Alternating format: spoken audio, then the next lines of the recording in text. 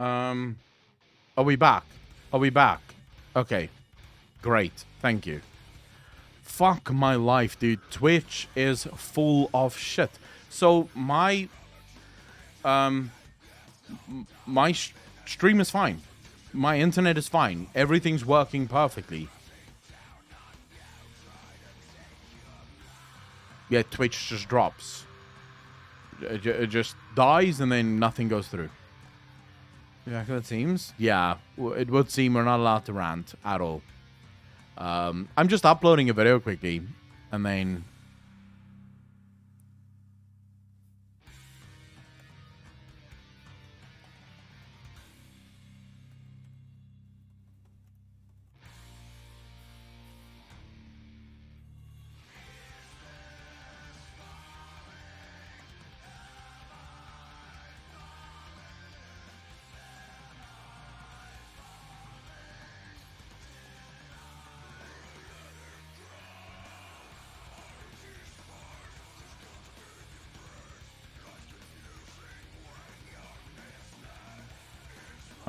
Okay. Evil government overlord decided you were done ranting.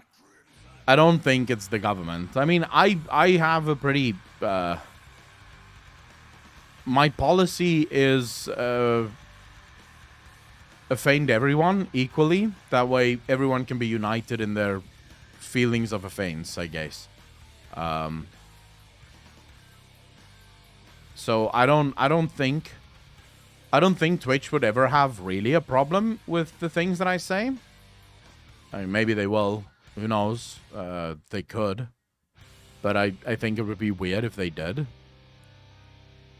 Finally home due to storm and hear you. Tired when Twitch does not work optimally. Sejanek, how you doing, bro? No matter who you are, we can all agree. Fuck Twitch. Twitch right now is just such a dog shit place, dude. I hate when the stream doesn't work. It pisses me off so much when the stream doesn't fucking work, dude.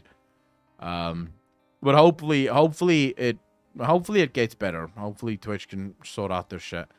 I'll also be phoning, I'll phone my service provider tomorrow or when I have time. Just to find out, you know, maybe the problem is on my side. Maybe they're doing crap that they're not supposed to do. So we'll see.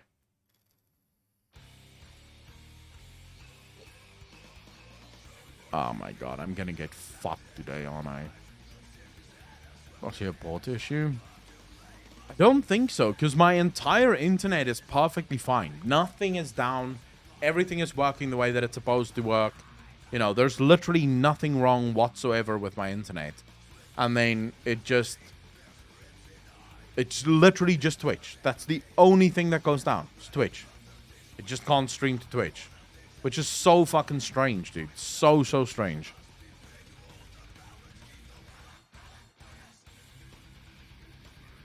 Wait, Sejinek, what storm is there?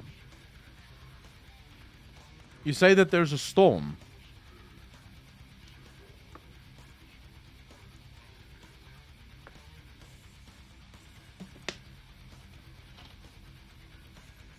Snowstorm. Oh my god. Base kind of storms. Nice. Were you forced to go home because of the storm? Or did you just take longer to get home because of the storm?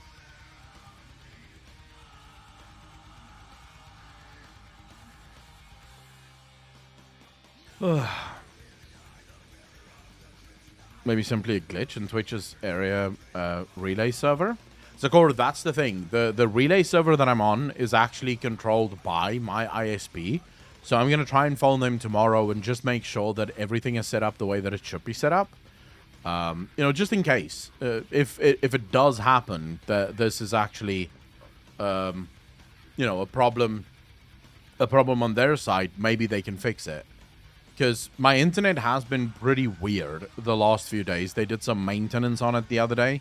And the maintenance doesn't seem to have done anything. The internet stays weird. So all I can think of is that they must have changed... They must have... like, this must be specifically to the relay server problem. Or This problem goes much deeper. Euro Effect, how you doing, bro? Shouldn't go to work at home due to the storm. Police warned, do not send children to school. Gusts of wind are strong. Shit. Do you think the wind is strong enough to actually pick up a child? Because I'm not going to lie, that'd be funny as fuck. It would be horrible, but it would also be funny. Like, I hope someone catches that on YouTube if that ever happens.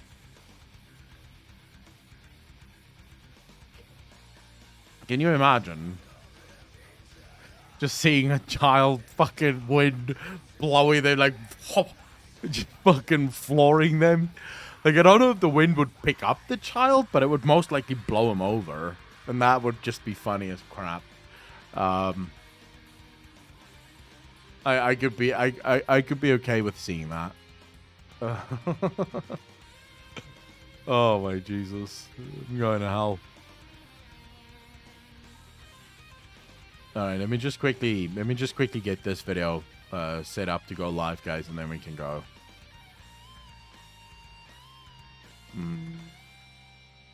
Fuck. January the 19th in literally 8 minutes. Okay, no problem. Have you seen a child, small and thin, be lifted by the wind? Fortunately, nothing happened. Wait, I've never seen that. We don't get winds like that. We get massive winds, but we don't get winds like that. Don't need to go. Keep ranting.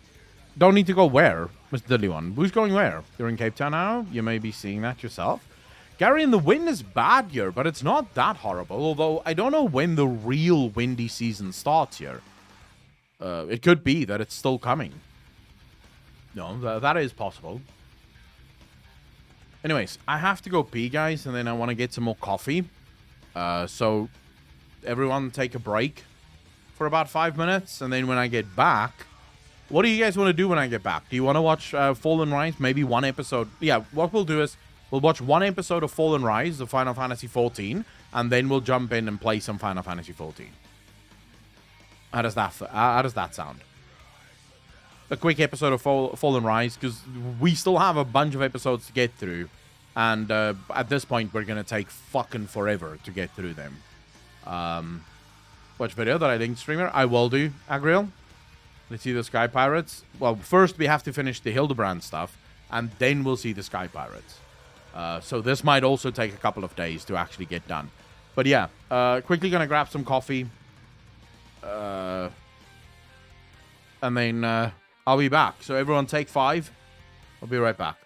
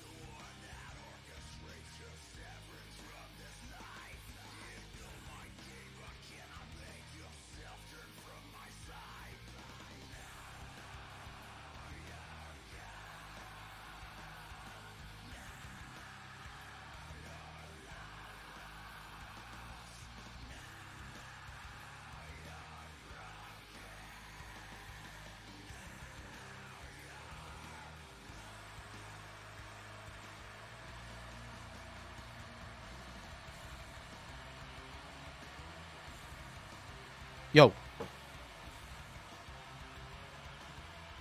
Wait, does Echo know that there's a Hoshimon questline? I can't remember when you can start it though. Wait, there's a Hoshimon? I did not know that, no.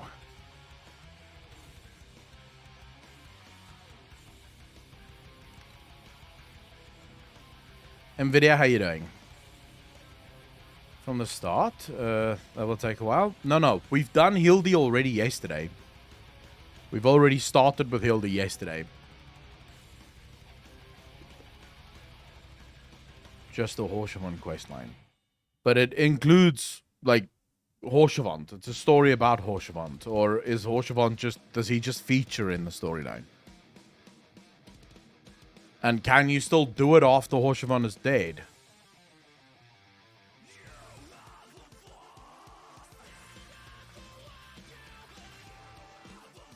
Alright, so you can still do it. Okay, cool. Nvidia, good day to you as well. Good day to you as well. Alright, so are you guys ready to watch some Fallen Rides of Final Fantasy XIV? One episode of that, and then we jump into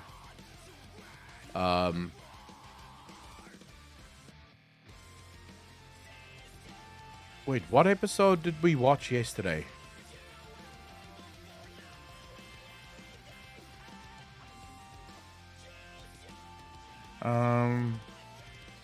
A Hero Rises. Which episodes were we on yesterday, chat? For the life of me, I can't fucking remember. We watched episode 5, I'm pretty sure. Did we not? End of an era. Let's just quickly see here. Hold up. Stay soon. In addition to Dalamud getting closer, Garuda was introduced to the game. Yeah, we watched this one. Spreads throughout the community as the two start the game. Some puzzled by the move. Server design made it difficult to even log in. We watched this one. So we're on episode 7. Yeah, okay. Alright, so chat, we are getting close to the end of this, actually. We're at episode 7 now. There is, from what I can tell at least, 4 or 5 episodes left. No, 4 episodes left. Although this one is addendum. Okay, so there's an addendum to this as well. You're referring to the questline that starts with the paths we walk. Alright, so we'll start with this one. This is called A Realm Awoken, episode 7.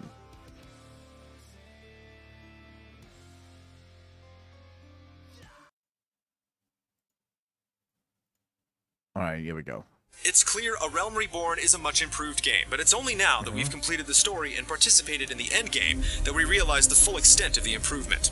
There are still minor issues here and there, and the endgame content is brutal with its own unique set of problems, but overall this is a very good MMO that's done its homework. It's a shame Square Enix had to go through such a painful and lengthy process to get here, but A Realm Reborn was worth the wait. I would say, just to interfere there, it's not a shame that Square Enix had to go through such a lengthy process to get there. I don't agree with that at all. From my point of view, if it wasn't for that lengthy process, Final Fantasy would not be the game that it is today. I've said this a million times before.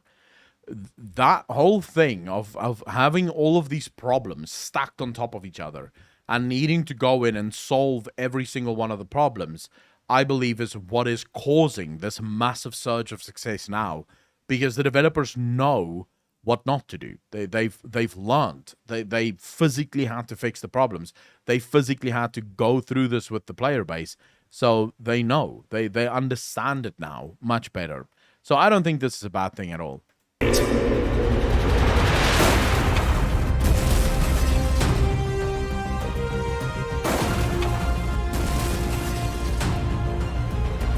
His intro songs are fucking amazing.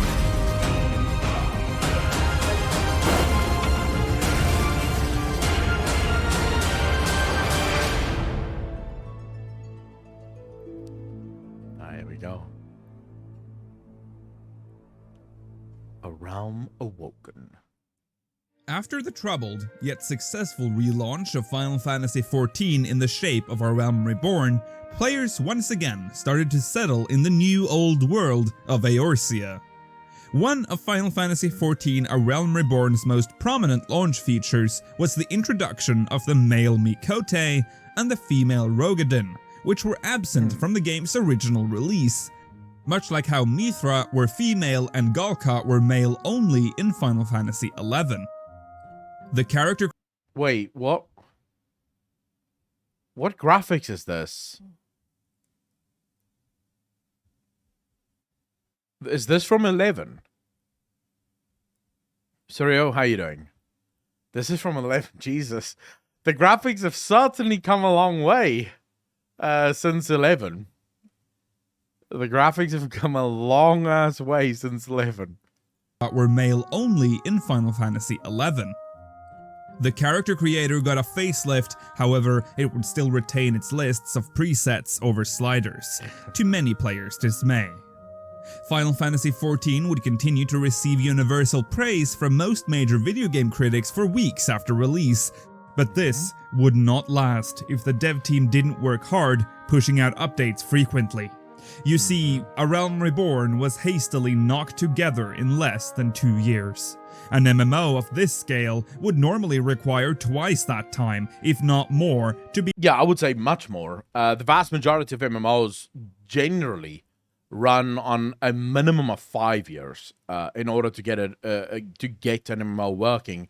And if you consider the scale and scope of ARR, it's astounding that they managed to get the game going. Considering the fact that they basically had to build the game up from the ground, it is truly astounding that they managed to get it up that far, that well. Be fully functional. A Realm Reborn is not only impressive for being a remake of a Final Fantasy MMO, but it's impressive for being a fully functional AAA MMO that was developed and released after only 2 years. But once you start to look deeper, the cracks start to show. To save time on development cost and time, a lot of assets, code, and data from 1.0 was used in the creation of A Realm Reborn. This would give the newly released game a technical debt from day one. Technical debt, or code debt, is a concept in software development that can be compared to monetary debt.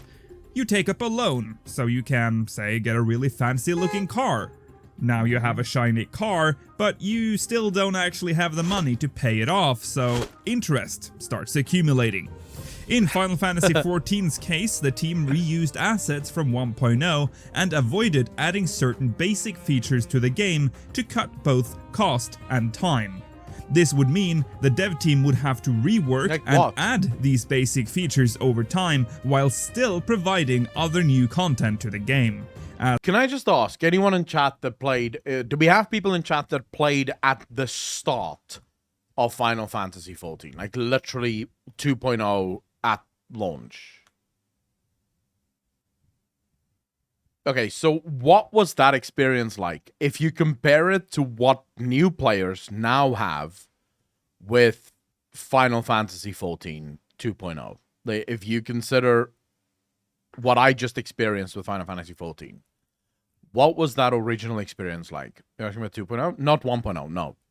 1.0 I've already asked many questions about. Well, I basically have learned everything that the player base felt when we watched the videos about the 1.0 experience.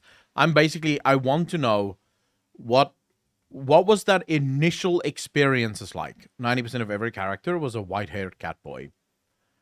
Okay, but more specifically, what was the gameplay like? Was it very buggy? Was it very, like, were there glitches? Was it empty feeling? What was that feeling like when you first started playing in 2.0? Or was it so much better than 1.0 that there was just no need to complain at all?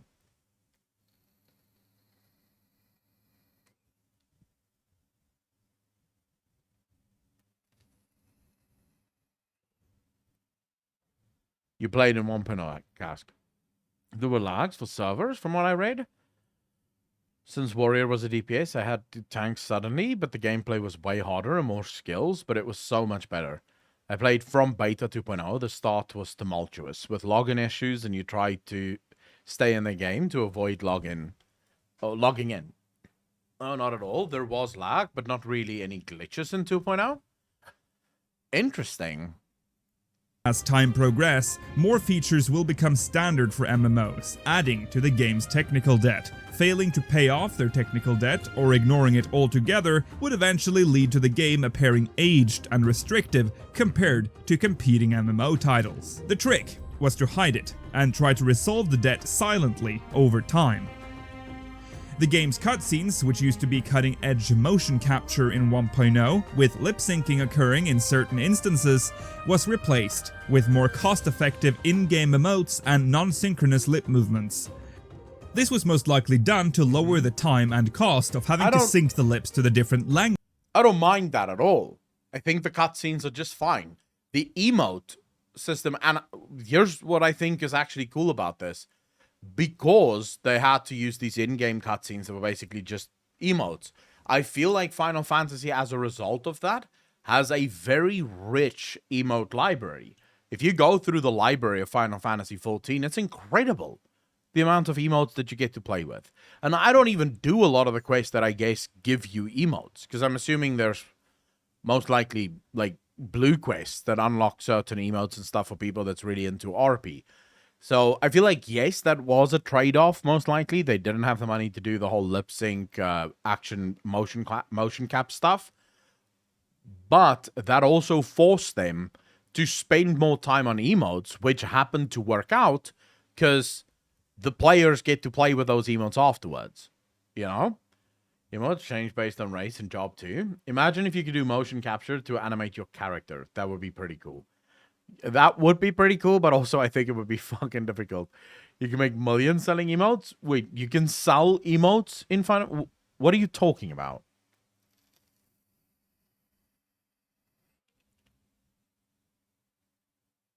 Of which I've done a lot. What do you mean you can sell emotes?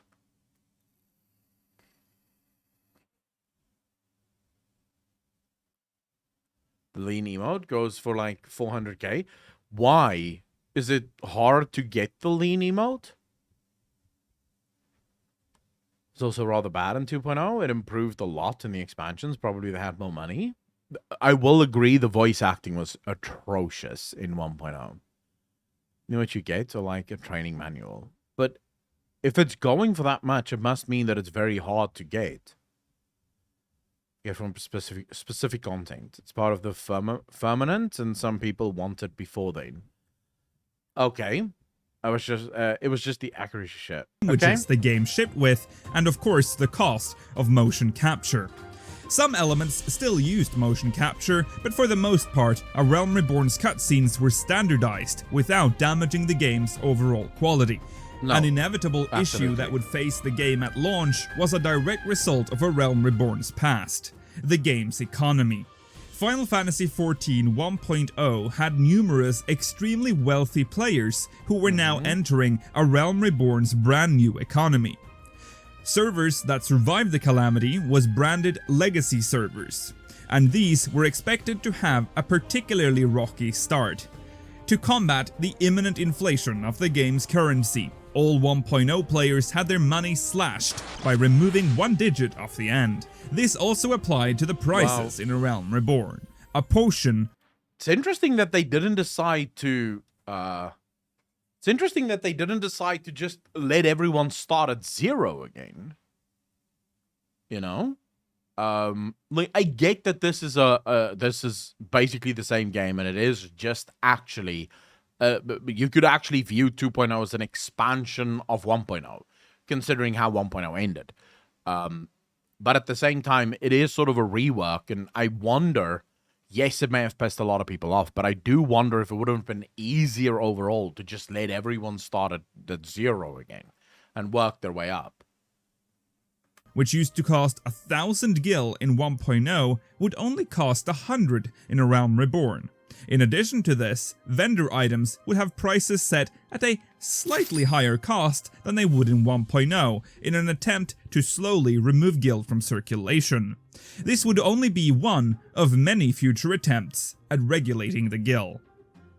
Link shells 1.0. Why do I feel like they've just given up on regulating guild at this point? Because I have 700 and something thousand gil at the moment. I'm not even max level. So it feels like they just gave up. They were just like, well, fuck it. People are just going to have hundreds of thousands of gil. That's okay. It's really, it feels like they just gave up. They were just like, screw it. That's chump change. Fuck you, bro. That's 700,000. I'll have you know. You're still poor compared to other people. Well, fuck all of you. Calling me poor and shit. What, I'm suddenly part of the working class? Some multi-billionaire. It's because Gil has very little impact playing the game. All your real stuff are non-market board stuff. Small house costs 3 million. By that measurement, I'm just I'm what? I'm about a third on my way to getting, or almost a third on my way to getting a house. Guild-like system below working class. How dare you, sir? How fucking dare you?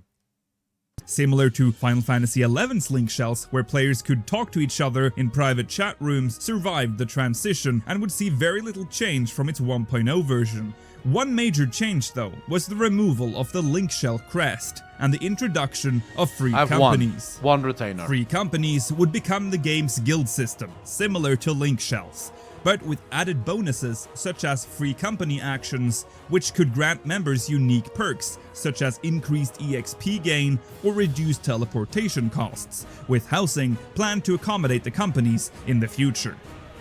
Link Shells transitioned from being guilds to chat channels. I kind of like that. So exactly how does this free company system work? Is that still the same? Do you still get benefits from being in a free company and doing things in the free company that unlocks, because the way he explained it here, you do things and then the things that you do give you those rewards. So the rewards aren't just automatic when you're in the free company. You actually have to do stuff in order to get it done. I had 1.3 mil on Shadowbringers. I bought one Exarch set on the board. Went back to 200k. Wow, my tyranno, Jesus. You see, this is what the old guild leveling system in WoW should have been. For those of you that never played WoW, World of Warcraft sort of experimented when guilds were finally busy dying, when they finally realized that guilds are no longer really keeping people in the game because they've made the game basically a solo player experience. They tried to experiment with guild levels. The basic idea behind guild levels was that every single person in the guild would work together towards unlocking experience points for the guild, and there would be these achievements that you would complete within the guild, and as you complete achievements, people would get perks when they join the guild. The problem was that those perks were available to every single person in the guild, regardless of the amount of effort that they put into the guild. So what ended up happening is that all new players simply wanted to join 25 level guilds, because if you weren't in a level 25 guild, you wouldn't get the perks, you wouldn't get the mass teleportation, you wouldn't get the mass resurrection. All of those talents and sort of perks wouldn't be available to you. And this is the perfect system, because this system effectively says, here is your FC. When you start in the FC, you have nothing, but through your actions, you can unlock really cool things within the FC. So it doesn't destroy the guild, it just adds a reason to be in the guild, which I really fucking like. And again, this boils down to a development team that is in touch with their own game. Gregorin, how you doing, bro? Miss Bungie, how you doing? If you do Bodja and Eureka, there are glams and the items needed for relic weapons. You are often able to put up on the market board. Nice. So there is a lot of ways to make money in this game. But so this is another good example of a development team that is actually quite tuned in to their own player base. They understand what their player base is. They understand what is required, and they also understand the downsides to their implementation. So if they implement something like guild perks, it has to be implemented in such a way that it is on the individual to unlock the perks, not on the guild to unlock the perks for all the individuals within the guild. Because that was one of the biggest issues. It's finally making time to make it to the stream. Oof, Neeksty, happy to have you here. One of 1.0's most important and prominent community features was its forum, which was used to gather feedback from players for future development of the game. Since 1.0's community had been falling apart in the mid-2011s, it had garnered a rather loyal set of players that were, let's say, more than critical to the re-release of Final Fantasy XIV. The forums naturally carried over in a more stylized form, fitting the rebranding of Final Fantasy XIV. Players who enjoyed what 1.0 had to offer and had an active subscription for 3 months during the Legacy campaign in 2012 would have their accounts marked as Legacy accounts, which would award the players with a cheaper monthly subscription and the Legacy Chocobo. A Chocobo with distinct features, the color being darker in tone and having black end feathers. The barding is unique in design and the beak is tattooed with the Legacy mark. Something that would also be visible on their character's back, the Mark of the 12. And if the character had completed the 1.0 Dalamud questline Living on a Prayer, they would also enjoy a modified storyline to make the transition feel more seamless. The starting cutscene literally continues. Are you serious? So if you're a Legacy player, you had a different storyline than the rest of us. Like if you finished all of it, you had a different Jesus. Let's start differently. Well, when I say different, I don't mean they're giving you a whole new fucking story, right? I just mean they're actually putting in the effort to make sure that you feel unique, at least. LDK, by the way, thanks for the first time chat. Really appreciate it. Welcome to the channel. Thank you, thank you, thank you. That is dedication. I love this. Where 1.0's dramatic ending left off, with the adventurer being teleported away by Louis Soir 5 years into the future. The changes went fairly deep, with certain cutscenes' tones being completely different to certain cutscenes, like the ending to A Realm Reborn's dramatic Praetorium sequence, having an additional scene as a final reward and thank you to the 1.0 players who struggled through and supported the failed 1.0 version of the game. Yeah. The biggest reward for Legacy players, however, was the game's initial raid, the Binding Coil of Bahamut. The raid in many ways continued the Living on a Prayer questline from 1.0 with an exploration of the aftermath of Bahamut's destruction and subsequent disappearance. The raid would be the dev team's first attempt at a large-scale raid experience, and the Nixty, I really appreciate that. Thank you. And I genuinely appreciate just you being here, hanging out. But the fact that you want to support the channel means a lot. So thank you for that. I wanted to stop here because we were talking about Coils of Bahamut. And whenever I hear the words Coils of Bahamut, I have to stop and give props. I think Coils of Bahamut was the most fun I've ever had in a single video game. 100%. I think this was my highlight so far. Cask, thank you for the gifted sub, did really appreciate that. 16 subs so far in the channel. Thank you, Cask. Really appreciate that, bro. And Nixie actually subbed for 8 months in a row. Really appreciate that. I think even if we did Coils synced up until Twintania. And then we switched to unsynced because I just needed to see the story. And people weren't interested in spending that many hours trying to wipe on stuff to get through it. Because Endwalker at launch that same week. So I said we'll go back and do Coils of Bahamut synced once we once I get to max level. We'll go back and we'll actually get a proper static to do all of the dungeons and raids on Extreme. All the things that can be on Extreme and Ultimate. But I think even if there's other content pieces that's better than Coils of Bahamut, I still don't think it would be able to replace what Coils means to me. Because it's the first time in my life that I've played something so fucking story heavy and so well designed, considering how long ago it was. If you look at the age of this thing and the quality of it, it's surreal. Most MMOs that you play today, if you go back to its like first content, the first content is stupid. It's like, who cares? It's not great. It's sort of very boring and sluggish in its design. And then you look at the Coils design and you're like, whoa, this is actually fucking good. This is actually fucking good. I mean, if Coils, let me put it to you this way. If Coils launched an Endwalker, you wouldn't feel cheated.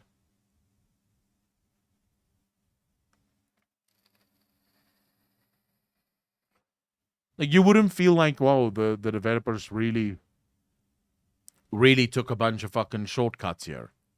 The fights are interesting. They have more than enough tactics to keep you busy.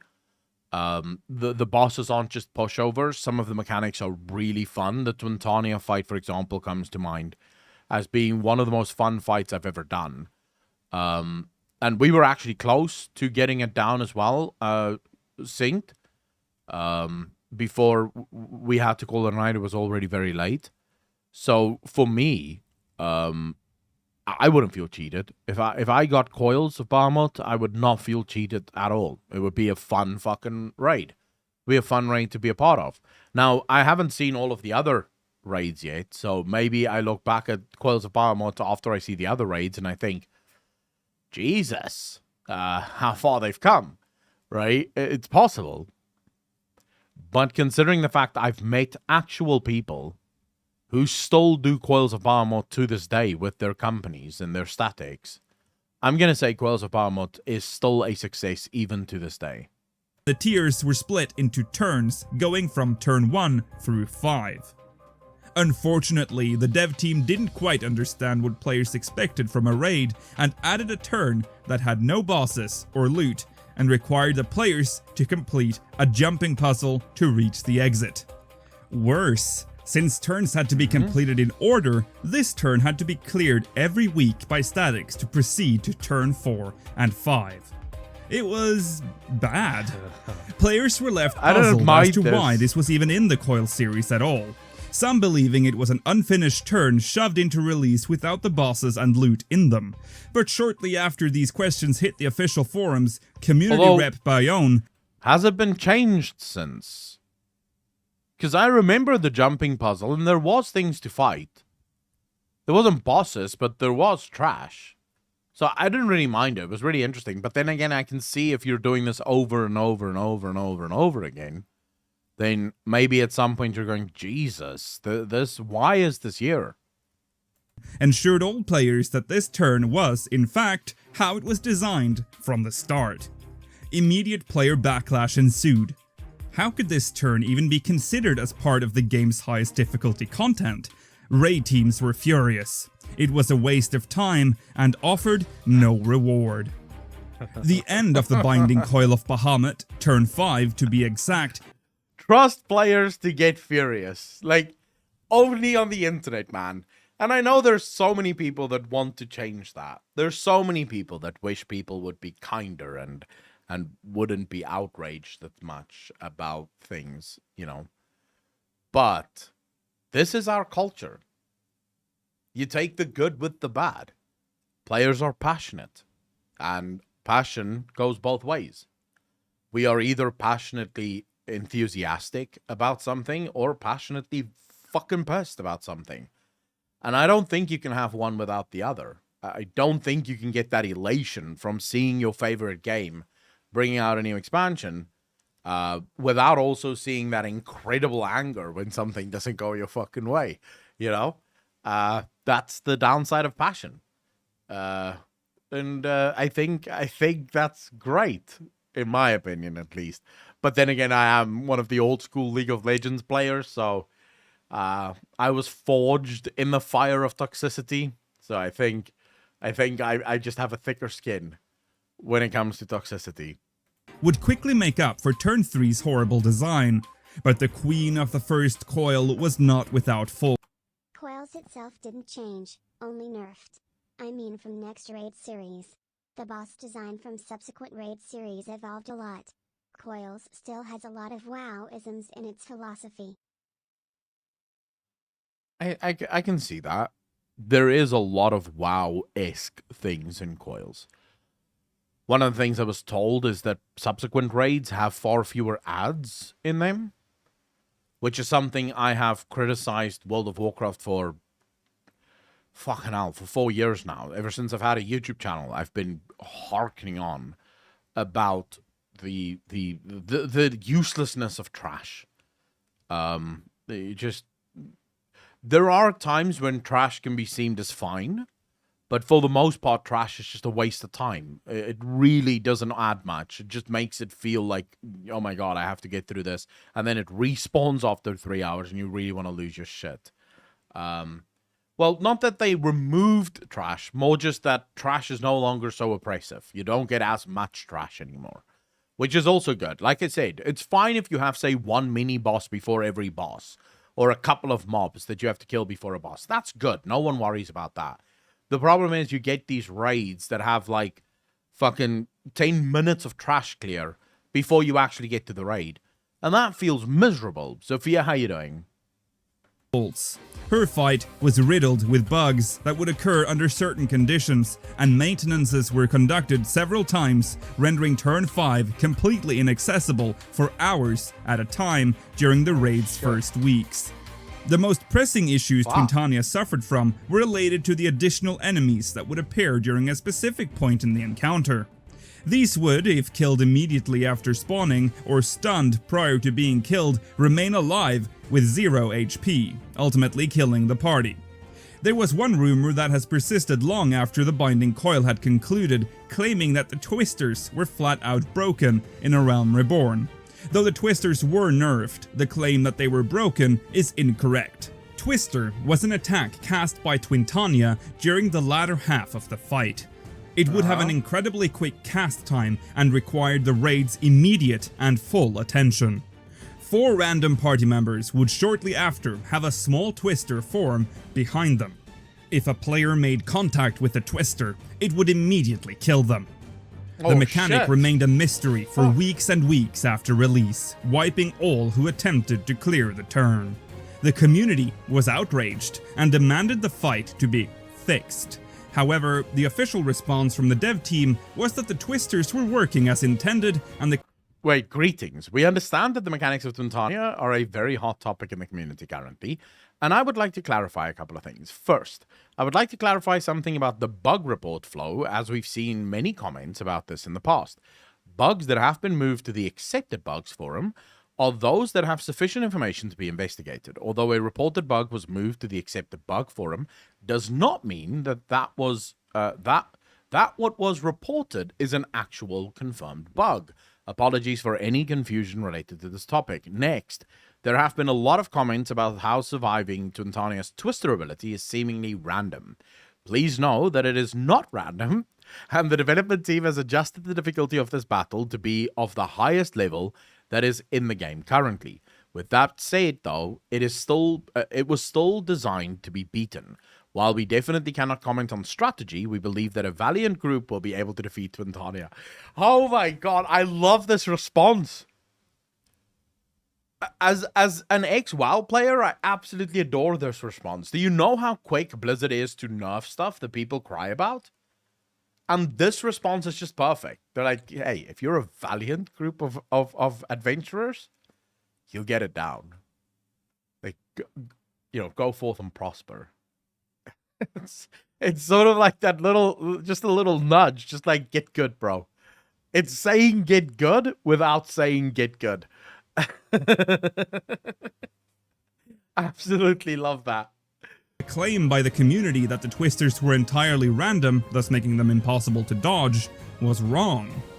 On October the 26th, 2013, 2 months after the raid's release, the Order of the Blue Garter finally cleared Turn 5 before any nerfs befell the Twister mechanic. It took fucking 2 months? Wow.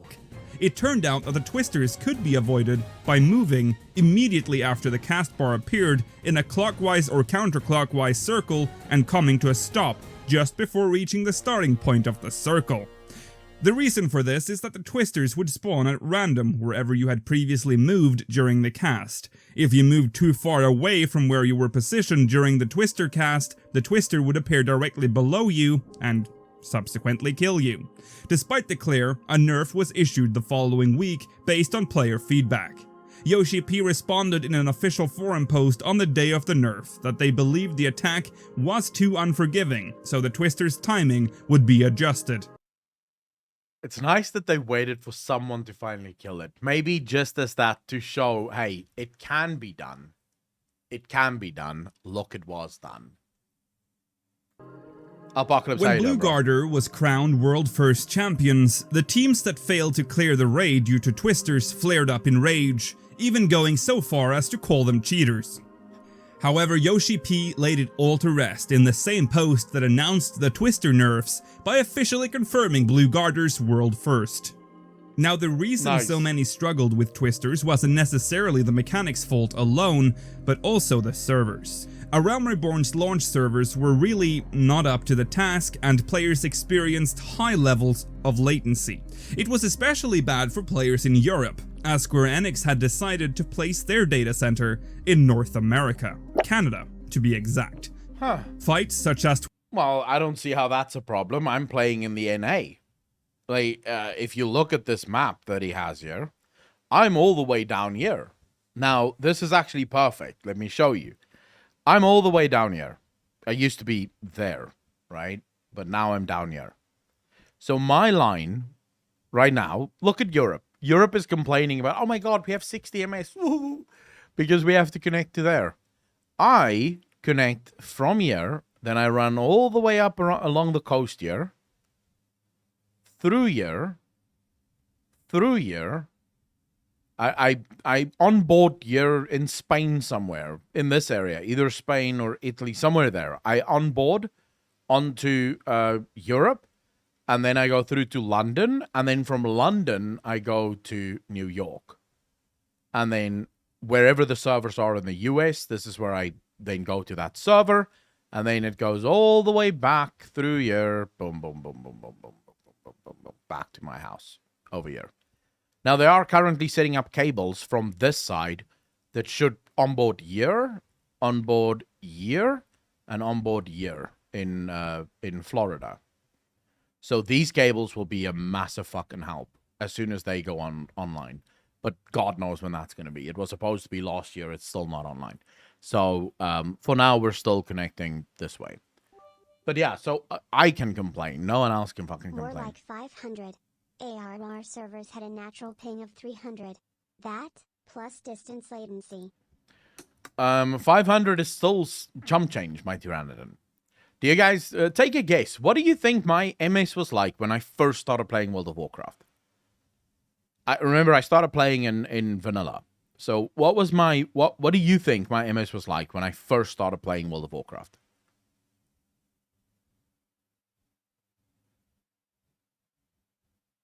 Both of you could be correct. The servers only went up to 999. Namwat, thanks for the tier 1 sub, dude. Really appreciate it. 41 months in a row. Motherfucker, that is a long ass time. That is a long ass time. Namwat, how you doing, brother? So the servers would only show the latency 999. So anything over 999 was just 999.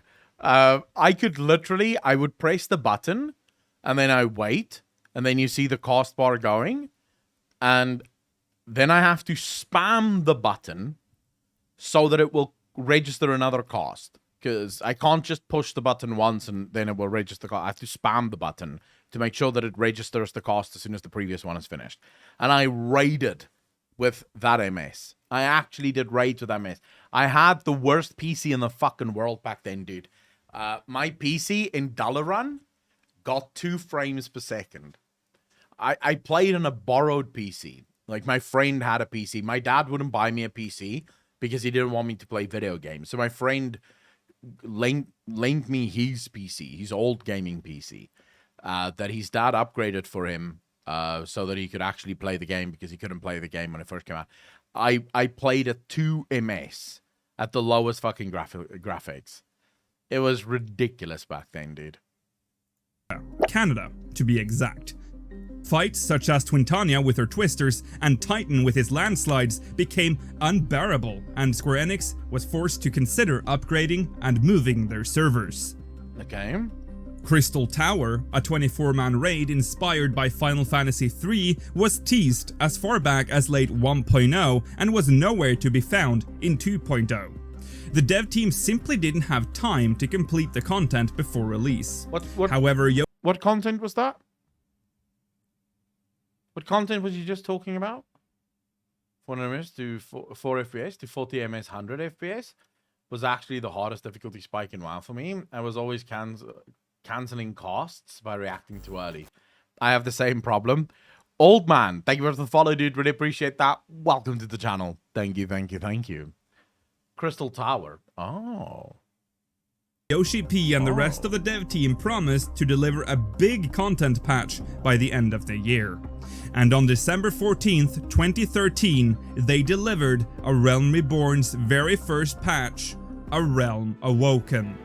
I remember Yoshi P telling the story of as soon as the developers shipped A Realm Reborn, he had to go back to all of the developers and be like, because the developers, the developers came to him and they're like, hey, you promised us as soon as A Realm Reborn is finished, we'll be able to calm down a bit.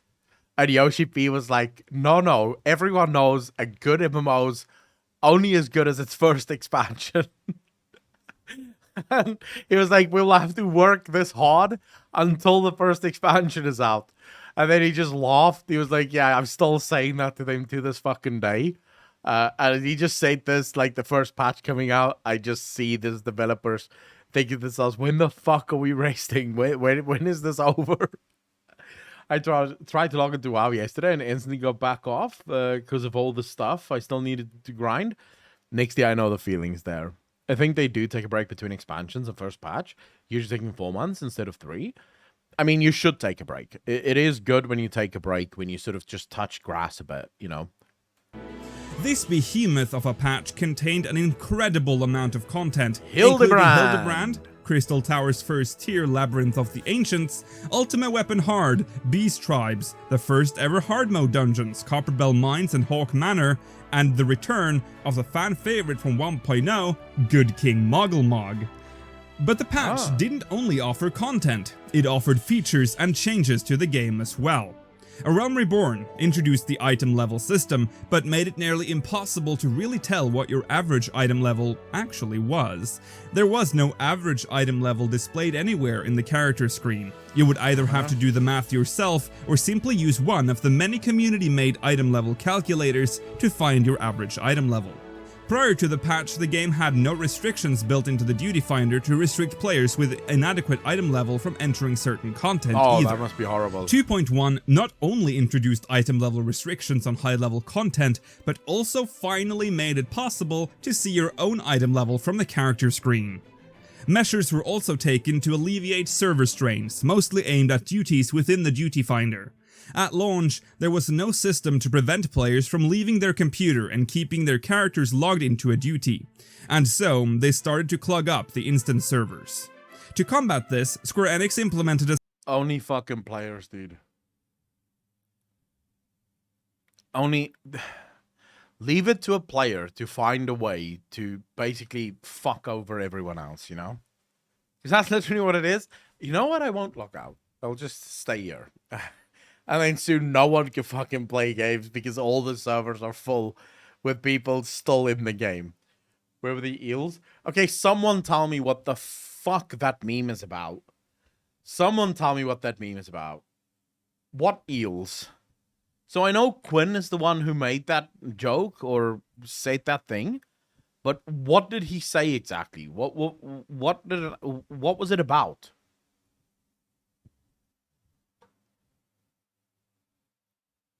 He died and he was blaming the healer? Oh.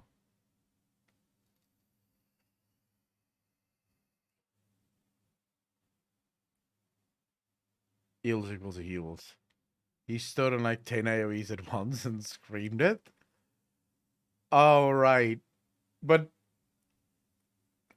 Okay. Bought the game, boosted it, instantly went into raids. He couldn't play for shit and didn't know how FF mechanics worked. Went on a rant and quit the game. Hold up. I'm gonna watch this after. I'll watch the. Actually, this is just 20 seconds. Let's just see this.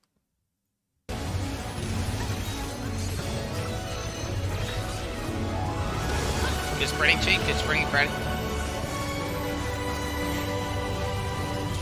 Where were the heels? Where were the heels?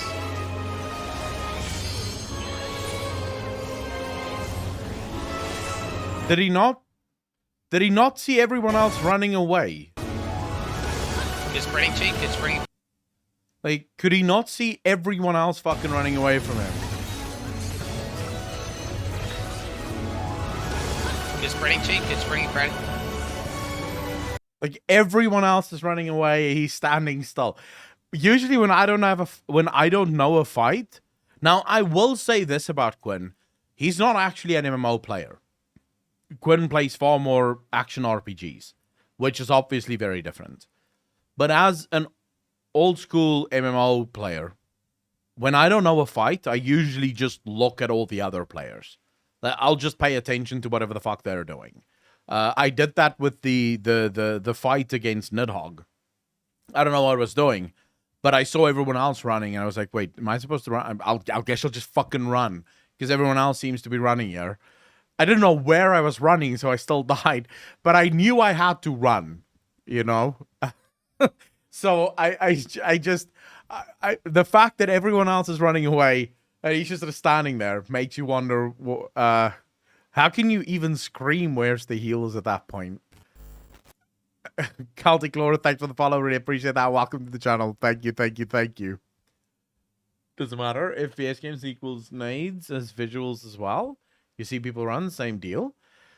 True, but if you're an ARPG player, you're obviously going to look for different things. The system, whereas a player character was automatically kicked if they remained inactive for 10 minutes. Okay. The duty finder, which would pair you up with a party and place you in a dungeon, also suffered abuse by players, who would abandon duties if they didn't go as smoothly as they expected, or they simply didn't want to complete a duty, leaving other players clueless and without any way of completing the dungeon. Oh my god, yes. To deter players from leaving duties in progress, the duty finder imposed a 15-minute lockout on release. However, this seemed to not really bother people that much, so in 2.1, the lockout was increased to a whopping 30 minutes. The party... 30 minutes doesn't seem that bad. To a whooping 30 minutes. I thought he was going to say like hours or some shit. I mean... 30 minutes is fine. Maybe it does the trick. I don't know. But I know in World of Warcraft, if I don't want to do a dungeon anymore, I lose faith that my team can actually do it. If I left, I never gave a fuck. Like, it was like, okay, for half an hour, I go make some coffee and chill out. I'll be back after. 30 minutes and increases. Oh, so it actually gets fucking worse. Okay, that makes it bad. So the more you leave, the worse it gets for you. Leaving despite the lockouts, you will get banned. You see, that is the sort of thing that I agree with, Omega. So I do agree with that. I've left very few dungeons in my life. The dungeons that I have left is usually because, let's say, for example, I'm going in with my Warlock. The tank is being a complete fucking moron. And you all know what I'm talking about. The guy that blames everyone else, but he's the worst player in the group. So I'll have a tank like that that's doing that. I'll have a healer that doesn't know what the fuck they're doing. And then after like 20 minutes, I'm just like, okay, no, fuck it, I'm out. I'm not dealing with this. I'm already stressed because I have to do this shit dungeon. And now everyone else is just making this run a hell of a lot worse than what it actually needed to be. Otherwise, I would usually put up with people's shit or just ignore them and watch a movie or some shit. In WoW, there's also not many people I feel are willing to help you understand the dungeon, in my opinion. So, Calticlore, my opinion on that, I made a video on this on a third channel that I created that I basically uploaded one video to and then never again. But I made a video on exactly why negativity is such a bad thing and why specifically players in World of Warcraft do not want to help each other out. And my opinion, or at least what I would say informed opinion on this, it has to do with negative feelings of disrespect. Now, you have to go watch the full video if you want to understand exactly what I'm talking about here. But you're a player that's playing a game where you obviously feel as if you're being disrespected. Your time is being wasted. The game doesn't respect your time in any way, shape, or form. The game doesn't respect you in any way, shape, or form. You're meant to do all of these chores and duties in order to actually play the game. And then what ends up happening is now you get into this dungeon with someone that doesn't know what the fuck they're doing. You get annoyed. You get angry. Because you've just played for, say, 2-3 hours, noticeably annoyed because you're wasting your time doing things that you don't necessarily want to do, and now someone else is wasting your time on top of that. You don't feel respected in any way, shape, or form. You don't feel like the devs respect you in any way, shape, or form, and so you're now taking that frustration out on everyone else. You're frustrated playing the game, so you take that frustration out on everyone else. When I got into Final Fantasy, I told the story before. This was sort of early on in my playtime. I did a dungeon, and the tank didn't have a clue what he was doing. Not a fucking clue. This guy didn't have his enmity on, and he didn't know what his AoE rotation was. Like, he didn't know how to do AoE threat at all. Which is a single button. He was playing a paladin. It has one button, and that's the button that you use for AoE. But he didn't know how to use that. So we're standing there, yeah, and we're dying. Because the tank is tanking fucking nothing. Like, literally nothing. The tank isn't tanking. He doesn't have enmity on, and he doesn't do AoE. So everyone's running around. The healer gets killed like 3 or 4 times. It's a nightmare. No one screamed at the guy. No one yelled at the guy. We all just wrote in chat. We were just like, hey, bro, can you turn on your enmity? Can you turn on your enmity? And we realized this guy's not watching chat. Like, whatever this guy's doing, he's not reading chat. So I eventually say to the group, guys, I know this is bad, but just let him die. Hopefully, if he dies, he'll realize that he needs to look at chat. Like, maybe something's going on there. So me, the healer, and the other DPS literally stand outside a room that he's pulling the whole fucking room for. And he comes running out of the door. Like, I just saw in my head this image of a guy screaming at the top of his lungs going, what the fuck? And there's just this trail of mobs following him. Like, he genuinely pulled the whole room, and no one's healing him, so he's just fucking running away. And he gets beat down right in front of the healer's feet. Like, literally dies right in front of the healer's feet. So I think the healer accidentally popped a heal on him or some shit, but we get killed then. And we all come back, and he's like, he writes in chat, sup. Right, that's all. He just writes, sup. And so I'm like, excuse me, guy, you need to turn on your enmity. And he's like, what's that?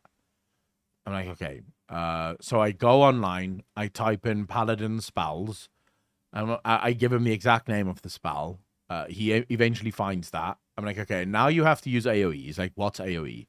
And so I go, again, I look for the exact ability, the AoE ability, and I say, right, this is the ability that you want to use.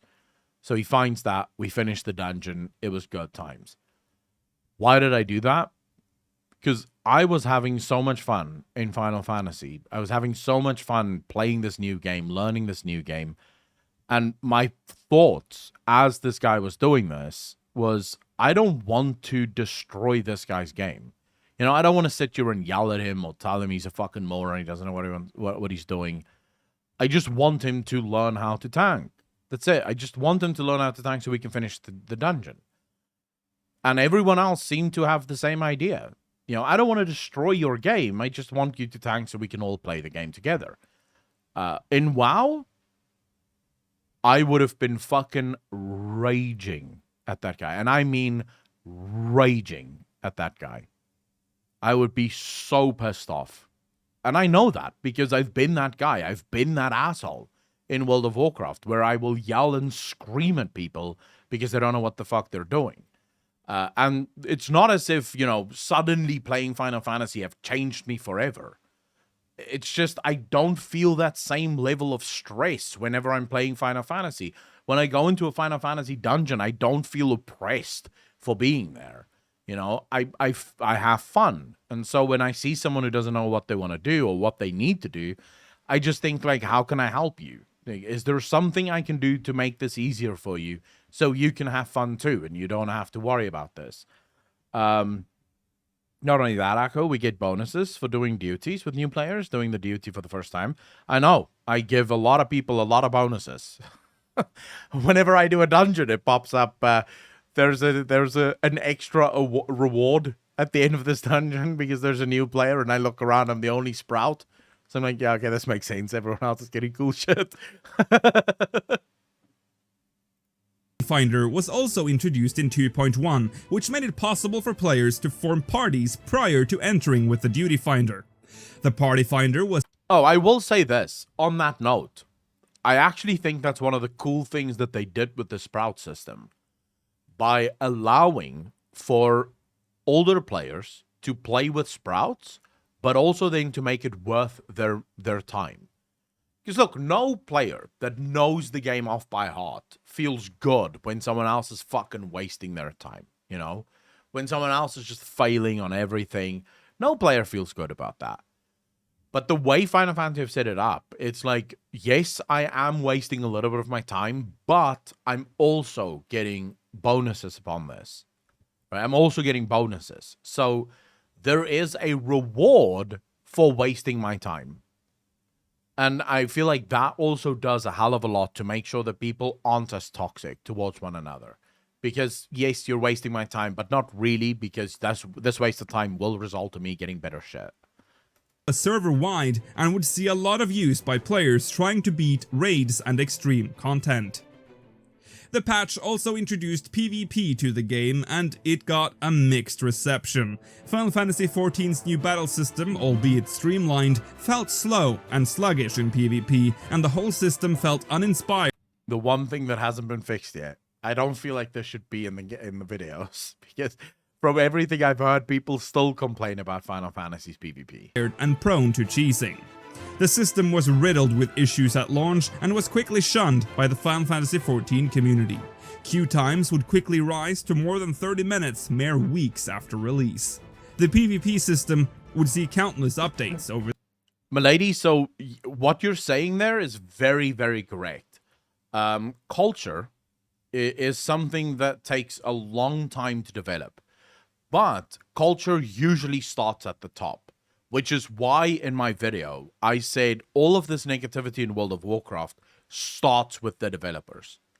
You see, when the developers have this sort of disrespectful approach to their player base, why do you expect the players to have any respect for each other? When the literal people who build the world has zero respect for you, why would you respect anyone else? It's because for culture to exist, for a culture to sort of permeate and become the thing, right, that holds the game together, you need time. You need things to sort of brew.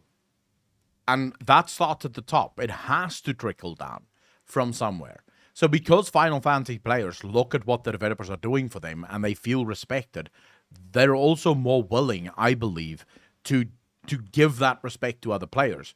So when someone like Yoshi P says that they don't like negativity, the players feel an obligation towards Yoshi P not to be negative to each other, right? Because Yoshi P said they shouldn't be.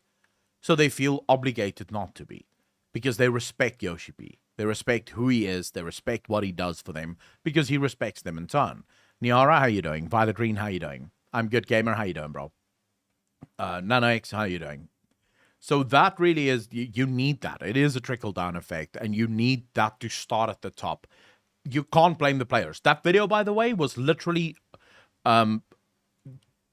aimed at the people that blame the player base of World of Warcraft for all the negativity. And I was like, why? You can't blame the players for the negativity. The negativity starts at the top. The players are simply responding to what they feel every single day. They feel disrespected. They feel the negativity from the game, from the developers. How else do you want them to respond? There's only one way they're going to respond. They're going to respond with what they see. So I don't blame players for the negativity in World of Warcraft. I blame the developers for the negativity. Over the years. The much anticipated housing system was also launched with this patch, so free companies all over Eorzea swarmed to Mist, the Lavender Beds, and the Goblet in search of their company's new home. But players were in for a rude awakening. Prices were steep, and no servers felt it more than the old 1.0 legacy servers. Yeah. Square Enix had found the ultimate gill sink. A small 5th class plot, which was the cheapest one on Aegis, Durandal, Gungnir, Riddle, or Massamune, would cost you a whopping 40 million gil. A large one would cost you 500 million gil. If you were a new player in a new free company on a legacy server, your chances of being able to... What sets the price of this? Gregorin, so I have two headsets. I have this one, which is... at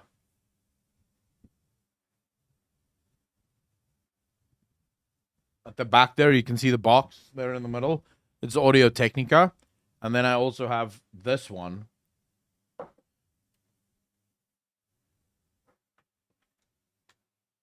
Which is a Corsair Corsair wireless one. So I have both of these. People bought all houses and sold them. Okay, so what was the price originally from the developer side? So when these houses went live, what was their original price?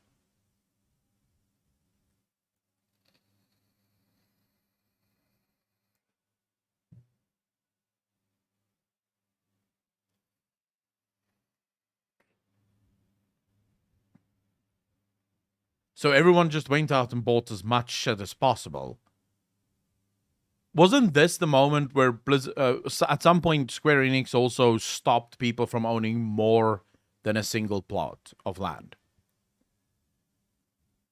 I believe this was also because people were buying up, like, hoarding a bunch of plots. Hey. To afford a house at the time, regardless of size, was slim. The sheer size of this patch was impressive. The patch was almost worthy of being called an expansion and brought massive changes and additions to Eorzea.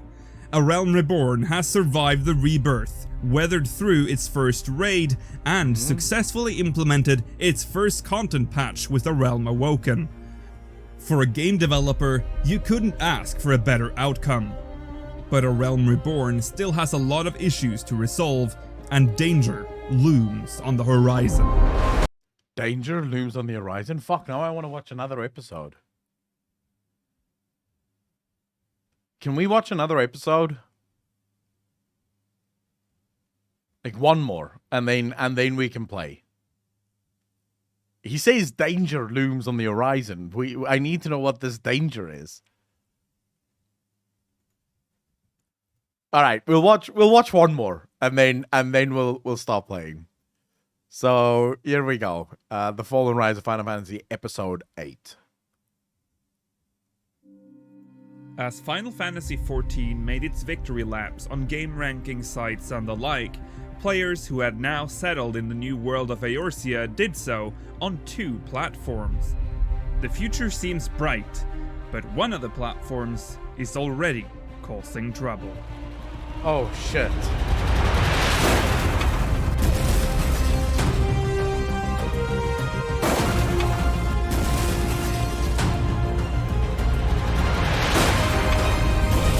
I am, bro. You say trouble is on the horizon, I will watch. I will absolutely watch. You know, this guy played FF because the cliffhanger is good.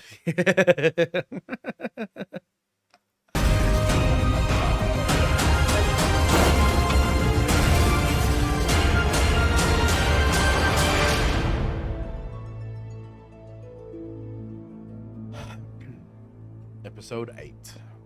The Compromise. When Final Fantasy XIV was first announced back in 2009, it was heralded as the next big cross-platform MMO. This didn't really come as a big surprise to anyone. Square Enix had done so previously, with the first AAA MMORPG that ran both on PC and PlayStation 2, Final Fantasy XI. The announcement in 2009 declared the PS3 as the exclusive console platform, which made sense at the time. That was the current generation of consoles after all. When 1.0 launched on September 30th, 2010, it was released. This is that moment where you regret your decisions, you know? That moment where you look back to the announcement and you think to yourself, we should not have done that. This is such a bad... Why did we say PS3? We should have just said PC and maybe PS4. For PC only, with the PS3 version slated for release in March of 2011. But it didn't take long for anyone to realize that there would be no way for the PS3 to run the game in its current form. High-end PCs all over the world chugged along at subpar frame rates, while mid and low-end PCs pretty much gave up after mere minutes. A PS3 stood no chance. But how could this have happened in the first place? Did they not know the limits of the PS3? Although we never really got a clear answer on this question, we do know a little bit. The game's engine is mostly to blame. Crystal Tools was used in Final Fantasy XIII, and although 13 had moments where frames would drop on the PS3, it did run relatively smoothly in what could be considered impressive environments and high-modeled characters for it. This doesn't look that bad. I should play Final Fantasy 13. The graphics looks pretty good. Huh. I think I should give Final Fantasy 13 a fucking go. That doesn't look horrible at all. PS3. Square Enix might have been under the impression that using Crystal Tools to run the game would be a safe bet, because it had already proven its worth in 13. But as we now know... Why the fuck do you guys think 13 looked really amazing at the time it came out? Worst story in 10 last year? Wait, so really? The story of 13 is not good at all?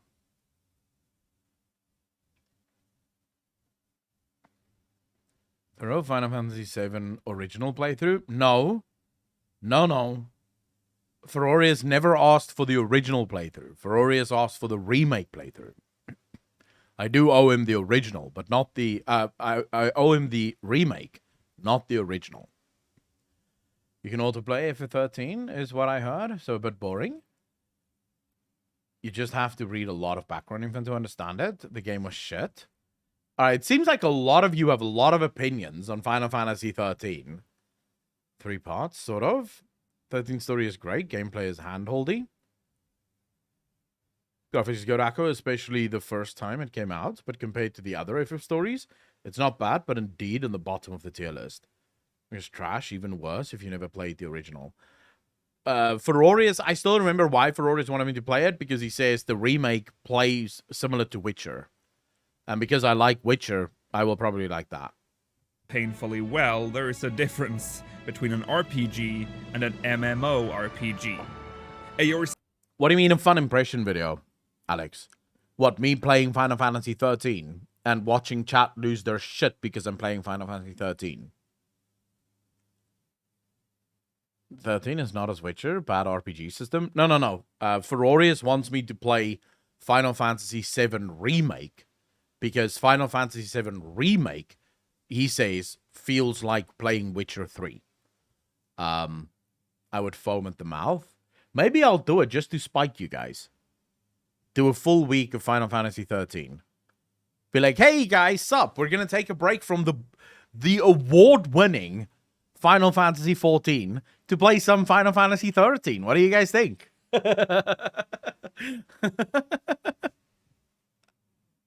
Eorzea was a vast open world, whereas 13 ran in controlled environments, often ridiculed as a hallway simulator due to its mostly linear maps. Characters would also be way more prevalent in 14, as player characters would bring the world to life. The 6 characters on screen in 13 is nothing compared to a room of 30 individual characters with completely different gear and color combinations. Crystal Tools was a disaster for 14 and is considered one of the major reasons the game failed so dramatically.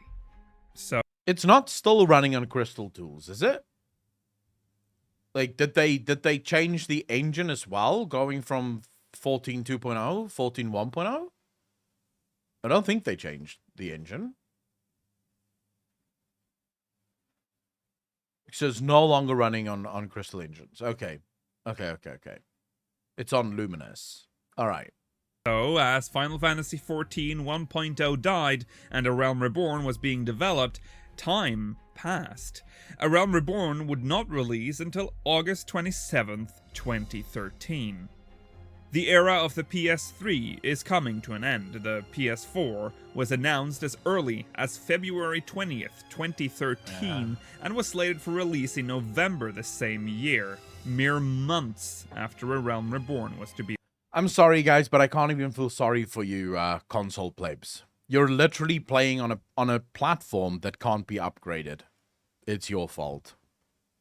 Guess what happens when my PC can't play a specific game? I just upgrade it. It's really simple. I just upgrade it. I don't have to wait for a new fucking console to come out. I don't have to wait for them to finally fix the thing. I just upgrade. Simple, easy, elegant. So really, I can't blame. I can't feel sorry for you guys. You are choosing to play on a worse platform. It's not my fault. Be released. That's why the announcement for A Realm Reborn was so odd. It would release with support for both PC and PlayStation 3. Square Enix was adamant on keeping their promise. PS3 players would get to experience Eorzea, even if it was 3 years too late. Final Fantasy XIV would launch on a dying console. Square Enix... I have a question. What happens if you still own a PS3? Can you just not play... Like, you can play up to Heavensward, or is it Stormblood? Which one ended for... I know they dropped PS3 support, but so does that mean you can play not at all? So you can't even play ARR or Heavensward on PS3 at all anymore? You can't play at all, I think. Jesus, that's rough. That's rough. But I guess, you know, the upgrade was free. Okay, that's fine. Okay, then there's no problems. Reassured players that the game would be released on the PS4 as soon as possible, and they did offer free upgrades, but it was apparent that the game would have to scale back on what was expected from a next-gen cross-platform MMO to facilitate the restricted resources of the PS3. Square Enix had decided to make the game look and work the same on all platforms. This meant that all platforms had to conform to the platform with the least power. If you're a Final Fantasy XIV player, you've probably heard the term PS3 limitations before, and it mostly stems from the limited RAM of the PS3. Sure, the CPU wasn't very impressive either, but the RAM is perhaps the most important part of an MMO running on a console. Yeah. The term can also be traced back to Final Fantasy XI, where the term PS2 limitations was actively used by the developers when players requested features to be added to the game. The excuse was used loosely to explain why they were unable to add certain features, often adding a lot of the requested features afterwards anyway. In 14's case, it all worked completely opposite. While all tech-savvy players knew the limitations of the PS3, Square Enix and the dev team refused to bring up the PS3 as a reason for features not being added to the game. Let's compare the PS4 and the PS3 to see just why it was so problematic for a modern game like 14. The PlayStation 4 had 8GB of GDDR5 RAM, with an additional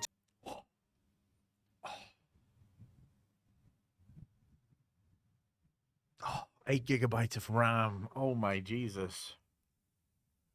These days, you're a fucking pleb if you have 8 gigabytes of RAM. Like, you can maybe run Windows 10 if you have 8 gigabytes of RAM these days.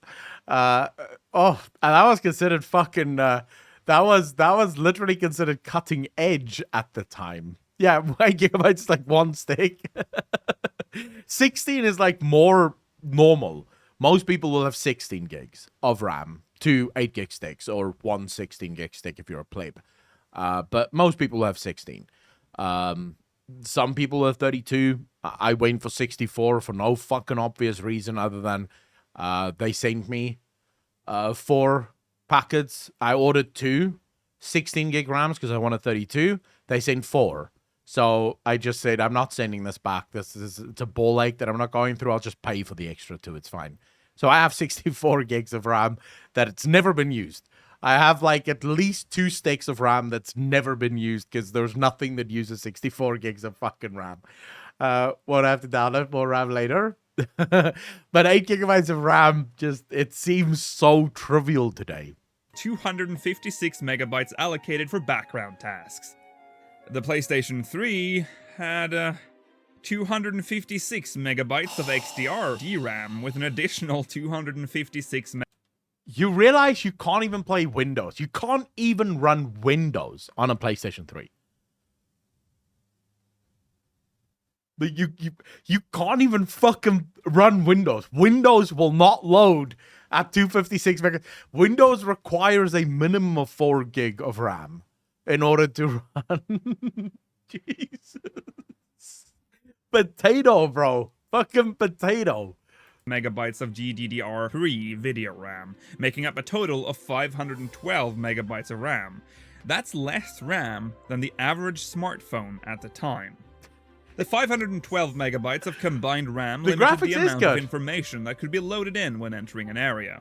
This includes terrain assets, NPCs, player characters, monsters, and the like. This was never a problem in 1.0 because the game ate RAM like candy and thus had vast zones with no loading screens. To ensure the game ran smoothly on a PS3, Eorzea was sent to the chopping block. All city-states, which all used to be unified zones with direct connections to the overworld, were cut in 2. Limsa Lominsa became the most obvious victim of the cut, as the Aetheryte Plaza is in plain view from the upper decks and looks empty in A Realm Reborn due to the zone dividers splitting the upper and lower decks. Yeah. Their outside connections were also cut, leading to a black... What's interesting is people are complaining about this. I've genuinely heard people complain that the loading screens in Final Fantasy is just putting them off. And I don't understand that. The loading screens don't bother me at all. I can't think of a single reason why I would be upset about the loading screens. So sure, I'm going through a fucking loading screen, but when you have a solid state, it's like dip to black and in. Literally, you dip to black and in. It's like barely worthy of being called the loading screen. And there's people that say, fuck that. I don't want a loading screen. I will not play a game that every single zone loads in. Well, who gives a shit?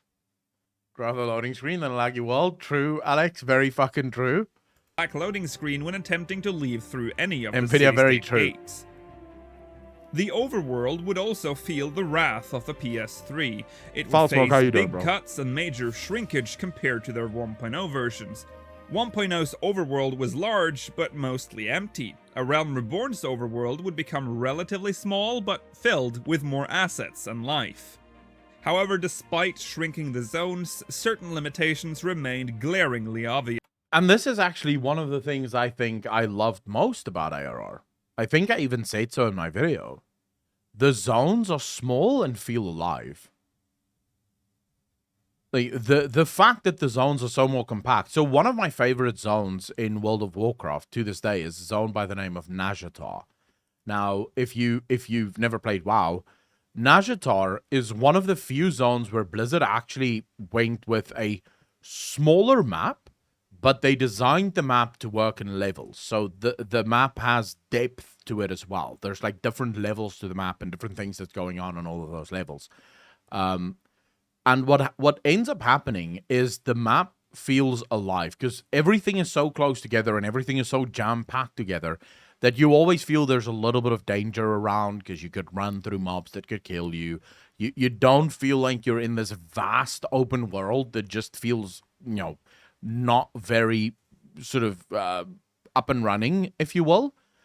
So with Final Fantasy, I actually enjoyed the fact that the zones were smaller, the fact that something is on the other side of the map, but it takes like 30 seconds to get there, not even. You just quickly get on your mount and boom, you're there. I didn't mind that at all. I thought it was actually a great decision. Yes. One of the biggest headaches that occurred between 1.0 and the Realm Reborn's optimization process seems to have been Limsa Lominsa's overworld model. In 1.0, Limsa Lominsa appeared as a fully textured model where every single boardwalk light was visible in the distance at night. Limsa's model is actually very complex, consisting of a lot of individual and unique structures. The PS3's limited RAM is most likely the reason why Limsa Lominsa now looks like melted ice cream. Why do they think it looks bad? So, graphic-wise, if we're just looking at graphics, yes, the previous Limsa Lominsa looks better. Absolutely. But if we look at it contextually, what is Limsa Lominsa? It's a sailor's town. Now, I live in a small town, literally on the beach. I can tell you now, the ocean erodes just about everything. Fucking, you can see the damage of the ocean on the roofs, wood, even cars, like older cars, you can see the rust forming because of the moisture in the air. It does do damage. So when I look at current modern day Limsa Lominsa, it looks more like a city on the ocean. It looks like a city that's battered by the breeze and bringing the salt and seawater constantly into the city. So I think contextually, modern day Limsa Lominsa looks a hell of a lot better than the old one. For me personally, I prefer this Limsa Lominsa. The PS3's RAM would also limit a Realm Reborn's HUD. This is obvious. Wait, I'm on Lulu's video again? We'll have to watch it. Someone give me the link to what Lulu put me on this time. As this would have to be loaded onto the RAM at all times. The game launched without a TP bar for other members in the party list. It would only show you your own. This was of course due to the PS3's lack of, you guessed it, available. What's this UI that I'm looking at here? The fuck's all this buttons and shit? Is this from the 1.0 or is this what am I looking at? Or is this like modern day? Did he just decide to go ape shit with these fucking buttons everywhere?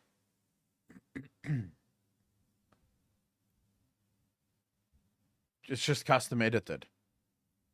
That's an ugly UI though. Whoever the fuck made this UI need to go check themselves. This is not a nice. This is really not a nice UI. This is a messy UI is what this is. RAM.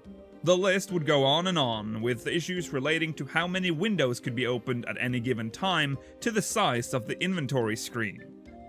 Before A Realm Reborn launched, the alpha and beta tests Jesus, were what conducted. fucking armor is that? In the beta, the outfit for Odin was tested in-game. The gear had a long cape with what can only be described as cloth physics on it. As the game neared release, it was discovered that the PS3 was unable to adequately run the game if players wore the cape, so the cape was removed entirely. This is incredibly evident on the gear to this day, it just doesn't look right. It probably also goes without saying after showing Limsa Lominsa here that the game's overall textures would take a big hit too. Despite all these limitations, Final Fantasy XIV was able to serve players with such great quality content, they didn't really bother anyone, at least not in the first couple of years. Is this spoilers again? This Lulu vid? Am I gonna have to be worried about spoilers in this one? Because it seems like I'm in the spoiler section of her video again. went It's on, before spoilers, okay. the shadow of the PS3 grew larger. Although the PS3 was never mentioned as a reason by Yoshi P and crew, features that was sorely needed could not be added to 14. One of the most glaring evidences of the PS3 being problematic was when the devs tried to add TP bars for the rest of the party on the party list. The PS3 was already pushed to the limit when it comes to what it could show on screen at any given time, so to fit the TP bars on the list, they had to remove the party bonuses section at the top. And even with that feature removed, the TP bars could no longer display the actual numbers. Oh, shit. That's not to say the game was unable to improve on existing systems. During 14's PS3 era, the game would see the introduction of the expanded inventory, TP? a huge feat for the game and the console. The PS3 hobbled on for years. It survived the launch of Heavensward, which marked the first real divide between the two platforms. While the PS4 and PC would receive graphical updates, the PS3 would not. Near the end of Heavensward, the PlayStation 3 was struggling to keep up. Loading times would spike for the new zones, dungeons, and pretty much all instanced content in the game. Poor plebes. The PS3 could not display the same amount of player characters as the PS4 and PC. The bells are tolling in the distance. In 2016, Square Enix finally announced that PS3 support would end with the launch of Stormblood. The expansion would end the era of the PlayStation 3 immediately. There would be no continuation of the game on the platform, upgrade or leave. As Stormblood finally launched, PS3's What MP is for spells, TP was for weapon skills. For weapon skills. Why did they remove that, though? What was their thinking? Was TP just a miserable system? Or did it end up just not having a point anymore? Stoic, thanks for the follow. Really appreciate that. Welcome to the channel. Thank you, thank you, thank you. Making the game easier, that's the disadvantage of a console, to be honest. Players didn't like it. Absolute awful. TP was hell. Sprint was binded to it. Sprint being TP.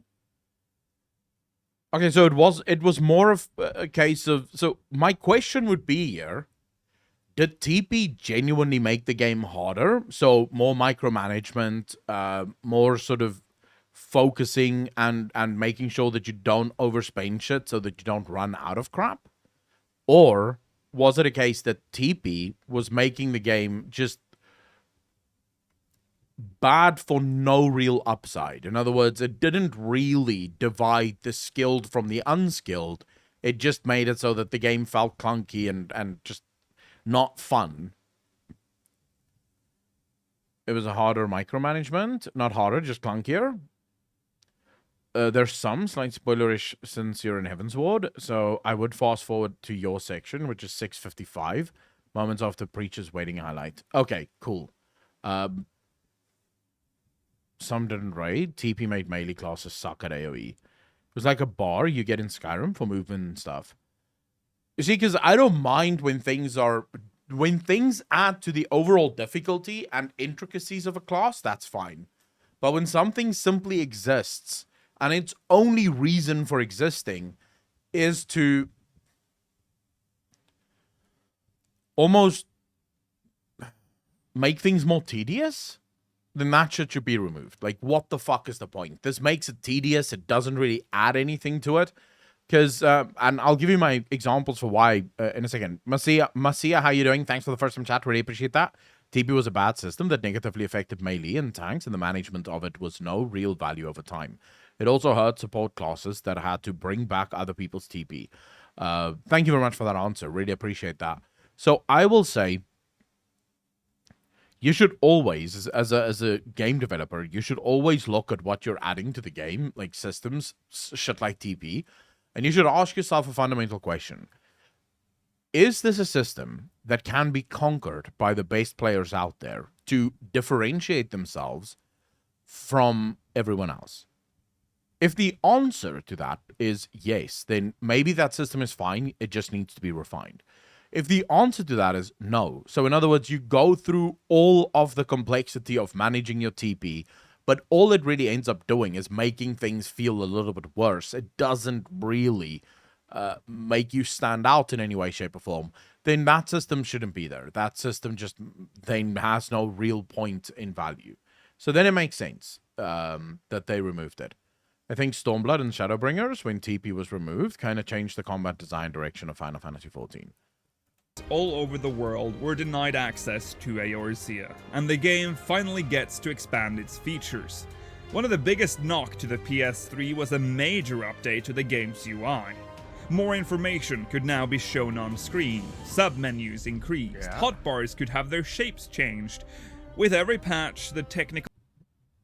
You can change the shape of your hotbar? What the fuck? How? I can't do that. How did he do that?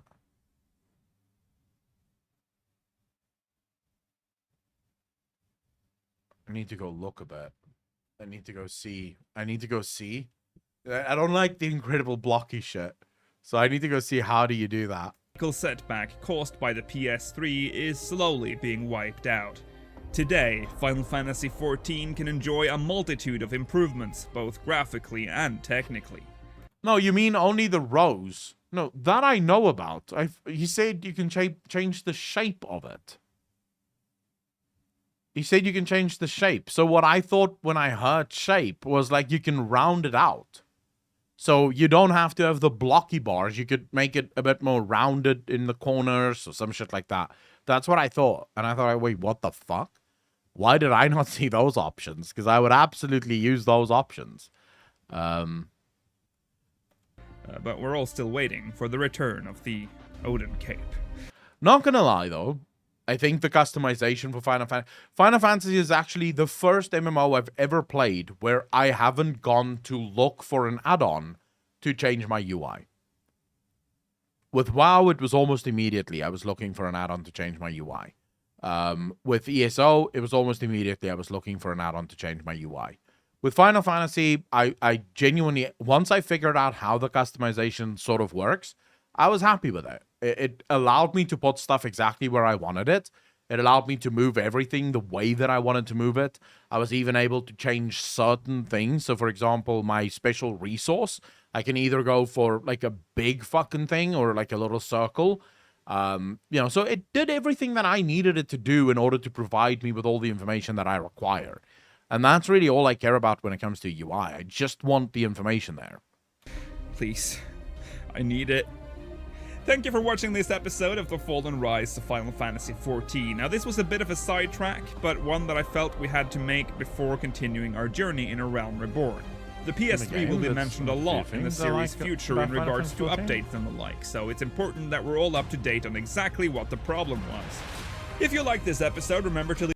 So, yeah. Look, there can always be. There's not a single game on the planet that you're going to look at that you're not going to go, well, there can be more quality of life stuff here, right? Eliusha, thanks for the follow. Really appreciate that. Welcome to the channel. Thank you, thank you, thank you. It's always going to be, like, you're always going to have more, more quality of life things that could be added. But the main thing about a UI, and I think we discussed this before, a great UI is the UI that you don't notice. The second you notice your UI, there's something wrong. UI is one of the most important things in a video game, but also one of the least important things in a video game. A UI that works well, you don't fucking realize that it's there. It's doing the job that it needs to do, and that's it. You only ever notice a UI when it has a problem, when it's literally not giving you the thing that you need. Or it's making it incredibly stupid to actually get the thing that you need. So it requires you to click through a million different menus to get to where you actually want to be. That would be an example of bad UI design. Now, when it comes to Final Fantasy, there is definitely things that I could say I would like to see, but that doesn't make it a bad UI. It just means there's quality of life stuff. So, for example, I would have preferred if there was a way for me to sort my gear by whatever metric I want to sort it by, rather than there just being a sort button and it sorts it based on what the game thinks it should be sorted as. I would have preferred if there was a way for me to decide. I would have liked if there was a way for me to put certain things in certain bags, right? So if I wanted my potions in one bag, I could make that bag a potion bag. It's in your settings, but that's a problem with the UI thing, because it should be under the sort menu, right? It shouldn't be in my settings. So I didn't know that it was there, but that actually proves the point that I'm trying to make here. If you're gonna have something like sort options, you should have it. I right click on the thing, I go down to sort, and then it opens up another menu where I then go sort by size, sort by weight, sort by value, sort by durability, or whatever the fucking case might be, right? That's what it should be. So an example of something bad within the UI would be, here's your sort button. In order to figure out how to sort, go into the settings, and then tell the settings how you want to sort the game, and then the game will sort it based on that. So that would be an example of something that they could change to fix the UI in that regard. But then sort of like when it comes to the gear, I've always thought that the gearing, like the gearing bags in Final Fantasy XIV feels slightly...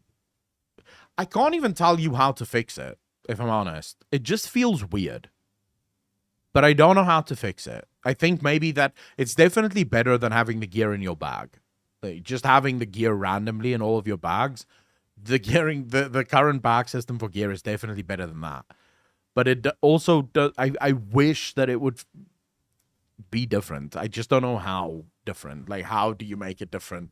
So maybe that's just a me problem, because the fact that I can't even tell you how I want it different means that it's maybe not that bad. So yeah, bottomless bags. That would be nice, but that would take away from the RPG feel, sadly. The worst thing for me is the inventory management, but it can be that I just suck at that. No, I think... So ultimately, almost every single game, as it sort of ages and matures, will run into inventory problems. World of Warcraft they're constantly trying to fix this with upgraded backspaces, more backpack slots, things like that.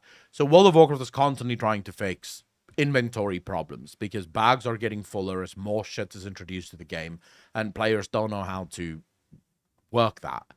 As it turns out, and this is something I didn't actually know, and maybe most of you don't know it either, do you have any idea how much stress extra bag space puts on a server? Like, it's not just a case of going, all right, we'll give everyone 100 extra bag slots. Because as it turns out, every single one of those items in a bag slot, so if you have a bag full of shit, the server has to constantly keep track of every single one of those items. So more items in everyone's bags means a lot more pressure on the servers. So it's one of those problems that I think is just always going to exist within MMOs specifically. I don't think you can ever get away from that. No MMO will ever have an instance where bag space isn't going to be a problem. No matter how you try to sort of get around it, that's just the nature of MMOs. You can't have unlimited backspace, but you also need to constantly add new shit. NFT for more backspace? Yeah, we could do that, right? Well, I pay them an extra $12 a month for my extra storage. Storage, literally, that's why they charge you for it, FYI. Someone was in my comments on one of my Final Fantasy videos going, this company is so greedy, they charge people for extra backspace. And I was like, are you a fucking moron? They charge you for extra backspace because they're hoping not everyone will pay it. Because if every single person got extra retainers, they would have to update and upgrade their servers just to be able to have everyone have extra retainers. Because the servers would literally shit. They would shit themselves if everyone had extra retainers. Backspace is actually one of the biggest issues within MMOs. Like I never knew this. This was revealed in a talk at the Game Developers Conference, where a developer that's working on MMOs spoke, and he was like, "This is literally one of the biggest issues with MMO design is backspace. Deciding, because it is a trade-off. You have a trade-off when it comes to the backspace issue. You can increase the backspace, making it easier for people to inventory, but you do that at decreased performance. Like, no matter what, even if you just add a single back slot, that is decreasing the performance of the game. So you have to figure out how much do I want to decrease my game performance, and how much do I want to help people with backspace. So yeah, like with WoW's Authenticator, buy that and you get 4 slots in the main bag. Yeah, you know, the 4 slots is something that I think Ian said it took them almost 3 or 4 years to figure out how to add 4 extra slots to the backpack without it destroying the servers.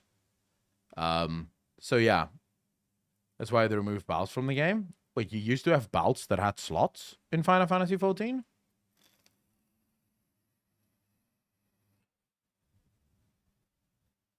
It's freezing outside. Fuck, I wish it was freezing here. Belts were a slot in our gear? Huh. Wait, no, wait. What do you mean? Belts were a slot in your gear. Removing belts freed up armory space.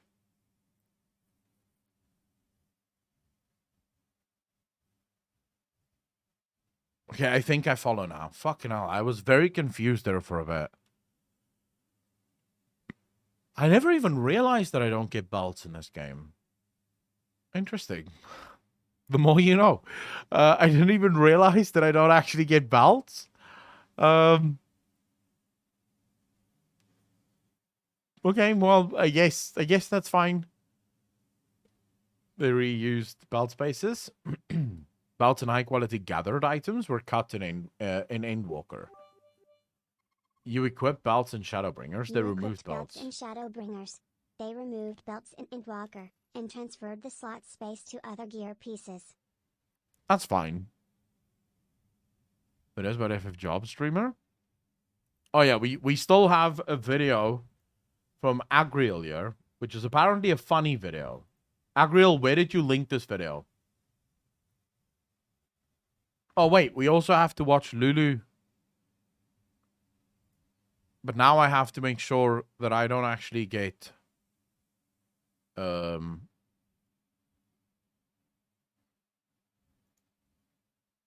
spoiled. I don't want spoilers. So let's see this. Alex, thanks for tier 1 sub. Did really appreciate that. 14 months in a row. Thank you. In chat, hope I didn't miss anything. No, we haven't played games yet. We've just been watching videos so far. Why am I sweeping? I don't know.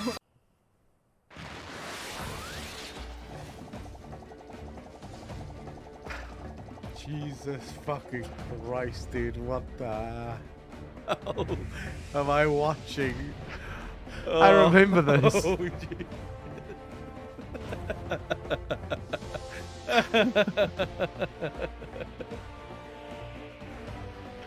Why is this happening? Why is this on my fucking screen? And why am I enjoying it so much? This is the weirdest thing ever. Hildibrand, Helidor Maximilian. What the fuck? Wow. Jesus, that was hurt. Don't spoil this. Great, I literally just clicked on the spoiler section there. I remember this from yesterday. Lulu is quick as fuck, bro. Like, holy crap, Lulu is quick. Like, I don't know how does Lulu do it, but they are fucking rapid. This was literally last night, FYI. This was last night. We were playing last night, and it's already up today. Quick time, bro. Fucking quick time. Now, let me just quickly see here. Where did you link this, Agriel? I do appreciate this video, so I'll give it a like. There's a mission channel. It's spammed constantly as well. I mean, it must be nice. Alex, how would you enjoy if you literally just got people that linked you all of the content that you had to make? They sometimes have clips that happen 3 or 4 hours before they upload. Dude, that is dedication to getting those clips up. I don't know where you linked it. Agriel. Content suggestions. Okay, cool. Thank you. There we go. Basically, which job to play in Shadowbringers. Alright, you say this is funny.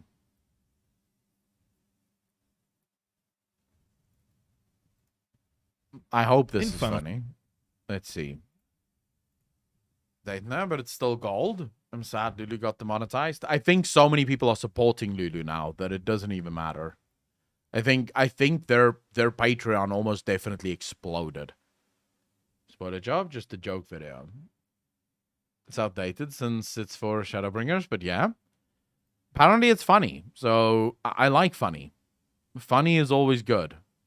In Final Fantasy XIV, you've got a bunch of jobs to choose from, and I've already made a video talking about that. Problem is, now everything is completely different. So here I am again with all of the Shadowbringers jobs to help you pick what you want to play. You've got your tanks, including one new guy. They're the ones fearlessly charging headfirst into danger's way. And luckily, Shadowbringers made that even more straightforward. Simply turn your tank stance on, and you are now tanking. Turn it off, and you aren't. Wow. Speaking of danger, these are the healers. Always be nice to them. You don't want to know what happens when they get angry. Oh, thank you. No, that's not what I meant! Shadowbringers gave the healers a super special power big heal mode. The melee DPS are here to cry about mechanics that keep them away from the boss. So, in Shadowbringers, they gave the melee 2 free I don't need positional anymore buttons. But they still complain. And these are the casters. They go big shooty boom boom magic. What did they get in Shadowbringers? More big shooty boom booms. The ranged can run around without any loss of DPS, and they've got a new friend, who everybody loves. Except the other ranged. Anyway, let's go look at the jobs. Dark Knight. It uses a big-ass sword. Play this job if you want to use a big-ass sword. It's got a special stance you gotta keep up, obviously called the dark side. You keep this up by using Edge of Shadow and Flood of Shadow, of course. And you can even reach inside your soul and take out your inner darkness, and he can fight along with you. And it's got a special mode Delirium, where you can spam heavy-hitting attacks like Blood Spiller or Wait, I have an Quietus, idea. which otherwise would cost blood. I have an idea. When do you guys think Larry is going to put out another one of these videos for Endwalker?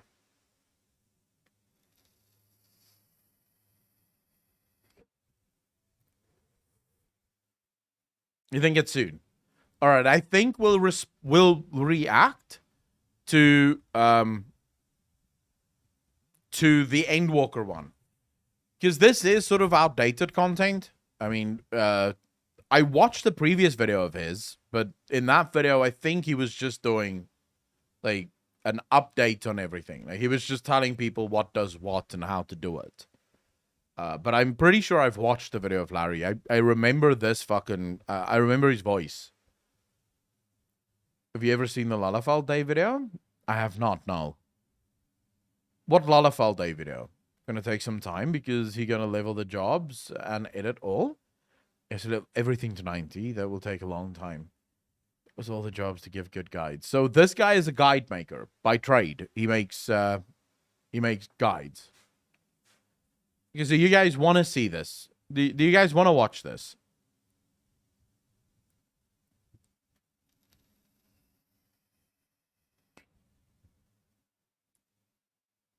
Just makes funny videos.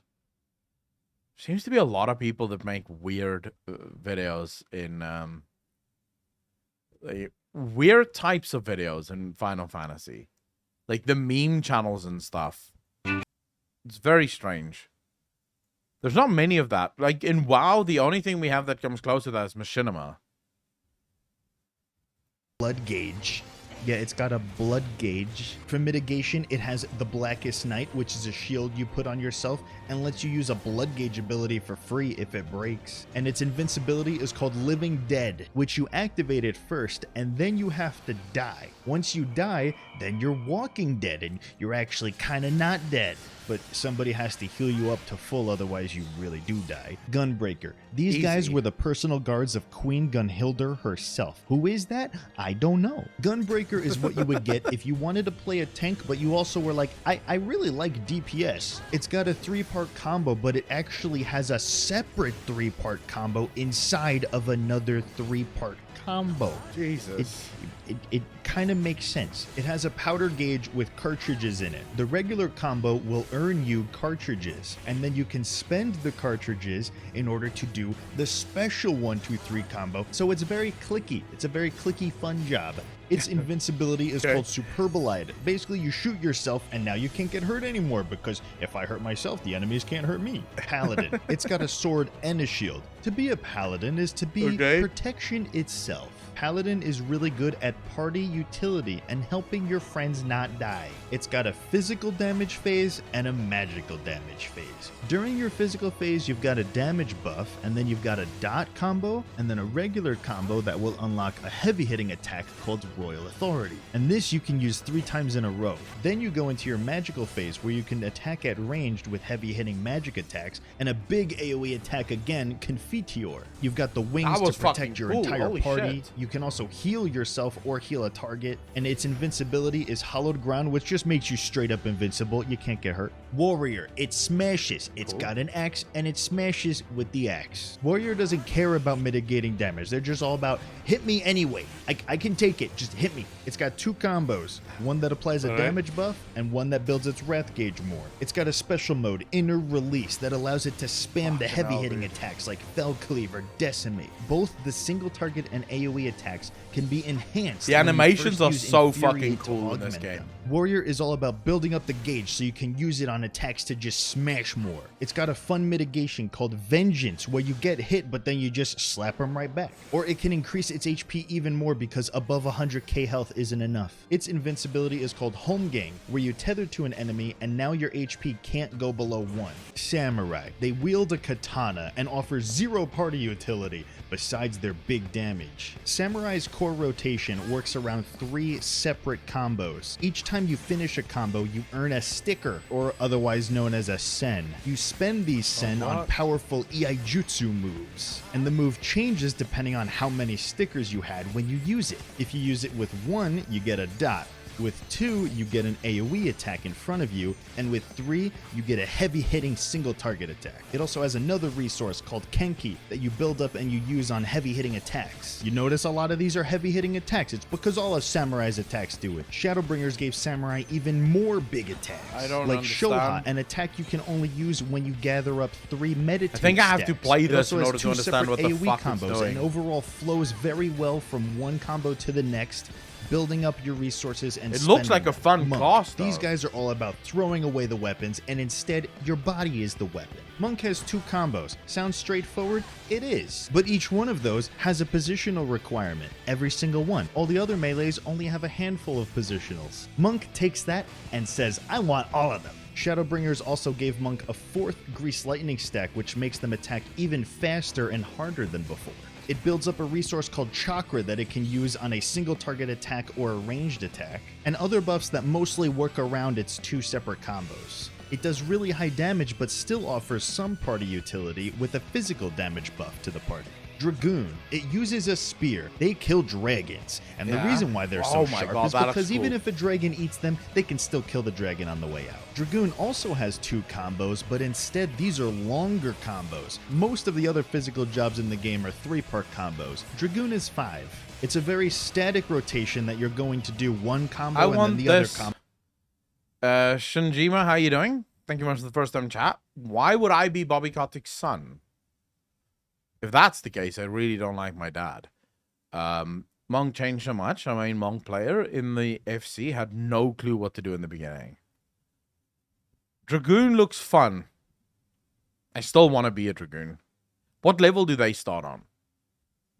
combo and you're always going to stick to that, but it has a whole lot of off global cooldowns that you're going to use in between Level them 1. to keep it interesting. It centers around keeping up It's a a buff lot called of leveling. Blood of the Dragon. However, when you collect 2 Eyes of the Dragon and you activate Ger Skogul, you unlock Life of the Dragon, where you glow red instead, and you unlock even more powerful heavy-hitting attacks, including Star Diver. It's got a bunch of different jump attacks that range from jumping to the opponent and back to where you were, or jumping over to the opponent, or jumping away completely, or off the edge. Dragoon offers some cool party Or off the utility, like a edge. crit buff to everybody, and it can tether to a friend and give their pal a extra damage buff. Ninja. Do you know Naruto? Well, me either. Ninja's got a really cool mechanic called ninjutsu. You have 3 ninjutsu abilities, which, depending on the order you this looks push them cool. in, will change the attack that it performs. You have things like an attack speed buff, or an AoE on the ground that looks like Well, dirt. that would Shadowbringers added a cool effect where you can augment some of the ninjutsu abilities. If you use Kasatsu before activating them, it'll change your fire breath into a huge fire tornado, or it'll change your ice breath into water shurikens like Greninja. You also can tap into your secret Hokage arts and activate Bunshin, which will be a shadow of yourself, and it will mimic every attack that you do. It's also got a really good party buff called Trick Attack, which will make the target take extra damage from the entire party. Ninja The has a fuck lot was of that? interesting mechanics to its toolkit that goes beyond just simple combos, but you might have to devote an extra brain cell to remembering what ninjutsu does what. Machinist is what you would get if you combined a cowboy with a Gundam with a Fire thrower. Terminator. This is the ranged with the highest damage and the one with the least amount of RNG in the rotation. And I don't really have to say any more it about still it have because the you can highest summon damage? a freaking mech. And while you're doing all of your attacks, you're overheating, you go into your overheat gauge, you're spamming your cool abilities that give you your cooldowns back, and you're hitting buttons shit. like a freaking Lol. madman, and your mech is over there punching shit. Oh, and you have a flamethrower. Need I say more, really? I mean, for AoE, you got some other cool stuff, like overheat will now actually be a crossbow instead. You got a drill that you shoot out like a Giga Drill Breaker, and you have a special button that makes it guarantee it crits. All of your regular combo is now superheated mode always. This job is all about balancing your battery gauge and your heat gauges to use all of your cool special boom explodey powers. Bard, this is the job with the bow and arrow. Every MMO has one. This is ours. But not only can you shoot arrows, you can also sing songs and help your party members do things. And its rotation is in the Support middle class. ground of a static rotation. How's with Ashley? How you doing? How's the bod currently? Because this also looks a bit fun. Bod's really good right now. Bard looks really fun. Although I must say, so far on this entire list, the class that really fucking took my fancy is Ninja. So far, Ninja looks like what I need to be. It looks stupidly fun. with an RNG rotation. It cycles through 3 different song modes, and each song has a different effect on your rotation. Mostly you're keeping your dots up and spamming burst shot for procs on refulgent arrow. You've also got a new gauge called the If there's something that's standing out to me so far with this video, it's how unique every single one of these classes looks. Like, I'm not... Every single... It feels like if I played every single one of these classes, it would feel completely fucking different. Like, I would literally have to relearn almost all of the fight just so that I can play the new class to the maximum level, which is really fucking cool. Because that basically... So for someone like myself who's always been very fond of raiding, that effectively gives me just endless content, because I can just swap jobs and just keep playing the game and always feel as if I'm playing a different game. the soul gauge, which is used on Apex Arrow, and it does more damage the higher the gauge is. For utility, Plus, you've these got stuff like a animations heal look buff or sick. damage buff or remove a bad thing on somebody, and of course a party damage reduction. Dancer. This is the new guy. It uses chakrams that it throws around and kills its enemies with belly dancing. This It is has the one the I thought lowest was a personal healer, DPS, but actually. it can super buff its dance partner. It has 2 separate dances, and when you activate one, you go through steps like a Simon Says game. Standard step will be an AoE All right, pay attention to this, because I actually saw a video once about the about the Dancer. The combat animation of the Dancer just looks so fucking cool, dude.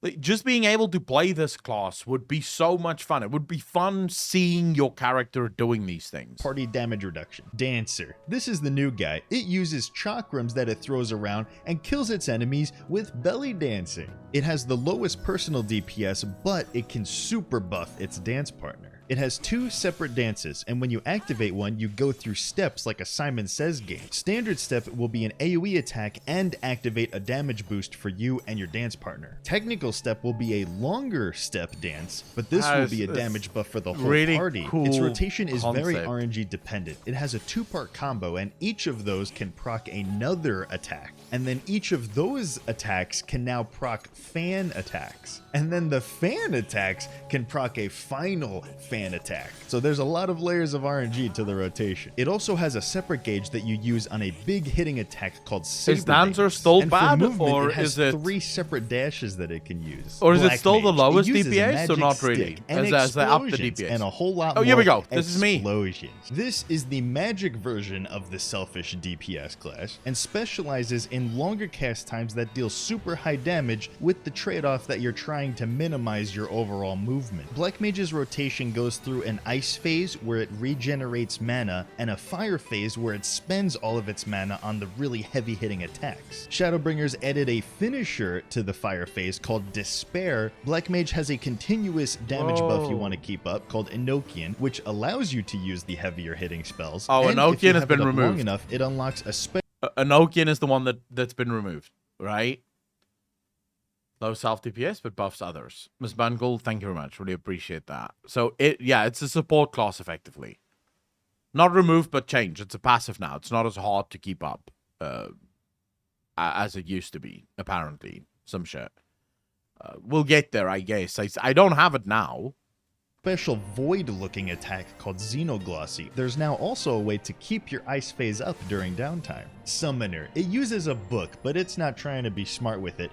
It's mostly picture books. Summoner is our pet DPS job. There's Ifrit for single target, Garuda for AoE, and Titan for Summoner's rotation works on a 2-minute cycle of various phases that you go through. There's Dreadworm Trance, where you invoke Bahamut's Aether, and you unleash it in a big death flare attack. After this, you're able to summon Bahamut and command him to do big Akmorn attacks. And after him, you can summon Phoenix to do special fire moves and heal the party while it's out. Also, 2 of your spells become super Phoenix Okay, I fire wanna moves be a instead. summoner. Summoner is also one of 2 jobs that can raise dead party members, though you either have to hard cast it or save your swift cast for it. Red Mage. It uses a sword with a focus thing attached to it. This is the job that combines black magic and white magic together in order to do magic casting while also doing physical damage as well. Red Mage This is is the one that special I wanna because try. every other spell that it casts Because is it looks pretty instant with busy. the It looks like a dual cast busy trait. little So you fucking will hard class. cast the shorter spells and then instant cast the longer ones. You'll do this while alternating building your white and black mana, and once you have enough, you can go in for the melee combo, finishing it off with either a Ver Holy or Ver Flare big attack, and then another final big attack called Scorch. Shadowbringers also added an AoE rotation using Ver Thunder Look, and I Ver love Arrow the animations, too, and dude. then Every instant single casting class Impact.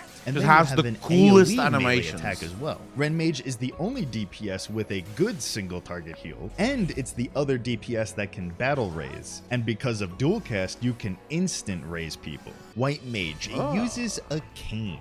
White mages draw on the Aether all around them from nature in order to do really big bursting They're healers, heals or regens. right? As for its heals, it's very straightforward. You got Cure 1 and Cure 2 for single target. You've got Medica for AoE.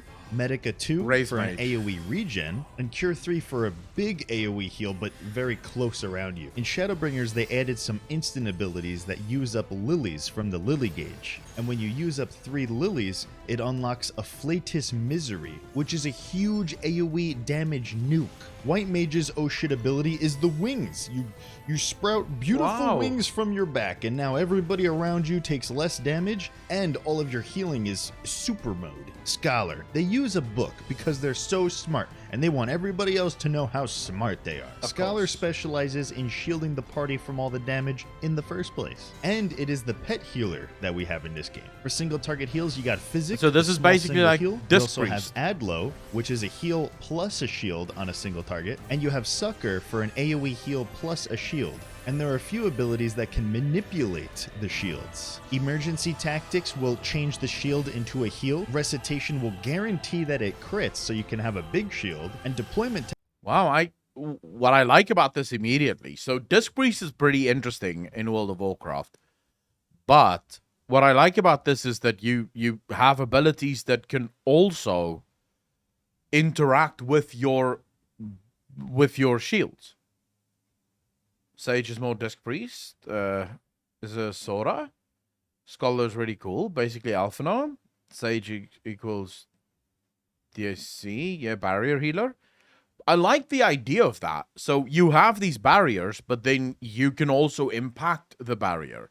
So it's not just a case of throwing crap, you know, on like throwing bubbles out, and then those bubbles are really the end of the game. That's what Disc Priests are.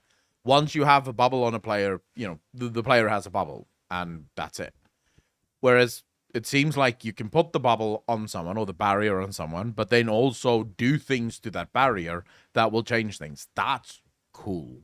Tactics will spread the shield to nearby party members. Chain Stratagem is Scholar's utility. It will raise the critical hit rate on the enemy for everybody. Scholar's other resource, Aetherflow, can be used on certain abilities, like an instant single target heal, a party AoE heal, and a placeable shield that reduces damage. Scholar is basically if Sun Tzu was a healer. Amethyst, how you doing? Thanks for the first time chat. Really appreciate that. Welcome to the channel. Thank you, thank you, thank you. See, I would never play a healer. Even though they look kind of cool, I would never play a healer. Because I don't want to I don't want to play a game where I'm helping other people play the game. But they do look cool.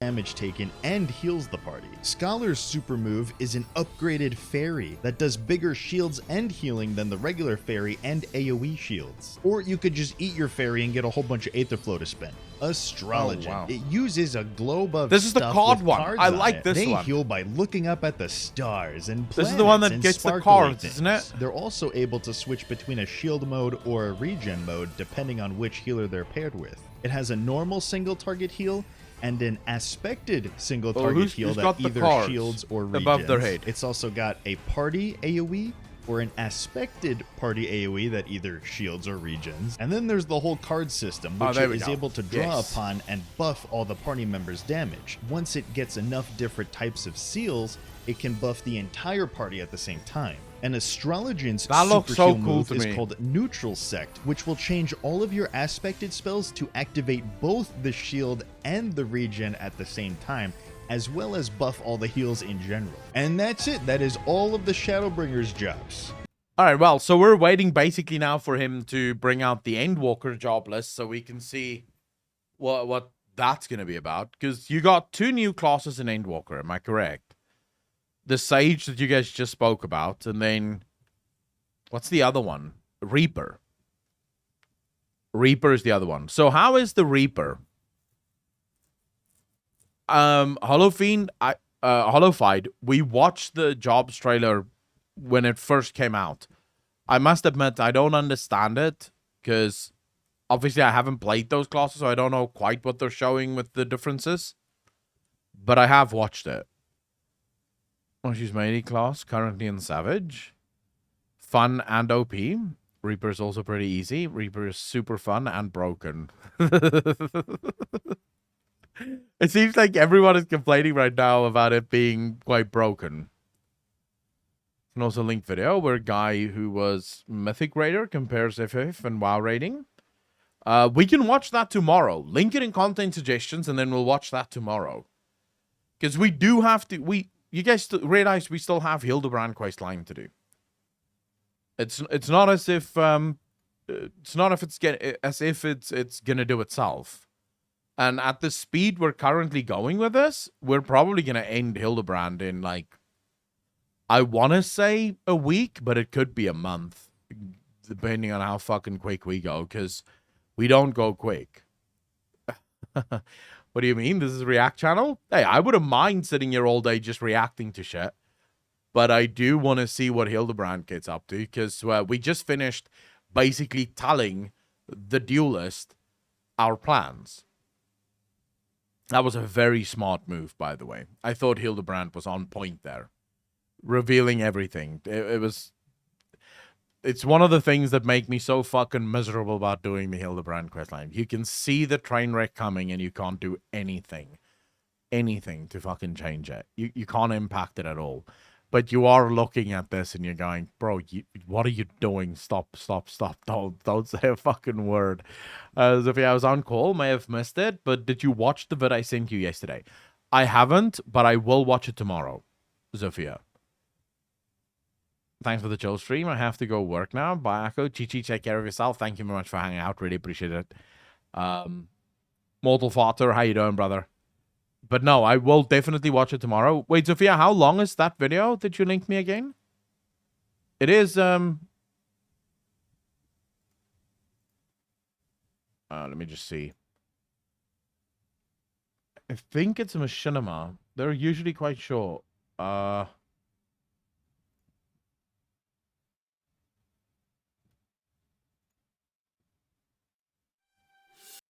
All right, this is something we can absolutely watch. All right, so Sophia sent me this yesterday. It's 5 minutes. It's the board meeting, right? So this is Blizzard's board meeting. Gorek's Guide to WoW Classic, episode 25. So let's see what Blizzard's board meetings look like, shall we?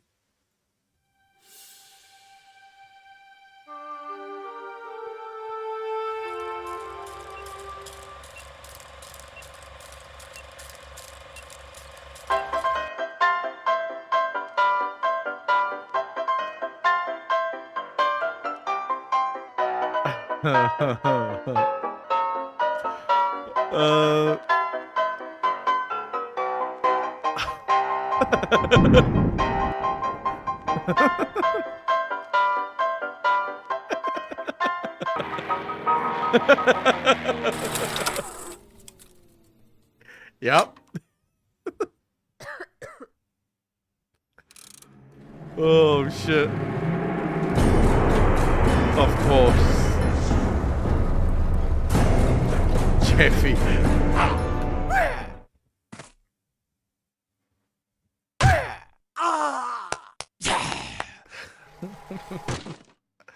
Adding support. No, no.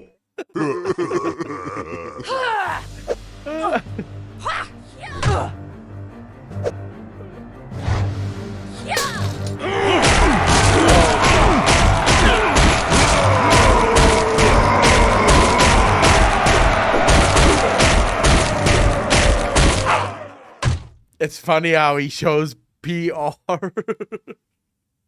The PR department is just a bunch of, it's just a skeleton literally just fucking chilling there.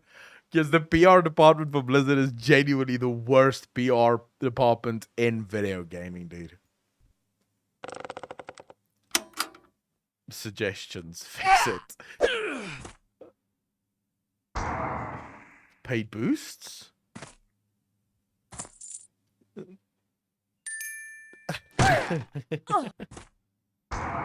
More fruit? Ban bots? Oh shit.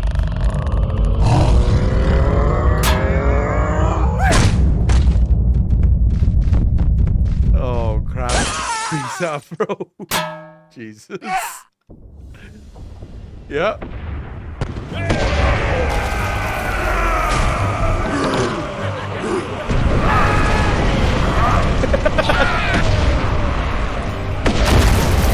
Oh my god, this is a nightmare.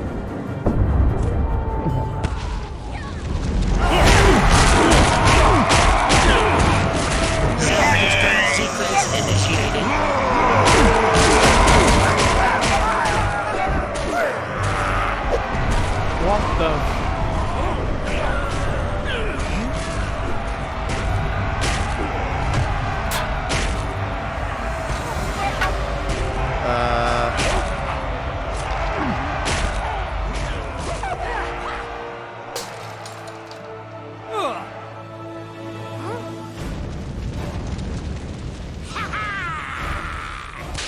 Of course.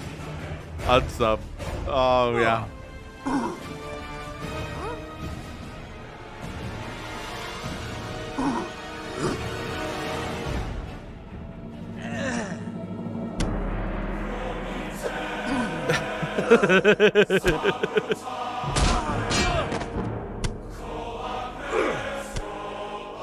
Oh my god.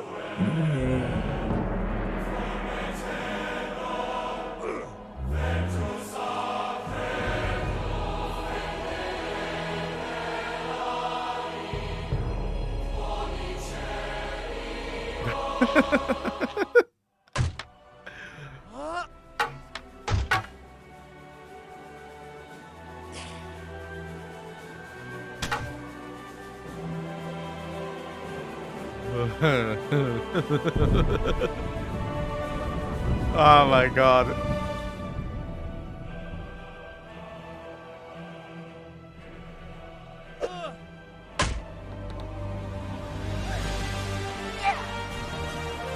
Pretending as if it's his fucking idea.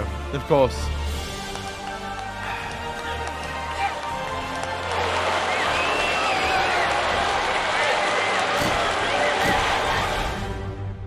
Oh my lord. Yeah, that seems about right.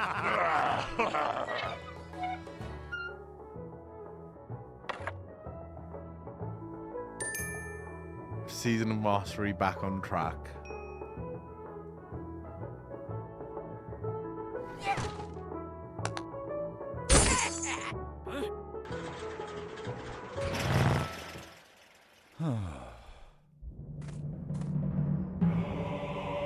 Oh, crap.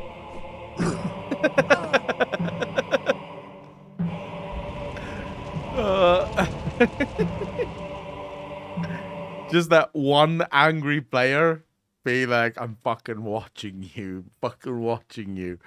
Oh my god. Yeah. Well, not anymore, but yeah, used to be me and a couple of other people willing to hold Blizzard's feet to the fire, I guess. Thank you. I really enjoyed this one. This was funny. This was really funny. All right. So now, can we get into playing Final Fantasy XIV? The one angry player, the vocal minority. Well, it also happens to be the player that none of the other players want in their game, which is so fucking weird. Like, all of the other WoW players just want everyone to sort of bend over and, fucking take it. Which is strange, considering you don't have to bend over and take it. Time for you to save the world from Hildy. I'm gonna become Hildy. Look, I don't know exactly what the end goal is of this Hildy thing. I do know he's really fucking stupid. Alright, let's just do login here. Hold up, I need a code. Oh, Overseer USA, thank you for the follow. Really appreciate that. Welcome to the channel, bro. Thank you, thank you, thank you.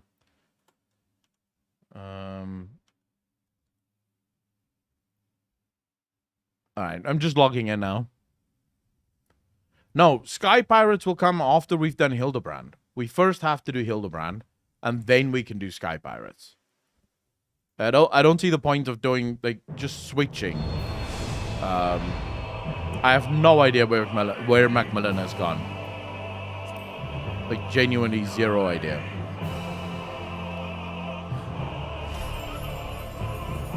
But before we continue, I do need to pee. So, I think everyone take a 5-minute break. Because if I don't go to the bathroom, I'm gonna piss myself. Like, not even joking. Need to recoup the big dick donuts he threw at you. Yeah, working. All right, let me quickly.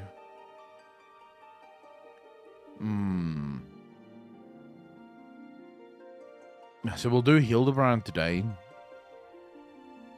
How far are we into? For those of you that already know how far we are, I'm so pleased how much queue times have dropped. But okay, so I want to know how far into the Hildibrand quest lines are we right now? Like, is there any chance that we're gonna finish it tonight, or not a chance?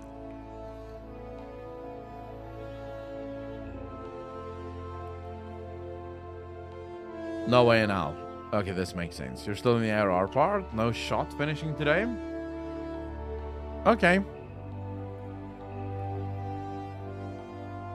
I don't mind that it's long. I'm just sort of trying to figure out what the week is gonna look like. Procrastinate, please. I prefer to look at it as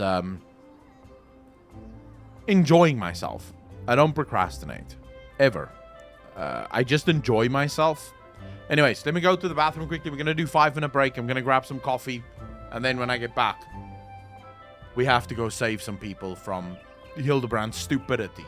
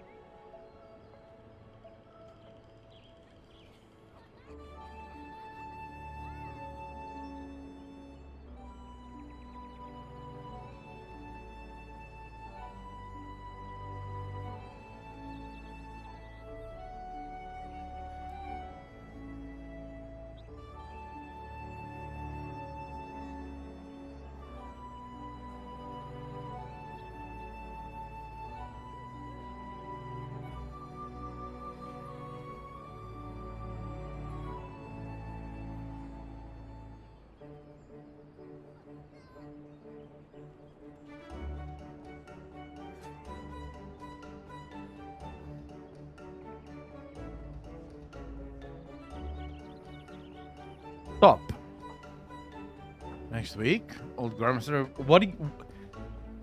Chat. Are you guys not fucking behaving? I think Yakko plays this hardcore. He will be done by today, or will he have to finish it tomorrow? I don't play hardcore at all. So, pretty sure it's gonna be a long time. Because I'm not hardcore at all. Misbehave. You guys already fucking misbehave? What are you talking about? Alright. Chat are angels. Just Julian being impatient for you to reach Alex. We'll get to Alex. What are we doing here? Oh yeah, we made the tier list here yesterday. Josh, I don't believe you. You're part of the stream, of course you'll misbehave. Alright, so now we have to go to the Soul Swords. The Observatorium. Alright, let's go see how Hildibrand fucked us now. Because that's pretty much what he does. Oh, this is going to be interesting when they finally realize that they've been talking to each other. Because the duelist also gave the duelist shit. Like, he doesn't know that he's the duelist that they're hunting. And Hildibrand doesn't know that he's the duelist that they're hunting. So, this is gonna be an epic fuck off, dude.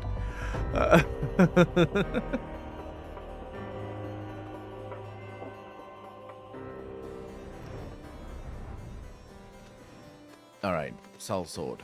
Let's speak. Let's see.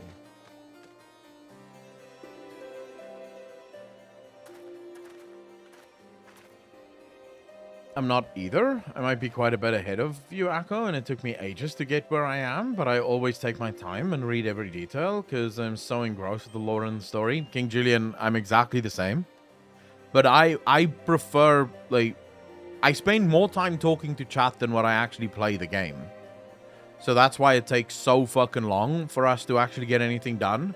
Because half my time is spent talking to you guys. Hail to thee, fellow servant of justice. I take it you are one of the many tasked with transporting a counterfeit treaty blade?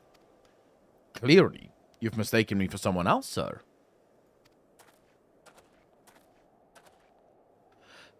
At ease, Sergeant. They're with us. More small folk. Keep an eye on them, or else. But, bugger me. Don't you bloody move until I get back. How can they not know who the fuck I am? Can I just ask? I am the Warrior of Light. Alright, this is the fucking duel. I say, is this land always so inhospitable? The biting winds, the endless snows? Mayhap keeping active will help me to stay warm. Oh, and should I chance to find the thieving duelist, I will of course summon you, after administering the requisite beating. Ha ha ha ha. He's about to steal the swords, isn't he? Good. You're still... Wasn't there someone else with you a moment ago? Ah, you speak of Greg. He ventured outside the gates mere moments before your arrival, full eager to catch the thief, as are we. Come, Nashu. We too must answer the call of duty. You're a side character. Nobody cares about the Warrior of Light. Greg is... I'm the cameraman. Okay. Someone else told me that yesterday as well. It seems to be very true. You look like you might actually be useful. Why don't you have a word with my man near the east gates? We're undermanned over there. This guy clearly doesn't understand the danger is wherever that Gilgamesh fuck is. Like, you don't need people at the east gate. We need people on Gilgamesh. Yeah, see that just now? No? I don't think my eyes were playing tricks on me. There's only one way to be sure. You wait here. Inspector, over there, look! What is it, Nashu? Pray tell me what you see. Aha! I see you, demon bird. You will not escape me this time. Why, hello there, my friends. It's Artemis. What is going on? He's clearly Greg, right? He's clearly Gilgamesh. He's clearly the duelist, because he fits the description of the duelist. But he's hunting some bird. What is going on? Oh, it's just Greg. For a moment, I thought you might have spotted our thief. Come, Nashu. We have lingered here overlong. We must egress post-haste. Egress.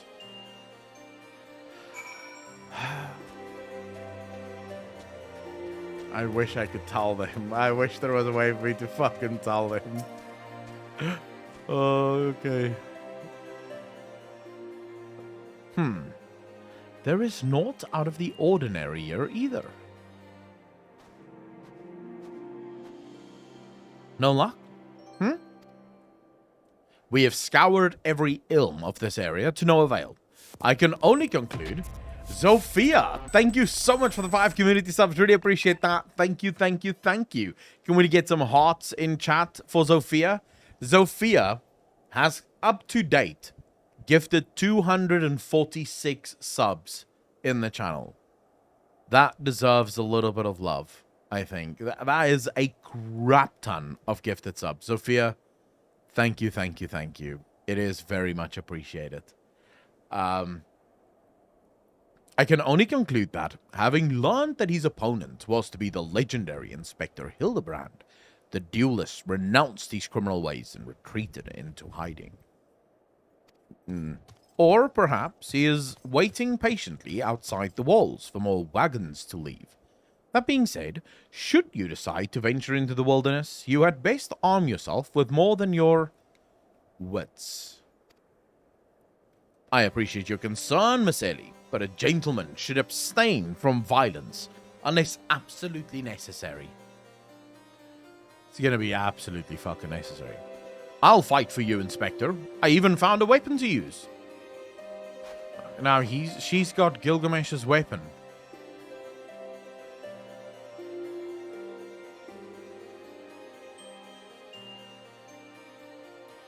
This is so painful, dude. This is so fucking painful. How do more people not feel the physical pain of this fucking storyline as you're playing through it? Oh my god. By the 12, is that the self-same spear which propelled me to the Red Moon? Wherever did you find it? It was buried in the snow. Well, one cannot ignore the will of destiny. Return it to me, Nashu.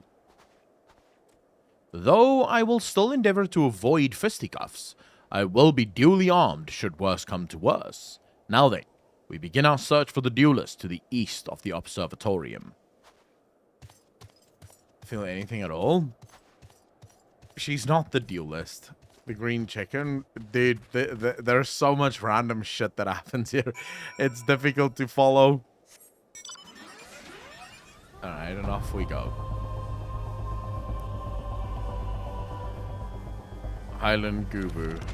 Why are you fucking after Gubus now?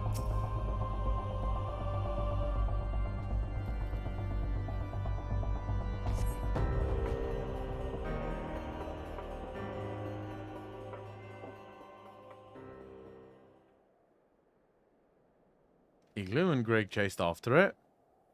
Wherefore art thou, my nefarious nemesis? 'Twas not the selfsame creature, but one of many. Nevertheless, I know that my weapon is close by.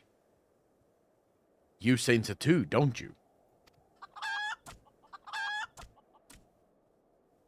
How is he not? How is he not seeing? Good gods.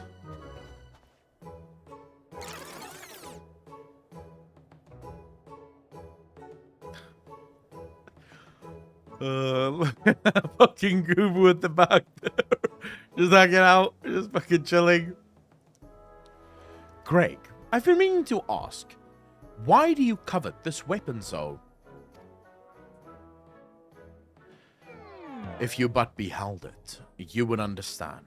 In some ways it bore resemblance to a spear, but in other respects it was quite different. It was crowned with a magnificent axe blade, to which was welded a musket barrel.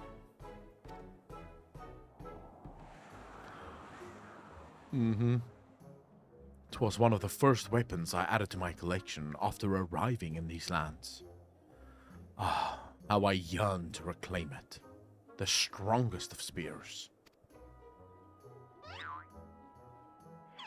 Is he figuring it out now?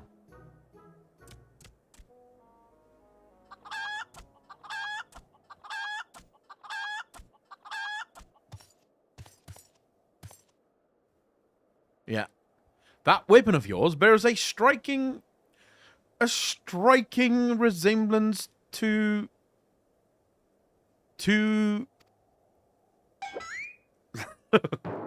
the strongest of spears. I claimed this weapon 5 years ago. Surely you can't be serious.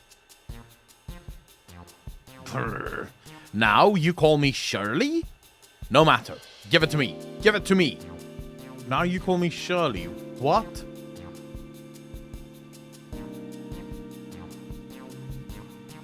Spear with an axe, gun and a blade. What the fuck? Don't ask. If I've learned one thing, I don't know. Airplane reference, because he said surely. Oh, now you call me Shirley. Okay, fine.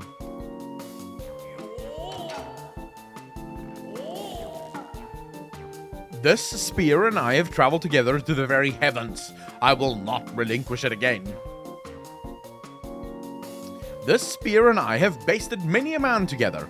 I will not relinquish it again. Then we are at an impasse.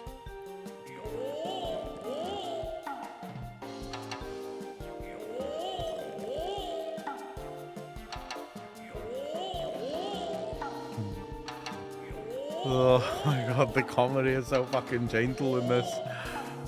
It's a joke. Surely you can't be serious. I'm serious. And don't call me Shirley. Alright.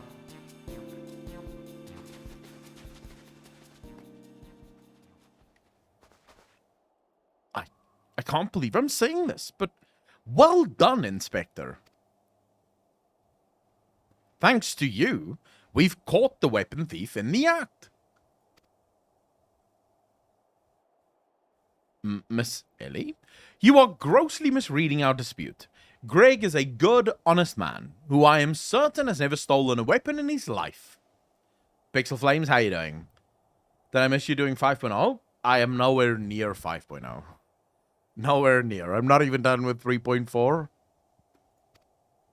I'm doing Hildibrand. Indeed, I have not.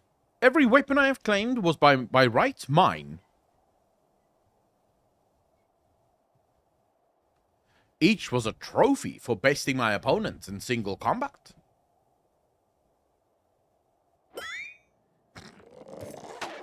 Yep. I believe that constitutes a confession. Seize him. A confession to what? I have done naught wrong. Bah! You all are beyond reason. Okay, this is just fucking ridiculous. But technically speaking, he's not wrong. If the people did consent to combat with him, then he's not wrong if he takes their weapons, is he?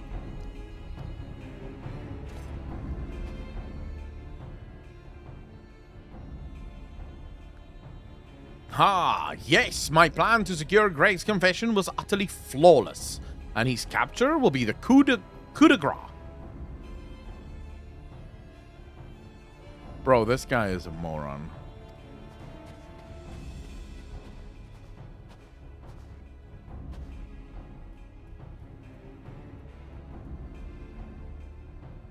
Wait, where is he?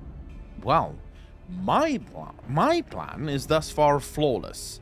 Griffin Crossing is still impassable. River Rage, thank you for the follow. Really appreciate that. Welcome to the channel. Thank you, thank you, thank you. He's a moron, but he's our moronac.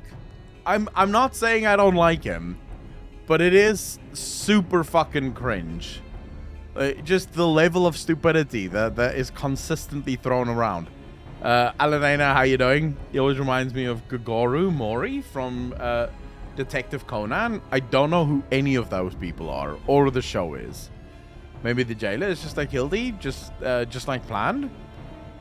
I mean, the fact that he says he planned it is so obviously a lie, which makes me think he's a charlatan, if nothing else. I know who you are, even if that imbecile doesn't, so let's not mince words. Only you have the skill to face the duelist in battle. Even so, your strength alone will likely not suffice. I suggest you muster what allies you can.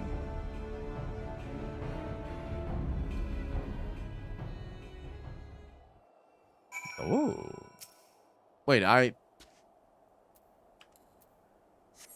where... The 3 collectors. So this is an instant... For fuck's sake. Whenever I see this guy, he's got his head stuck in the fucking ice or sand. Nashu? Miseli? Ah, my good man. It is a relief to hear your footfalls. As you have doubtless deduced, I was unable to prevent Greg from escaping through the doors. I must leave the rest to you. I think so. Would be good. I'm just gonna think that's 10k bits I'm never gonna see. I'll pay you the fucking bits if you really want it. I remember the name Gilgamesh. It is from the anime franchise Fate.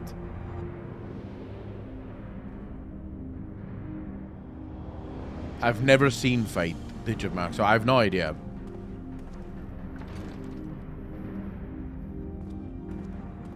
Do I really need a party for this? Where is Gilgamesh, though? Through them big doors.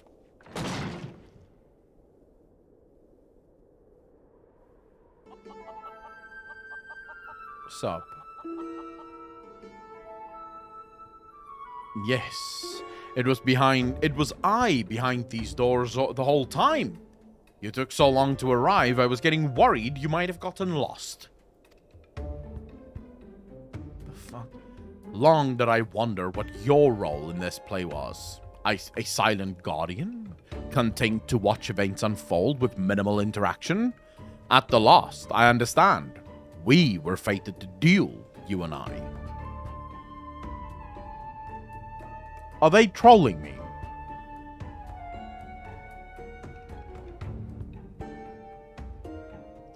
They're fucking trolling me, aren't they? A silent guardian content to watch events unfold with minimal interaction. Go fuck yourself. I wanted to interact so many fucking times that I wasn't allowed to, even though I could see shit going wrong. How dare you? Best me and you may have the spear. Fail and your weapons are forfeit. Fair terms, do you not think? I will even extend them to your allies. Aye, I grant you leave to summon others. After all, it will avail you no advantage.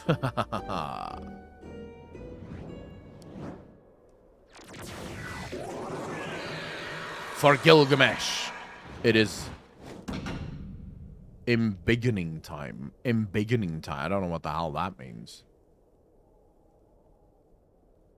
The fuck did he get that big?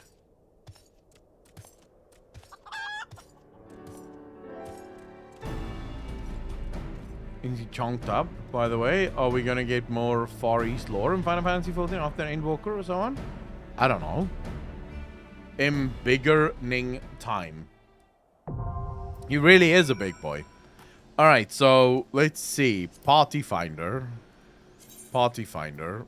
What is this? Is this a trial or a dungeon? Trial. No. Can't be a trial. What is this?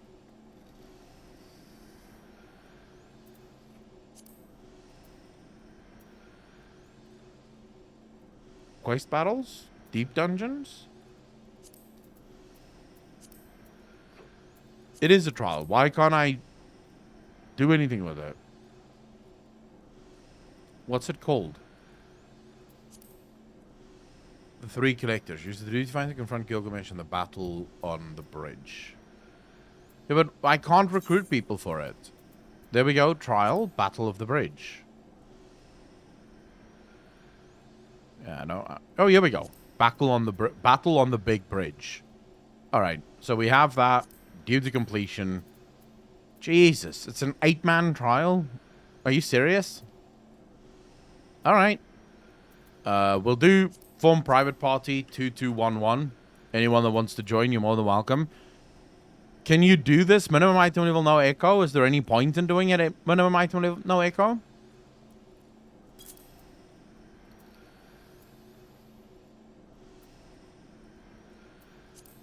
The only reason I ask is I don't want to do it and then destroy it so quickly that there's just nothing there.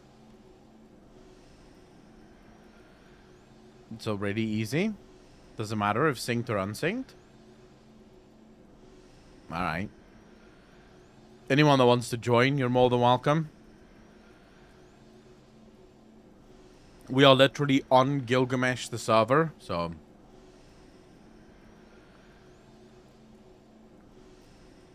What do you mean, fight your server? Oh, yeah. If you get a full party, you might as well do it minimum item level. It won't be particularly hard either way. Yeah, I mean, since you're building totally up to minimum item level, we won't really plow through. Wrong data center, unfortunately. Oh, my God. Oh, my God. Is there literally no one? Is it just Ashen and me? How can it just be Ashen and me that's hanging out here? Where's everyone else? Too many EU watchers? Yeah, it's kind of... Alistair, thank you very much. Really, really appreciate it. Potato Dude, how you doing, brother? Crystal, wrong data center, or I could join, or I would join. DC Travel will make me so happy. Me too. Crystal Crew, Primal DC. Hey, me there. Insaner, how you doing, bro? I'm happy with Ragnarok server to be honored to play in the Legacy server in addition to. Just a curiosity, did they not implement cross data centers yet? Not yet, Nvidia. It is coming soon, but not yet. I'm currently power leveling a character on light data center, but it's still level 38. What? I'm on Primal Accolon, or I would heal for you. I'm on Ether, if I'm not mistaken. Ether, I think. I would if you paid me boost and the game, but that would be a waste of money because I would most likely only play whenever you force me. But why the fuck would I pay for a boost? That just destroys the game.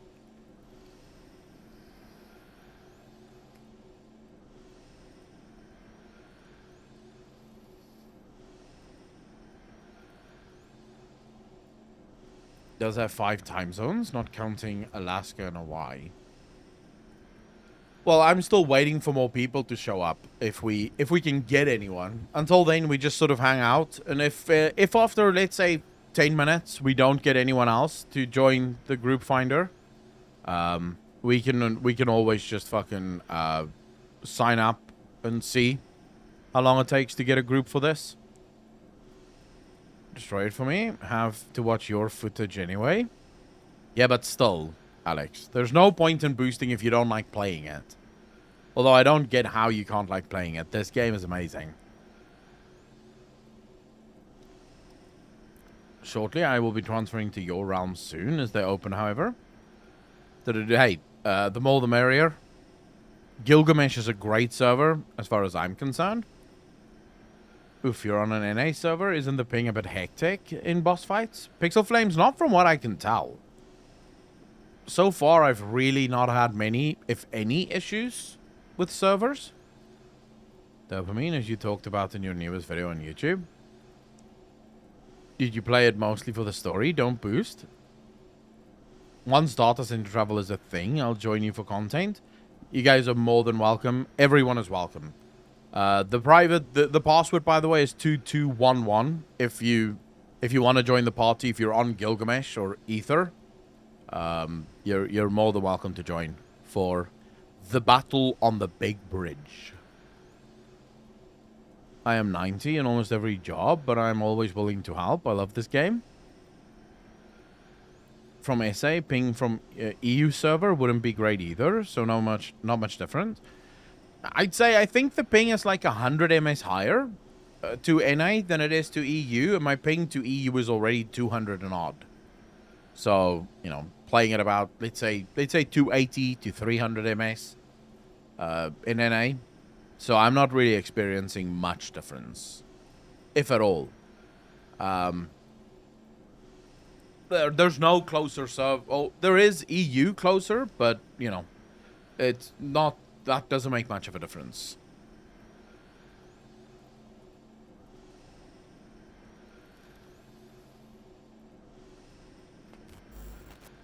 Don't ever play with that ping. I could. Duchess, thank you very much for the follow. Really appreciate that. Welcome to the channel. Thank you, thank you, thank you.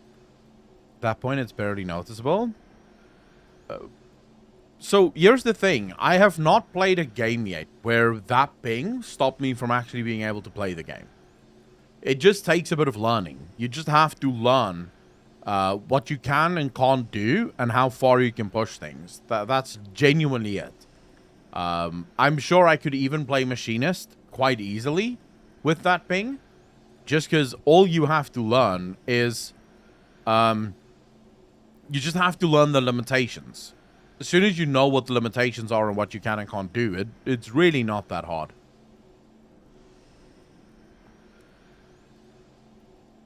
Even in pug groups, the bosses and etc. are really a challenge. I never felt that in WoW. I can see that. True. Honestly, with your latency, you would just have to respect the mechs a little harder when you see them telegraphed. But beyond that, it doesn't affect your gameplay much. Boomers don't care about ping. It's not about boomers. It's about living in South Africa. When you live in South Africa and every single game servers, the closest is in Europe, you learn very quickly not to care about ping. Because what does it help? So here's my question. Let's say, for example, I wanted to make a big deal of about ping. I could literally not change it. Nothing I do would ever change my ping. It is my ping. So I can either learn how to play with my ping, you know, or don't play video games. Those are literally my two options. So you learn to play with the ping that you have, and ultimately you do decently well with it. I'll give you an example. My brother plays hardcore League of Legends, like seriously into League of Legends. He's gotten to platinum with 250 ping. I know a South African that's actually in diamond, I believe. He plays with 200, 250 ping, and he's in diamond. You can learn to play any game on the market at whichever MS you're playing at. You just have to learn the limitations. You have to learn how your ping interacts with the game. 400 ms for a year in any game. Then when they get to low ping, they are better players because they had to really learn how to play to cope with ms to begin with. I can see how that would help. It used to be horrible. So there was a time where in South Africa the ping would jump quite a lot. Like the ping would jump insane. So you would be on 200, then on 300, then on 400, then on 200. So it was all over the place. That was hard to play because you don't know what to expect. You can press a button now and it does this. Then you press the same button in the same way and it just goes fuck you. But if you... yeah, I think once we switch to fiber, and most of South Africa is fiber now, Once we switched to fiber, most of those problems disappeared. Like now, I genuinely rarely, if ever, have any sort of lag spikes. Feels about such a ping. Before the end of Heavensward, the EU didn't have their own servers, so even Chaos, which was the official EU server, was in NA. We just saw that, Alalena. 56 gig modem. It's literally impossible to play League with 4 seconds delay because team fights can end in those 4 seconds.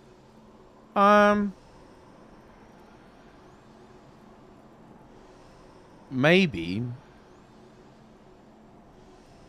I still know people who actually do it. One more healer. Duchess, is that you? Oh, it is.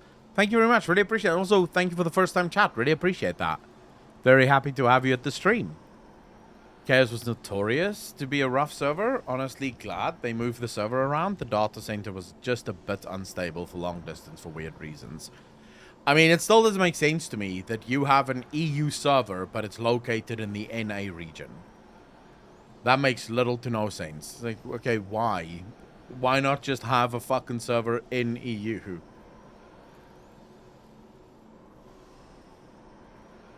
I could probably... Yeah, fuck it. We'll just queue...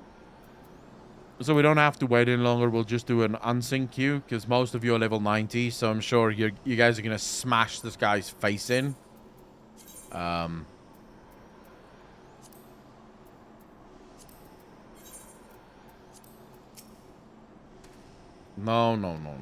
Leave Hildibrand alone.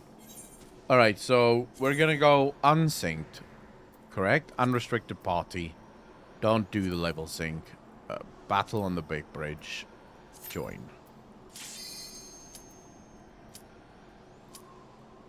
You should be able to do it now, right? You guys can carry this fight, I'm hoping.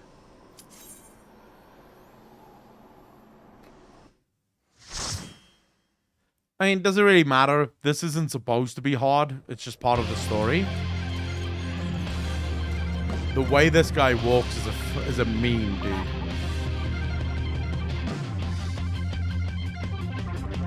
Anna, how you doing?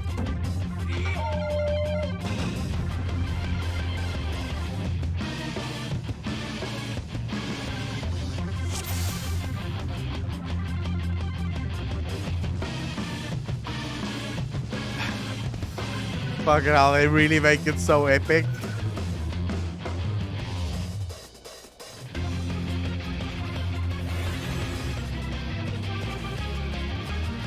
Yeah, he's just... It's true. I admit it. Wow. Fighting all 8 of you is just too much for me. Not. Ha! I lied. Have at me. Have at me. What? Oh, he's coming back. Why, I've been had. This is far from the strongest of spears. I feel so much. Goodness gracious. I just remembered something. Wait, I wanna... Why don't all the bosses have voice acted shit?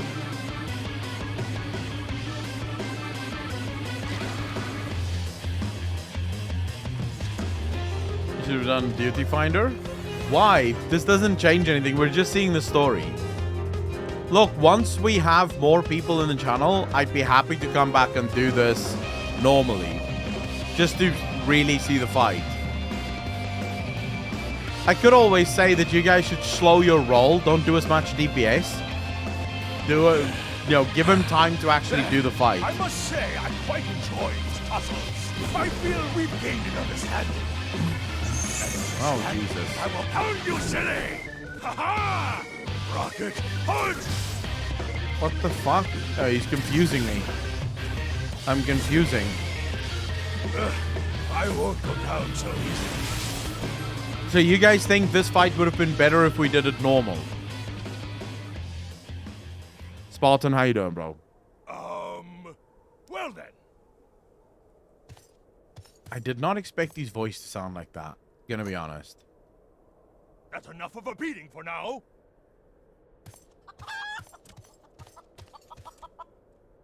His voice does not fit him.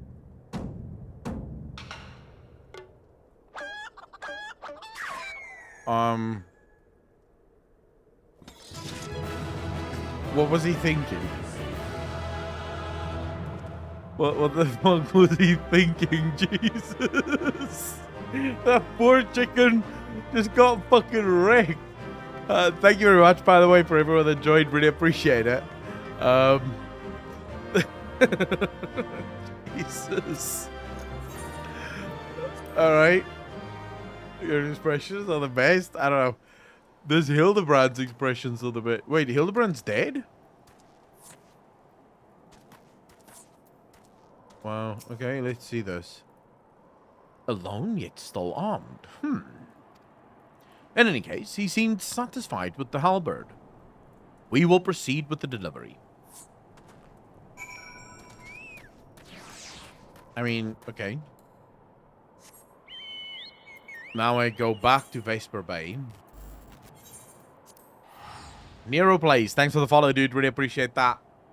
Welcome to the channel. Thank you, thank you, thank you. Hildibrand, and thinking it's going to make logical sense, you need to change that mindset. I can't change that mindset.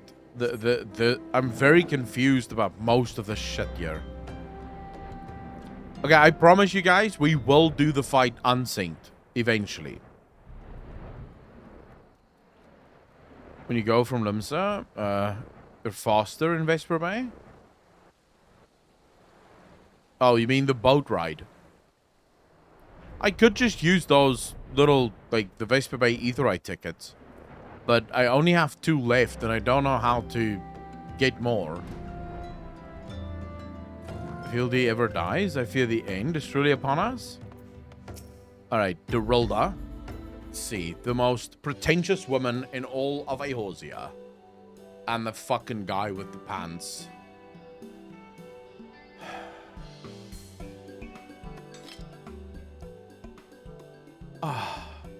Just more magnificent than I imagined. It will make a fine addition to my collection. That Hildy with his stupid fucking smile. What about doing stuff on Saint after we can play cross data center? True. That would definitely. I think that would be the time where we could start doing extremes and shit as well. Because all levels match the content. I've been calling it synced all along. And with that, our business is concluded. Cheers. I genuinely mean that in your case, by the way. All's well that ends well, right, Inspector? Though it's a shame that Greg turned out to be the thief.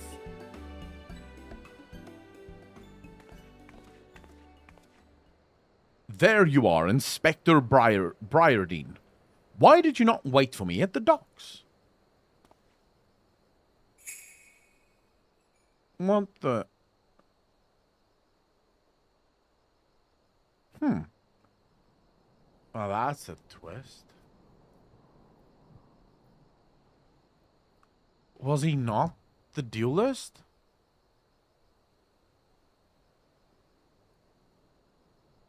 Why are you all staring at me so? Oh, never mind that. Where is my treaty blade? But... didn't we just give you the treaty blade?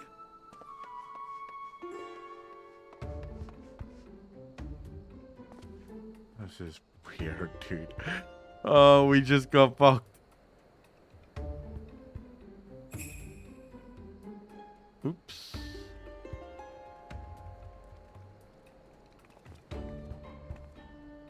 Disguise yourself as the client and let the treaty blade come to you. Take advantage of an existing situation to distract us from the real crime? Brilliant! The man in red never spoke of the treaty blade, only the halberd. Moreover, he always issued his challenges in person.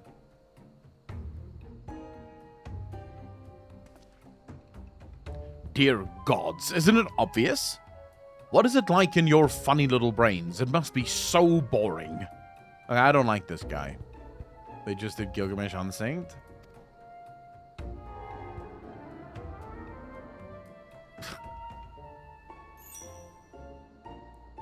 fucking mouth of his, dude. Like, what the fuck? If the man in red did not sing the challenge, then who did? Good fucking question.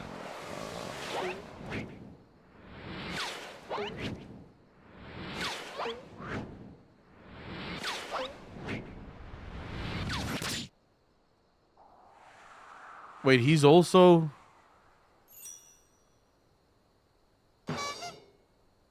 Oh, he actually does feel that. Okay.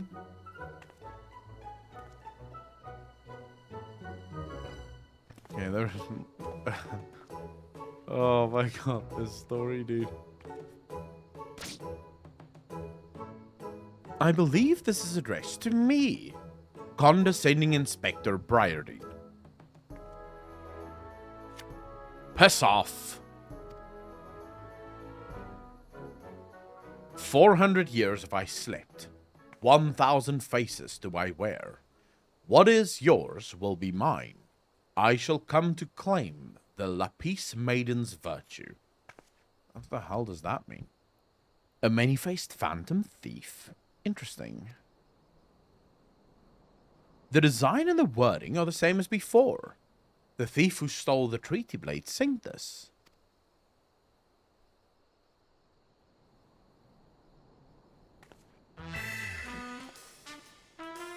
This guy really pretends like he knows what the fuck's going on. Very well. I, and I alone, Hildibrand, Agent of Inquiry, Inspector Extraordinaire, once more accept your challenge.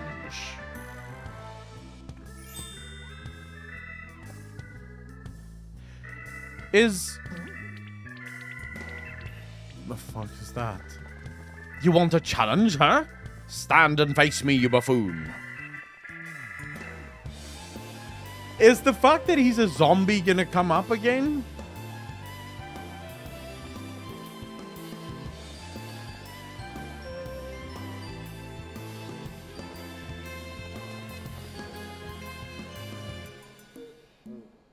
He is a fucking zombie. Of course he's a zombie. How dare you all laugh at a time like this, after allowing my precious treaty blade to be stolen? And you, Maria.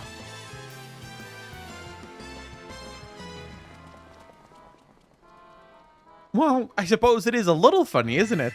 The two of them dashing to and fro, a pair of gentlemen mummers. Wasn't he cured in the last episode? No, how could he be cured of being a fucking zombie? It's meant to be parodying Phoenix Wright or some shit? Yes. Apocalypse, that's exactly what it's meant to do. You know, it's been far too long since we've seen a show. We should head into the city later. Just you and me. Not bad, Hildy. Not bad at all. You are indeed a mandible man.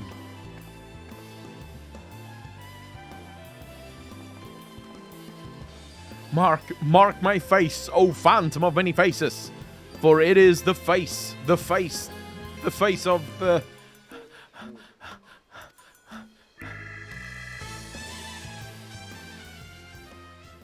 Alright, so that's episode 2 done.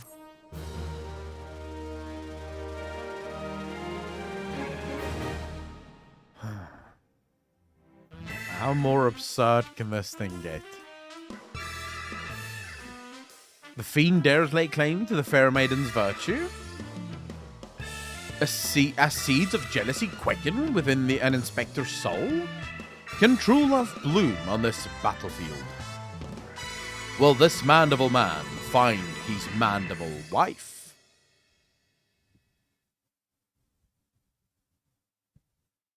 What do you guys think?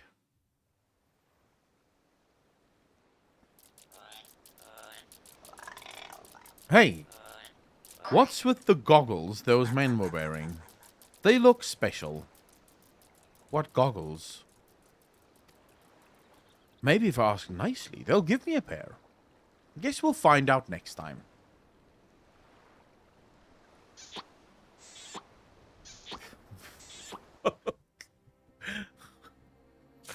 Okay.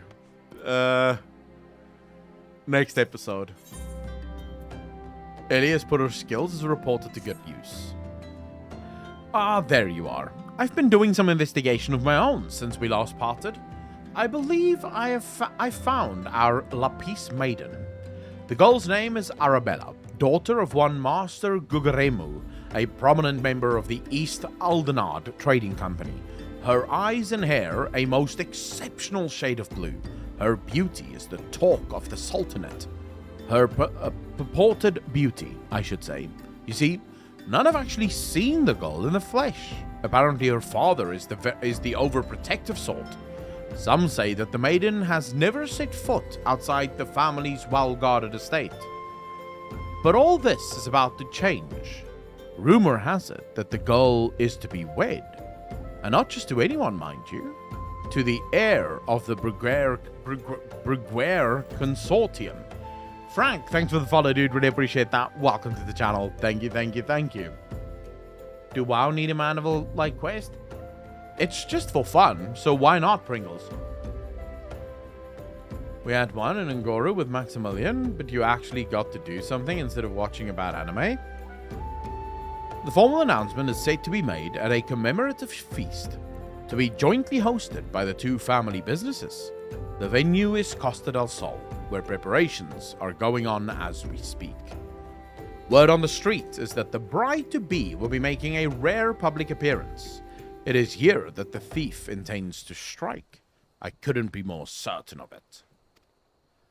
Piqued your interest, have I? My sources tell me that the bride's father is already in Costa del Sol, overseeing the preparations. This is one scoop I'm not going to miss, and you're welcome to come along. Why not? Thancred's wife, how you doing? Meji, how you doing? Happy to have all of you here. Welcome to what I can only describe as the most ridiculous stream I've ever done in my entire life, with the most ridiculous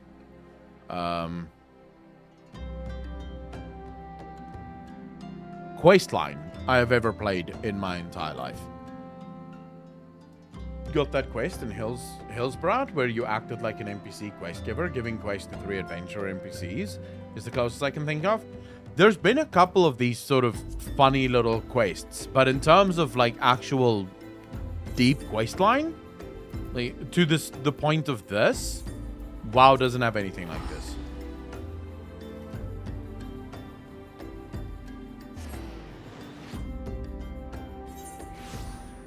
Bro, I would hide in the closet again. Easy. I hate phasmophobia. Like, phasmophobia is fine until you get the fucking ghost. Thancred's wife, thank you for the follow. Really appreciate that. Welcome to the channel. Thank you, thank you, thank you. Who wants to go back in the closet? Confirmed. Why wouldn't I? The closet is good. That's where Narnia is. You're not one of my associates. This banquet is for invited guests only. If you have no business here, be on your way at once. Is he the father?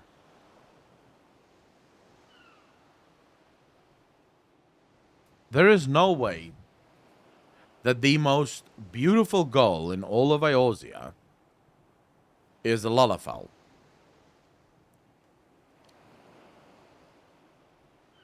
I was genuinely looking forward to some really fucking hot chick being the most beautiful girl in all of fucking Eorzea. And now it's a Lalafell? It's a potato person? Oh my god. Oh my god, oh my god. Beg pardon, good sir. My name is Ellie, reporter for the Mithril Eye. If I might have just a moment of... Ah yes, that two-gill sensational rag. I read your tiresome screed about the self-styled phantom thief and his letter of challenge. If you have come to tell me my daughter is in danger, I can assure you that your concern is entirely unwarranted. Estir Matoya, no. No. Just no.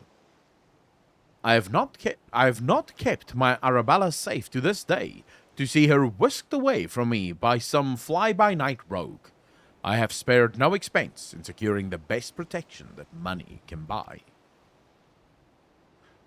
It is his daughter. Who the fuck is this? This is flames. This is members of the Immortal Flame. They're stupid. They don't know how to fight. The brass blades of the Jabera, an elite unit of the most lethal swordsmen in the Sultanate. They say one of them once caused a man's heart to burst just by looking at him askance. The moment they set eyes on the would-be thief will be his last. Laser Blazer and Frank, just hold on to your Matoya stocks. Akalon will see the way. Yeah, I won't.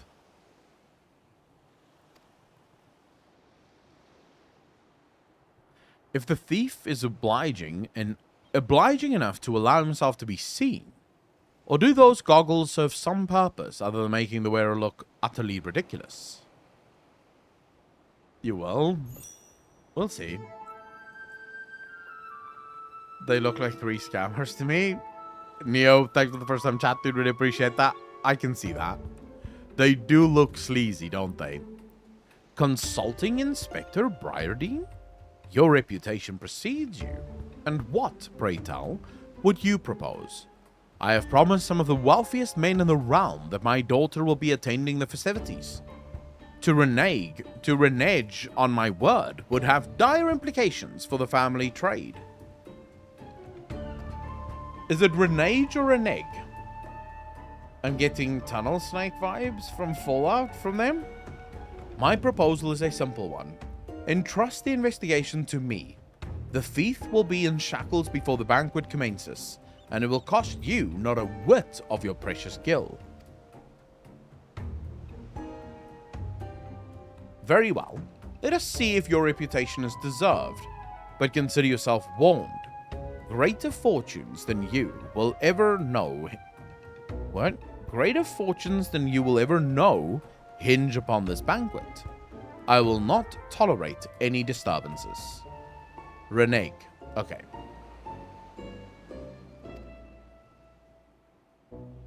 Came back and got a sub, damn. Autodross, how you doing, brother? Yeah, Zofia has gifted a fuck ton of subs in the channel so far. Such touching concern for his coin purse. If only he could muster the same for his daughter.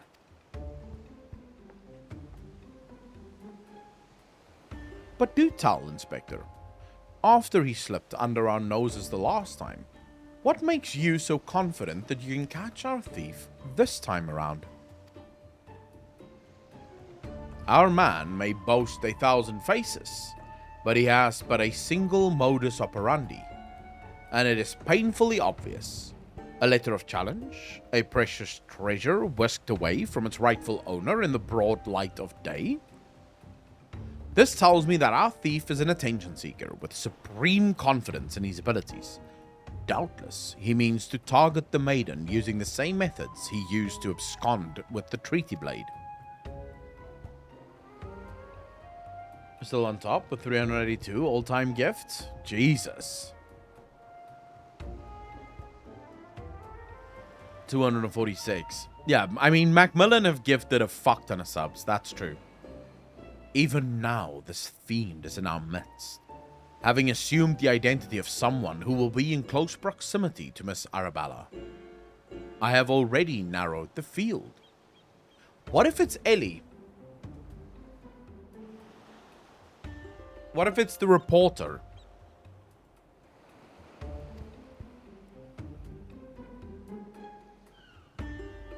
Arabella's betrothed, Vanis, would be an obvious target for our thief. So too would be his father, Morgant.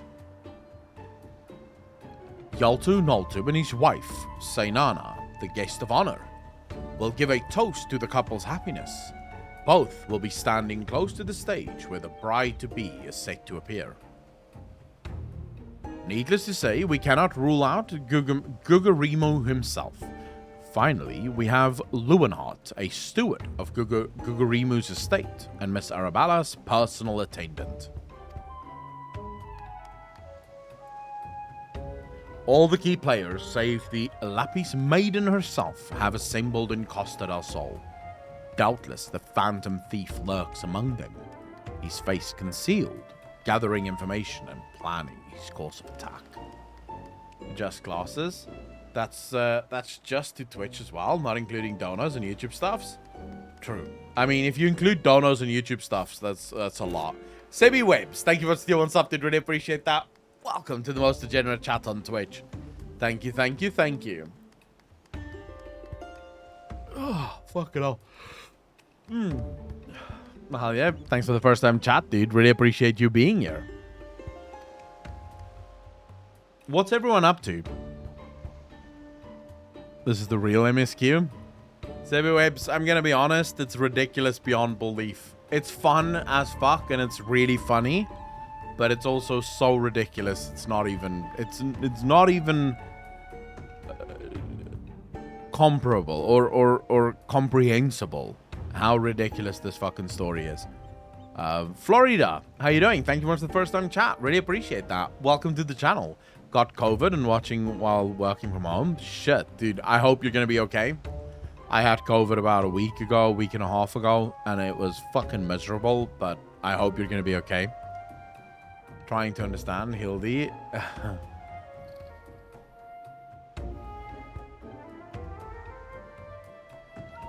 Florida Steaks, bro. I'm not gonna say the whole name.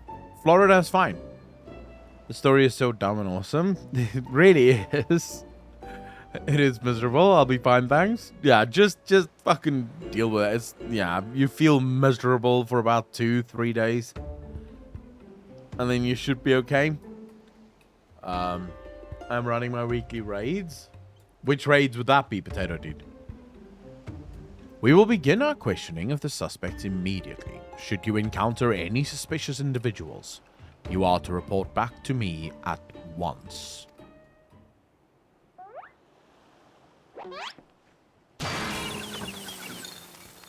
What the fuck?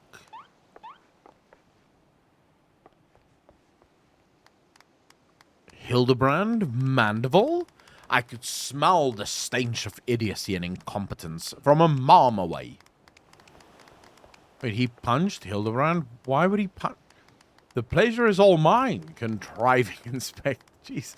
Can this guy remember anyone's fucking names? Like, anyone? Contriving Inspector Bryadine? Forgive me for not revealing myself sooner. I was simply conducting a bit of preliminary undercover investigative work. Yet to see through my ingenious disguise with such ease. Yes, I dare say your powers of observation rival even my own. Fear not, friends. I, Hildibrand, Agent of Inquiry, Inspector Extraordinaire, have arrived to defend the maiden's honor, as only a Mandival man can. Right, and seems like an asshole. Just the only one who's not an idiot.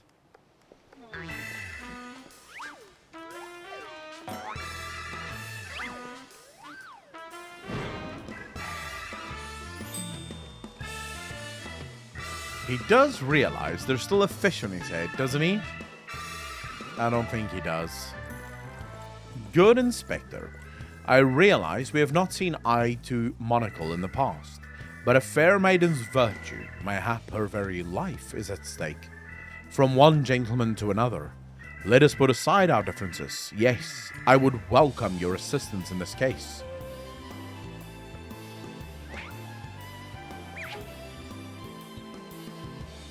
Me? Assist you? Aren't you a funny man? Nasha waifu is the true genius though. Nasha is hot. Not gonna lie. Nasha is hot. Oh, it makes no matter. My plan is so flawless that not even your bungling can interfere this time. If you wish to assist me, you may do so by keeping watch over the suspects. He's not wearing a monocle. Not right now, but he did. For the fucking longest time. He still has a fish on his head. In the meantime, I have a promising lead to investigate. I shall return before the banquet begins. While I know this may be asking much, do try not to do anything too stupid in my absence, will you? Florida Steaks Sauce, thanks for the follow, dude. Really appreciate that. Welcome to the channel. Thank you, thank you, thank you. I would speak with you but not here. I will be waiting for you outside Costa del Sol. Come quickly, for we do not have the luxury of time.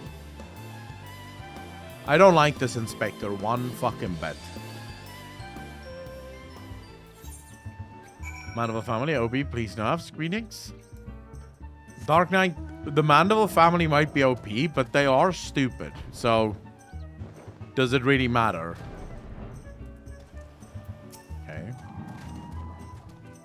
You've come. Excellent.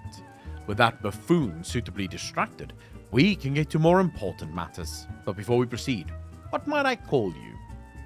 An unremarkable name, but it will suffice. Now answer me this, Accolon. You were there when the Phantom Thief, in the guise of Lady Durilda, stole off with the Treaty Blade. Was there anything about our foe's disguise that struck you as particularly noteworthy? I do know that they own the Golden Saucer. That doesn't change the fact that they're fucking morons. Bill Gates owns Microsoft and he's a fucking moron. I've actually been watching your YouTube lore speculation videos since Legion, but YouTube decided to stop putting any of your videos on my homepage, and I haven't seen anything from you until Final Fantasy content started to show up. Florida, hey, then I'm happy to have you here, bro. I mean, the gold saucer is theirs. Yeah, but just because you're fucking rich doesn't make you not stupid. I would say some of the richest people are stupid as fuck. Okay, so what struck me, guys, about the Phantom Thief's disguise? The mannerisms? The identical appearance? Why do I feel like no matter what I answer, he's going to be condescending as fuck?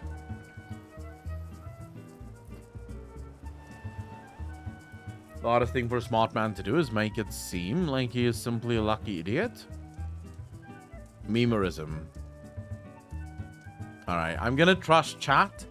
If you guys give me the wrong answer here, I'm gonna hate you forever. Intriguing. Where most would point out the sheer physical perfection of the disguise, you turn an eye within. A thorough inspection of the mask left behind at the scene revealed a tiny prism sewn into the fabric. It is this stone that allows him to change appearances at will. And yet, like you, this was of secondary concern to me. From movements to mannerisms, to that utterly obnoxious personality, the thief did not merely look like Lady Durilda. He was her. Such a feat could not be accomplished by magical trickery alone. What if Lady Durilda is actually the thief? She has a collection of things. What if Lady Durilda loves stealing things for her collection? It would make sense. That's what Hollywood would write. We are dealing with a clever and thorough criminal. Not content to rely on his ample powers of disguise, he studies his targets closely before assuming their identities. He emulates them utterly and completely, that not even their closest friends or family could detect that aught is amiss. All the key players arrived at Costa del Sol 3 days ago, when preparations for the banquet began. This would afford our thief more than enough time to study his would-be target. And yet, some disguises are more challenging than others. Put yourself in the mind of our Phantom, Accolon. If you were the thief, whose identity would you first assume?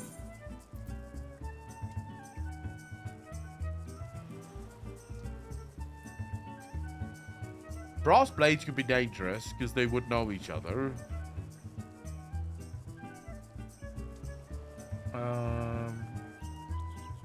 Let's go for brass blades, yeah. Precisely. Clearly, you are far less clueless than the bumbling inspector whose company you keep. Strong in number, few of words, able to come and go as they please, a fearsome reputation to scare away any who would draw near enough to realize something was amiss. Oh, it's Sibby. Thanks for the follow, dude. Really appreciate that. Welcome to the channel. Thank you, thank you, thank you. An ideal entry into Costa del Sol for our man. Deducing as much, I made a point to question brass blades in the area. Little to my surprise, I learned that there was one man who had not been seen at his favorite alehouse for 3 days past. Our thief has not made a habit of wanton murder. Doubtless the poor man is lying naked in a ditch not far from here.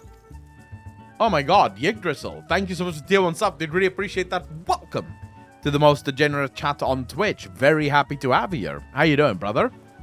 Thank you, thank you, thank you. In addition to general security duties, each of the blades have been assigned to serve as bodyguard for one of or more of the guests. If the man can tell us of his assigned charge, like as not, his answer will reveal the current identity of our thief. Our thief would not have had time to carry the unconscious man far. I will canvass the immediate area. You begin your search on the outskirts of Costa del Sol. That is some crazy deductions.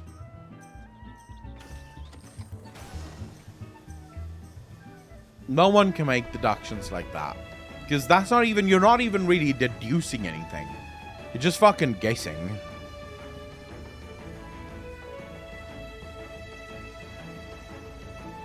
Well, let's see if we can find this man. Here we go. Brass blades of the Jabera. Now, how's Hildibrand gonna interfere with me this time? Oh, it's Bryrine. Excellent. You are one of the less incompetent assistants I've worked with. Why, thank you. Love the streams, watched a bunch of your clips on YouTube, and happy to support streamers I enjoy. Bro, I really appreciate that, Yig. It is my absolute pleasure to be here, and hopefully people do find it entertaining, because I find playing the game entertaining. So, I'm very happy to have you all here. Thank the gods. Please, free me from these chains before the snippers eat me alive. There's some double bluff going on here. There. Now, tell me all that you can remember about what happened to you, and try to be brief. We just arrived in Costa del Sol, had a briefing of sorts. Master Gugarimo gave us each orders, who we'd be looking after and the like. I had a mind to tour the area, get my bearings. Next thing I knew, I felt a thwack on the back of my head. When I came to, here I was, stripped to my skivvies. Have you enjoyed Evansward? Absolutely fantastic. So I will have a video soon about my experiences in Heavensward, although before that we'll do a video about Crystal Tower, talking about Crystal Tower and just the magnificence of that raid. And then I'll do Heavensward MSQ and then Heavensward patch content up until 3.3. But just TLDR, absolutely fantastic. Very emotional. They really got me emotional a couple of times with some of the things that happened. And also this time around, I would say the entire end of it was quite surprising to me. Now, obviously, we haven't fully ended it because I still have 3.4 and 3.5 to do. But someone told me the 0.4 and 0.5 patch is actually for Stormblood. So it doesn't so much focus on Heavensward, it focuses more on Stormblood stuff. So I would say very good. Like, much more emotional than ARR.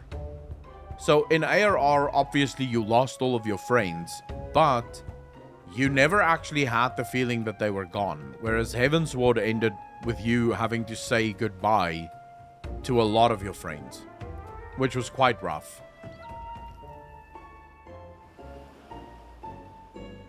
Yggdrasil, I absolutely agree with you there. I was speaking about this just earlier in the stream. I mean, there are things in this game that doesn't even require a lore reason, that gets given a lore reason because why not? Everything needs to have a story in a game that is about story. But then you can look at silly things like this Hildibrand questline. A questline that doesn't need to exist in the game in order for the game to be good. Let's be honest. It doesn't have to be good at all. right? It doesn't have to be here at all. The game would still be good even if you removed Hildibrand from the story. Yet a developer or a group of developers went through the effort and the time to actually design this entire quest series that basically plays like a movie. Much to the chagrin of those of us who have to look at you. You say you received orders from Master Gugurimu. Who was to be your charge? The cutscene after the dogfight? I would say there's a few cutscenes that destroyed me in Heavensward, but I'll say the worst one for me was the vault.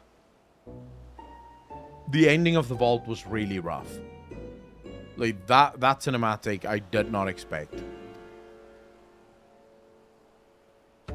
My memory is hazy, but one was Morgant, father of the groom. The other was Lalafelan, Jaint from Limsa. Yalto Nalto. Now try your best to remember. Were there any other guests with whom you were ordered to interact? Come to think of it, yes. There was also the steward, Lewenhart.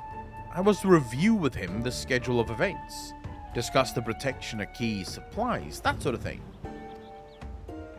Morgant, Yalto Nalto, and Lewenhart. Thank you. For an incompetent fool, your testimony has proven astonishingly enlightening. It reminds me of Gary's Mod and Source Filmmaker shitposts in the best ways. That clip was so fucking cool to watch back, but the problem is it literally brings back the same emotions every single time. I'm still a little salty at Horshavon's death, I'm gonna be honest. I'm still not happy about that. I shall see this man back to the city and into the possession of some new clothes, after which I shall return to Costa del Sol to continue the investigation. Go on ahead of me, and for the love of God, just make sure that imbecile doesn't cause too much trouble in my absence. This man thinks I can control Hildibrand?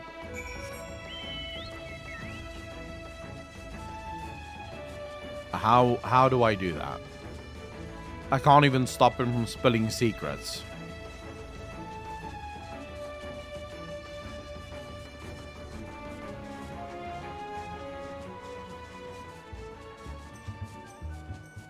Alright, Hildibrand, let's see. Ah, there you are, friend. And not a moment too soon, for I was about to commence my investigation in earnest. Tell me, did your and Inspector Bryden's avenue of inquiry bear fruit? Why am I telling him the guy's a moron? Morgant, Yalto Nalto, and the steward Lewenhart, you say? This does not surprise me. Yes, I had considered them all exceptionally suspicious from the start. With the Lapis Maiden in danger, we cannot afford a moment's delay. I, Hildibrand, shall have our thief in shackles before the Inspector returns. Fear not, friend, the Inspector shall be none the wiser. If he had hoped to nab the fiend for himself, he should not have simplified the task for me so. Ah, there is one of our suspects standing suspiciously under the canopy over there. Just you wait, friend. I shall rip the mask from your face and reveal you for the rogue that you are. Okay, so let's just quickly recap this. He is going to go about ripping their faces off.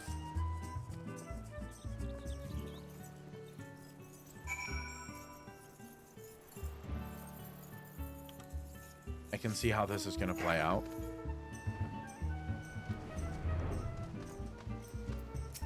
Okay, let's watch. This is gonna be a fucking interesting one.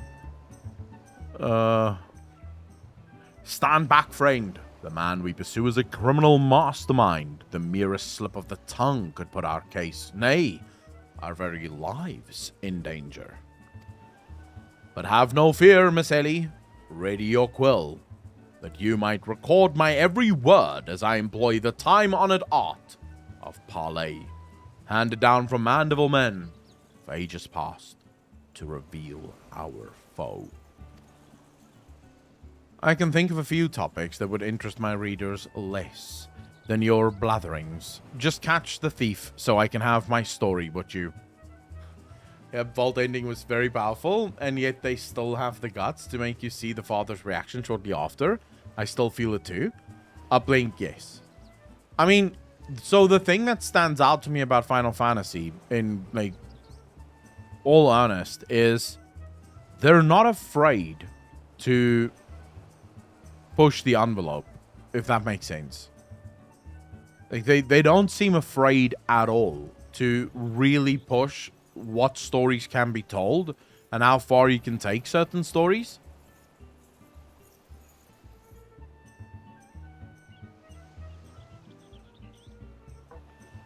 Which, I mean, how many of you have done the Dusk Vigil? I'm sure every single person have done the Dusk Vigil and have read the notes of the Dusk Vigil. That's a very dark fucking story.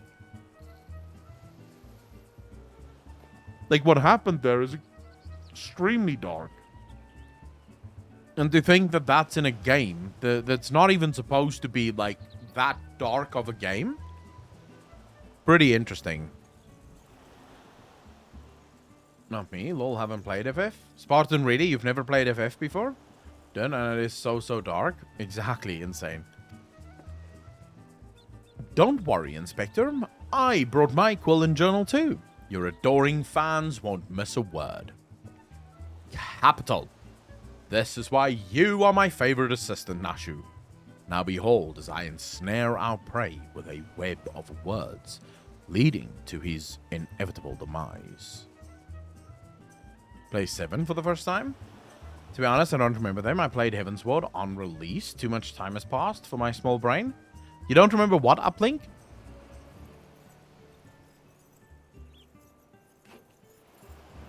Do over and over again? I'm gonna agree with that. I have never felt better to kill someone in a game than what I felt when I got to kill the Pope. Like, taking down the Pope was a lot of fun. The notes on Dusk Vigil. Okay, so opening, basically in Dusk Vigil, the soldiers were holed up inside the castle, the keep, and they had no idea why there was winter everywhere and the winter wouldn't end. They actually describe in the journal how the blizzard just will not stop, and it doesn't make sense because it's the wrong time of year for the blizzard, and supplies wouldn't come. Like, no matter, they were asking for supplies, they kept sending missives for supplies, and supplies would just not arrive. And then eventually they started eating each other. Like, the soldiers literally started cannibalizing themselves just to survive. Running shit for everyone. True. Apocalypse. Good day, Master Gugurimo, and a fine day it must be. For you, most of all. Allow me to offer my most heartfelt congratulations on your betrothal to the enchanting Miss Arabella. What is this nonsense? Arabella is my daughter, you... Just who in the seven hells are you, anyway? Guards! Guards! Ha ha ha ha! Now, old your chocobos, Gugurimu. I recognize the lad. This is Hildibrand, agent of inquiry and inspector extraordinaire, come to save the lovely lass from the clutches of the phantom thief, have you now? I reckon we owe the man our gratitude, aye, Vanis? The phantom thief? Balderdash and rot, if you ask me. That said, my betrothed must be quite the beauty indeed to have such rumors told about her. Perhaps she's worthy of me after all. Haha. He exudes an unusual degree of confidence with such effect. Fashion-challenged youth. Most suspicious. He's a damn sight easier on the eyes than you. Wow. Thanks for that info. Yes, that's grim. It really is. A post-calamity, all Earth's climate changed over a few days and is sad and dark. True.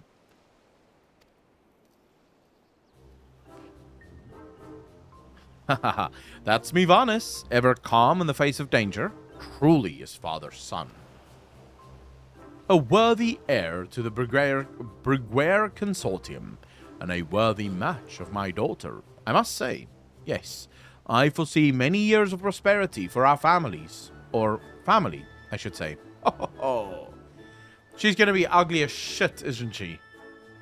Death Knight, how you doing, brother? She's gonna be ugly as crap. Which reminds me, Master Vanis, Arabella asked me to convey her gratitude to you for the golden clasp you sent some months ago. It has not left her neck since the day. Oh, that little trinket? 'Twas nothing.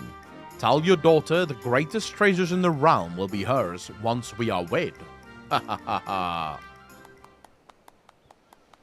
That's what I do, but I could save like 2 minutes with Explorer mode.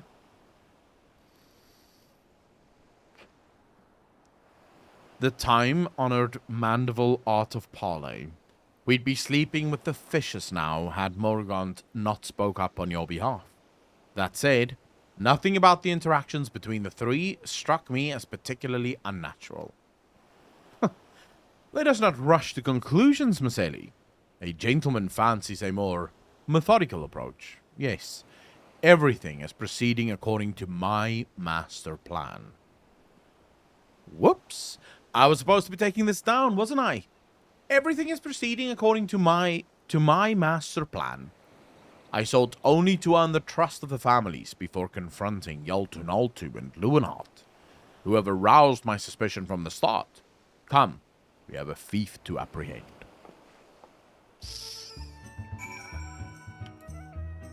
Nothing ever goes wrong for Hildibrand. Hildibrand is like the perfect politician. Whenever things happen, he just pretends like that was his plan. What is he gonna do now? I've not seen your faces around here. With the East Aldenard Trading Company, are you? Why, yes, good sir. Very much with them. Some might even say we are the Eastern Aldenard Trading Company. Oh, pleasure to meet you. Do tell. Is the Lapis Maiden as lovely as they say? Sanana here, no slouch herself. But like me, she's getting on in years. No offense intended, my dear. Oh, but where are me manners? Yaltanalto o Brigere Consortium, and this is me wife, Sinena. I look forward to many profitable dealings with you and yours in the moons and years to come. Aye, I dare say this wedding and the joining together of our family businesses couldn't be happening at a better time. What with all the manner of foul beasts and beastmen taking aim at our wares. Why, just the other day, a shipment of imported foodstuff was waylaid by the Mandragoras. Nasty buggers, lot of them. If I were 20 years younger, I'd dice them up myself and make a salve out of... You have heard of the Mandragoras, haven't you? But of course! I once spent a year honing body and mind with the Fist of Ralgar. My fellow monks and I would chant several hundred mantra what's it a day. Dude, this guy he just enjoys lying and cheat. Like,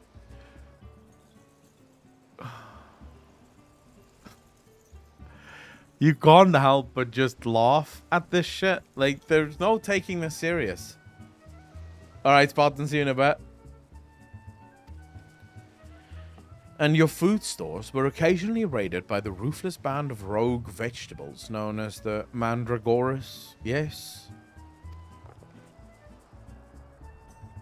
Would it kill you to read the Mithril Eye and educate yourself from time to time? A fearsome lot they are. Rumor has it that they'll not rest until every fruit or vegetable harvested for consumption has been freed from captivity. Why, they struck at the larder here just days ago. Our supplies were decimated. Fear not, milady. I was able to arrange for an emergency shipment to replace the stolen produce. It arrived safely some time ago. Settle down, Sinena. Forgive me, wife. She's always saying how meat is bad for her figure. And with that, I'd best go prepare me speech. Carry on, lads. I'm so confused. Criminy. None of those three were suspicious in the least. But we must not give up hope, lest he of many faces have the last laugh. Where there is a will, a gentleman shall find a way. Come, Nashu, we must move quickly, or the Lapis Maiden shall not be the only one to come to harm. Sentient vegetables, I have now learned not to ask a single fucking question about this. It is Emmerich's glam. Yig, one of the viewers gifted this to me, so I had to glam it. You speak so fast, Inspector. The sign of a quick mind, I'm sure. Now, where was I? Give up hope. He of many faces will laugh last. The Lapis Maiden shall not be the only one to come to harm. I don't think that's how she should be writing it down. But anyways, I'm not sure that captures the Inspector's intended meaning. As I was saying. But this is no time for us to be standing around. Inspector Briardine will be back any moment now, and he's not the type to suffer excuses. Quite so, Miss Ellie. Fortunately, I have a plan. Let us investigate the foodstuffs of which Master Lewinard spoke. Should we find any contradictions with his testimony, we can consider the man a prime suspect. Inspector Briardine will be back before long. Come, Nashu. This is no time to delay. Gift you a maid outfit, you'll wear it? No, why not? It's just a character in game. I don't see why I wouldn't. So where's this foodstuffs? Okay. Golden Saucer Bunny Glam, you would have to wear it? Yes. Yes, if you gifted me a thing, I would absolutely have to wear it. You're correct. I don't know why you would want to, but, you know, you are more than welcome to do so. Nashu, what is Nashu doing? Why is Nashu always off picking shit up or doing anything but focusing? Crates of assorted foodstuffs and a veritable host of luscious-looking coconuts. It appears that our man Lewinard spoke true? Ye gods! Are those explosives I spy concealed among these coconuts? Perhaps I spoke in haste. It would appear that we have found our phantom thief after all. Nashu is usually dozing off. Damn, I'm on Primal. This purple pig with golden fork dragoon weapon is the single base glam I've seen in this game. You'll be wearing pink ears and fishnets tomorrow. You're welcome to do it. Oh, those are mine, Inspector. I was looking for a place to set them down, you see, and those coconuts were looking awfully lonely. Nashu, are you fucking moronic? Nashu, far be it from me to cast doubt on your choice of hobbies, but what in the name of the 12 would possess you to bring your creations to an investigation? Well, they were so helpful in jogging your memory with that one time, and I just thought, does this mean you won't be needing this piece of driftwood either? Your enthusiasm is always admirable, Nashu, but in this event, I fear it's somewhat misdirected. Now, set the driftwood down over there and can concentrate on taking your notes like the astute assistant you are. Catnaps. Is that stick important? I say, we are most fortunate that confounding Inspector Briardine is otherwise occupied at the moment.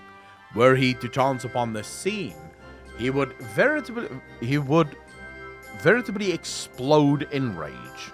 Now, let us dispose of these things before an errant ember sends us all into a fiery demise. Confounding Inspector Briardine, explode a fiery demise, got it. If someone finds her journal right now, she's gonna look like the thief.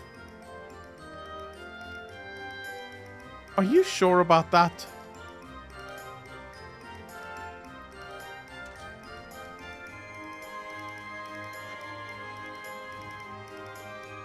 Uh-oh. Don't look now, but someone has returned at the absolute worst possible time.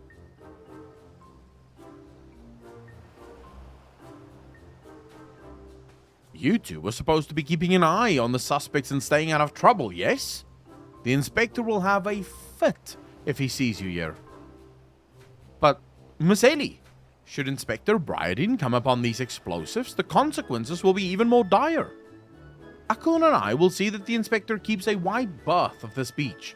You two just get out of here and be quick about it. Quick thinking, Miss Ellie. Come, Nashu. We shall return for your creations once Inspector Briardine has been led safely from the scene. Investigations calls us. We must heed its cry. This is right, face shoveling, commencing. Enjoy it, bro.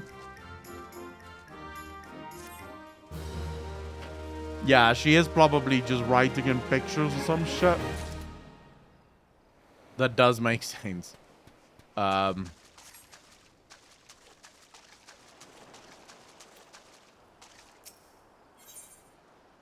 Briardine would share with you his latest findings. Okay, here we go. What have you found, Briardine? So, Hildibrand has managed thus far not to destroy anything. Consider me something almost resembling impressed. You're a cunt. Indeed. But enough about Hildibrand. Akalon and I have been waiting to hear your latest theories. We should go somewhere quiet and... An excellent idea, Miss Ellie. Ah, yes. That spot just over there by the crates should suffice.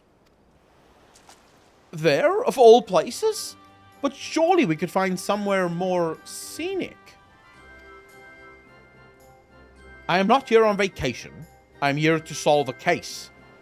Frank, thank you for the first time chat, dude. Really appreciate that. Nashu was my first waifu. Originally random generated name. Gave us the same last name. Ah. Really, Frank?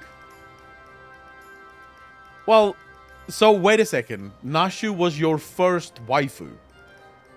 So you saw Munfelia, Yestola, whoever, and you thought Nashu is the one. Or did you like all of them, but because your last names generated the same, you were like, alright, I guess we're married now. I was trying to heal an expert and listen to this at the same time. Harder than I thought, because this questline is so hilarious. The questline is ridiculous, is what it is. That's just right. It's so fucking ridiculous. I'm here to solve a case. Besides, we cannot afford to have our conversation overheard. That junk-littered beach should afford us some welcome privacy. Yes, Inspector. Privacy indeed. Bloody hells. Don't worry, Akalon. I'll figure out some way to lead him clear of the bombs. See, if I were to choose a waifu in this entire Hildibrand nightmare that I'm caught in, it would be Ellie.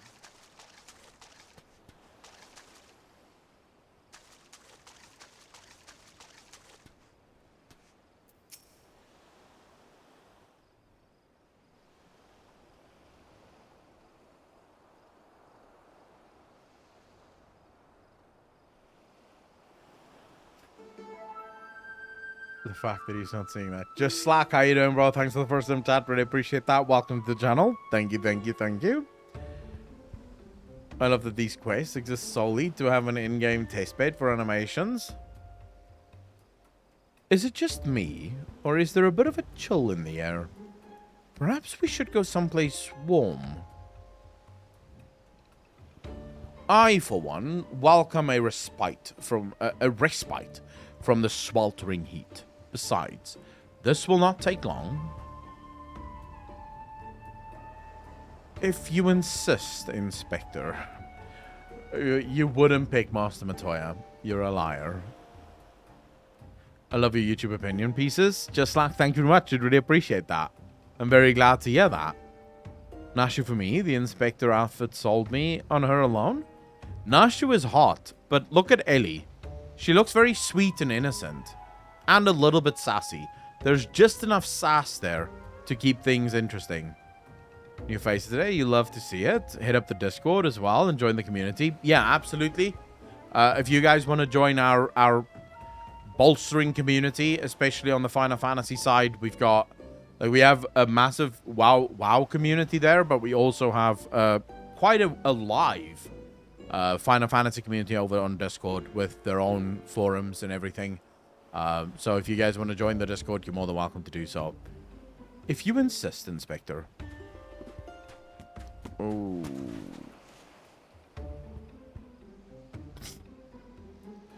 Through the questioning of a brass blade attacked by our quarry, I have identified the 3 individuals most likely to be our thief in disguise.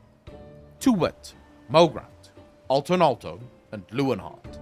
The 3 of us shall split up, with each of us keeping watch over...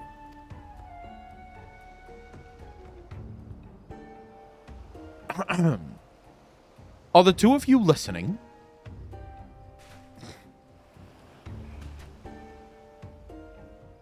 Without thinking twice? Of course we are. Beg pardon, Inspector. Beg pardon. You look unwell, Miss Ellie. Perhaps you were right. I, too, feel a chill wind blowing in. Perhaps we should continue our conversation elsewhere.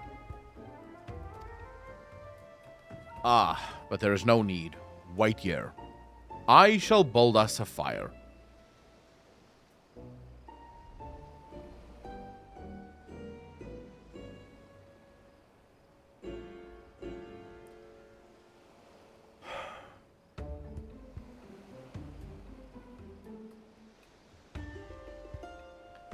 Let me guess. I can once again do nothing to stop this. Oh, for the love of cunt. Why must I suffer so? With pure panic. All about the train wreck. Yeah, fucking choo-choo. We're off, ladies and gentlemen. To the fucking races we go. Okay. Methinks the Inspector has taken leave of his senses. The chance of locating suitable kindling on these barren shores is infinitesimal. Yeah, except for the fucking piece of wood right there. Here we are. This piece of driftwood should serve perfectly. And as fortunes would have it, I just happen to have flintstone on me person.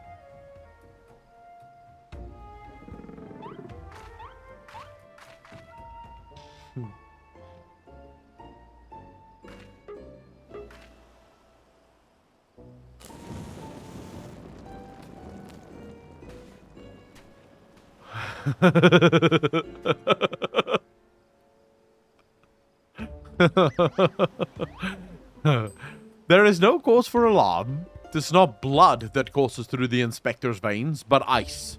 I could not fathom a series of events that would lead such a calm and composed individual to lose his firm grip on that fiery torch. Remarkable insight, Inspector. I must record these words for posterity. Whee! It's flying!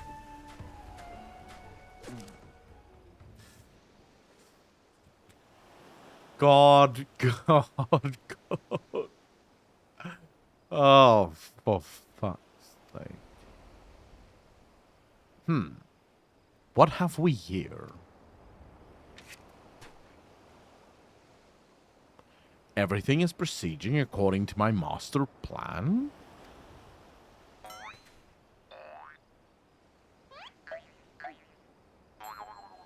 Oh, Jesus.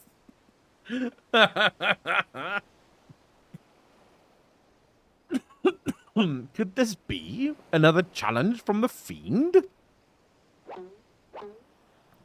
Oh my god.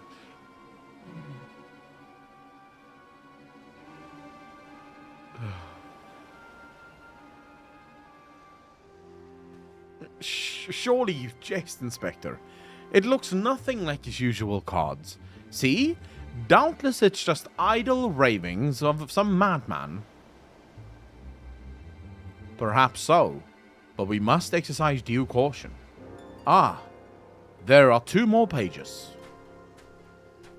The worst thing about this is you can see it coming. You are legitimately standing on the train tracks, and you can see the train coming for you, but you can't get off. Give us hope. He of many faces will laugh last. It is not the Lapis maiden alone that shall come to harm.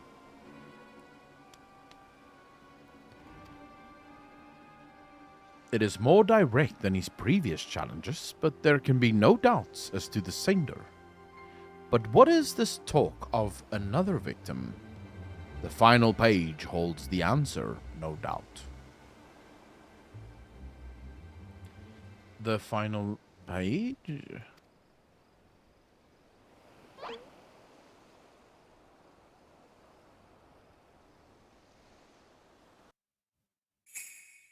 Confounding Inspector Briardine will meet a fiery demise.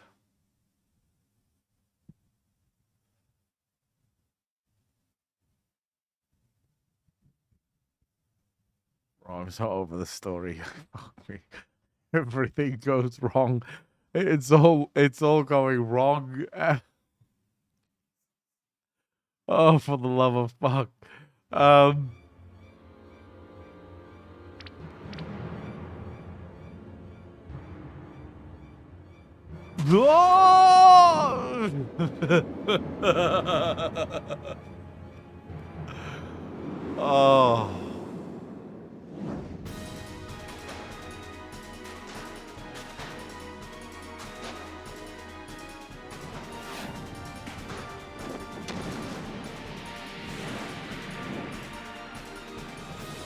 Wait, isn't Ellie about to die now? Don't kill Ellie.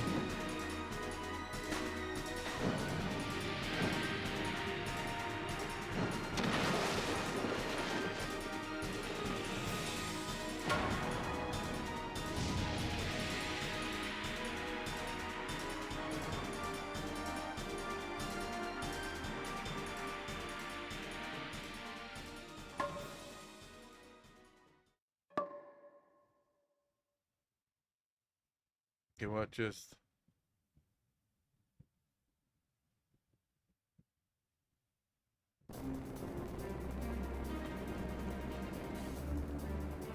Wait, he actually stopped it?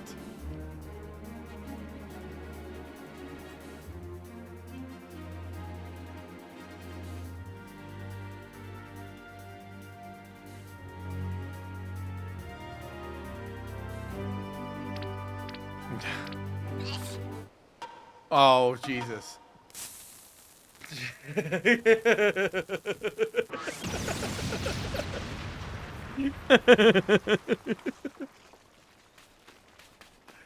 Oh, the face, the fucking face, dude. What the fuck is this? Oh, shit. Aim again. Upside down.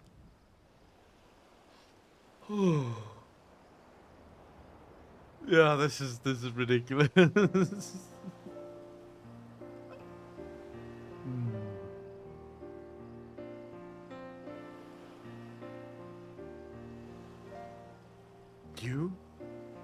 You saw through the fiend's ruse? But how? Let's call it a reporter's intuition. Are you hurt? A ringing in my ears, but otherwise no worse for the wear. You have my gratitude. Wait, why would she fall in love with him? He's an asshole. Typical. Fucking typical. Hajad, thanks for the follow. Really appreciate that. Welcome to the channel. Thank you, thank you, thank you. Hildibrand Mandeville. Were you able to learn aught of the fiend who made this ignoble attempt on my life? I exhausted every effort, Inspector, yet I fear our quarry proves ever elusive. Girls do like assholes sometimes, and what's funny is that they keep complaining that they keep dating assholes, but they keep dating the same guys. Excellent.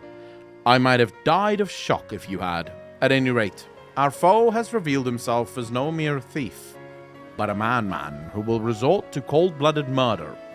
We must redouble our vigilance, lest the others come to harm.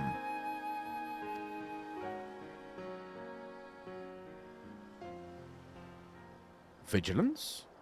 Yes, vigilance is the order of the day. Here comes the angry little Lalafell.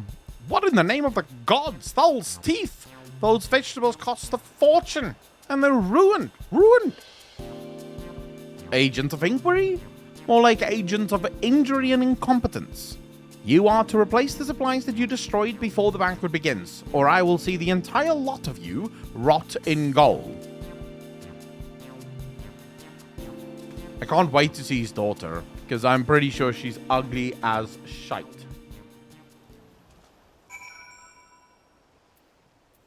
Now where am I off to?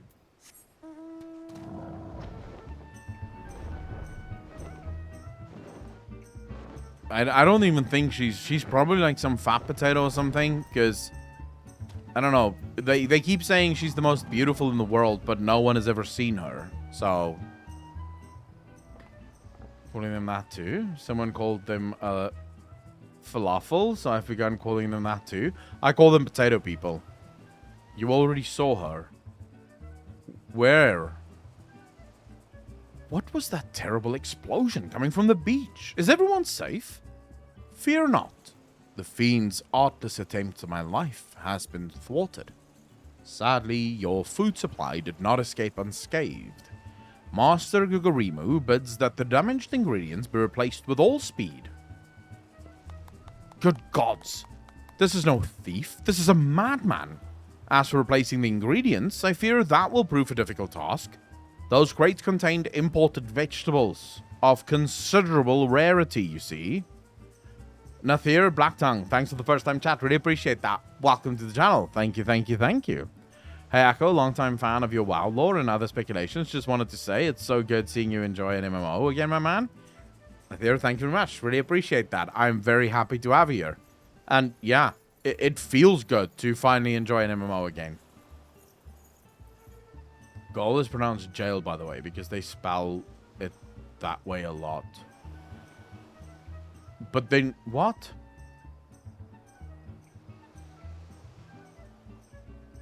How can you write goal, gaol, and then pronounce it jail? Death Knight, yes, exactly. At the end of every single episode of Hildibrand, you sort of go, well, I have to continue because I need to see what's next. Just like Giant. G can be weird. Even if you fucking make the G weird, in what universe does AO make ale? A.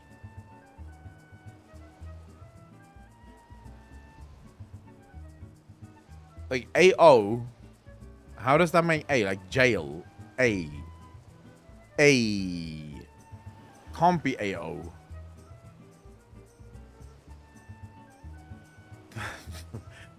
The Goldust universe, exactly.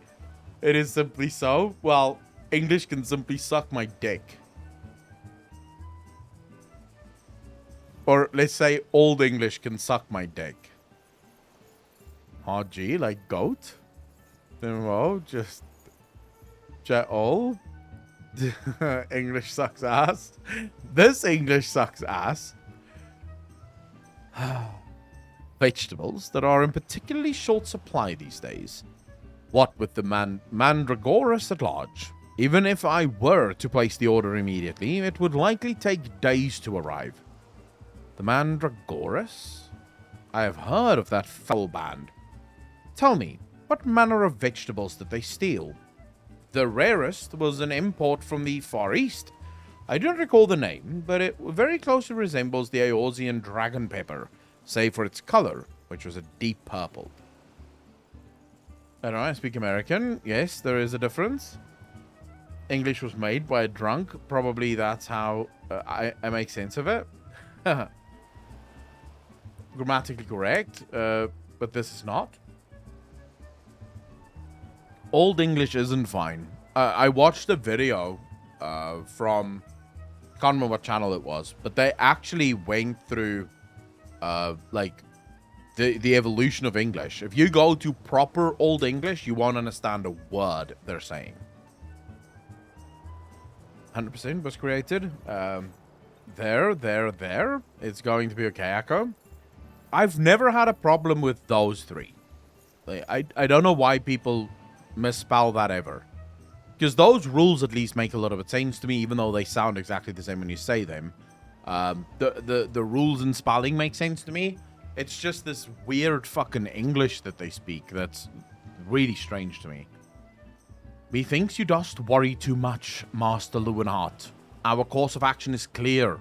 We need only storm into the den of these overgrown weeds and steal your precious purple dragon peppers right back. I would advise against that, Inspector. These are no ordinary mandragoras, but rather a bloodthirsty band of killers given succulent flesh. Even the brass blades of the Gerbera proved unable to resist them. Oh, a formidable foe. Indeed. Veroni, they're a brave soul in our midst, with a wont for taking on fearsome enemies, with not a shred of concern for his own well-being. Your eyes, friend, they speak to me. They say yes, I shall vanquish these rogue vegetables and deliver the purloined goods back to their rightful owner. Did my eyes really say that? I don't remember. Refuting the fact that they don't speak proper English, the same way Quebecans refute the fact that they don't speak proper French. Still don't know why psychology starts with a P, but okay. A lot of things on here. You are truly a godsend, adventurer. Once the Demon of the Yellow Jackets has been charged with defending the roads from the Mandragoras. If anyone would have knowledge of their current whereabouts, it would be him. Without those ingredients, Master Gugarimu is like to cook me instead. Please, friend, you're my only hope. Throughout the long history, Britain has been influenced by several occupants like the Romans, Vikings, and the French.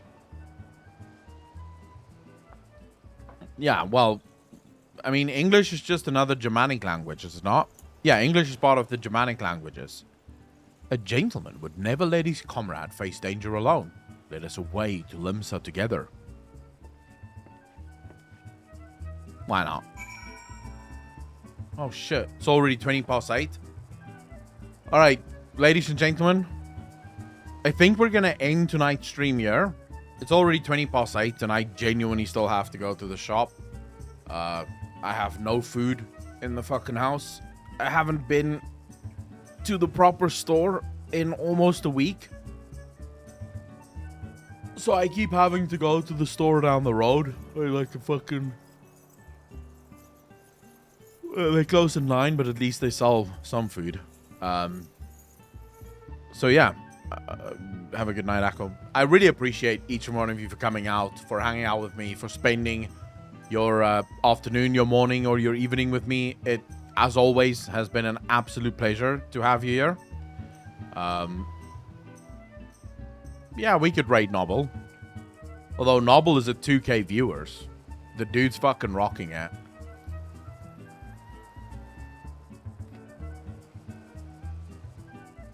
Duchess Rain, Enoch Blade, Druckids, Spartan, thank you so much to all of you for coming out, for hanging out. It's been an absolute pleasure. We'll give Noble a raid. You guys can go say hello if you feel like it. If not, thank you so much for hanging out. I really appreciate it. Please take care of yourselves. I hope to see all of you back here tomorrow. You know, same time, same place as always. So yeah, please take care of yourselves. And as always, take care of yourselves, be kind to each other, be good to each other, and I will see all of you tomorrow. Peace out, fam.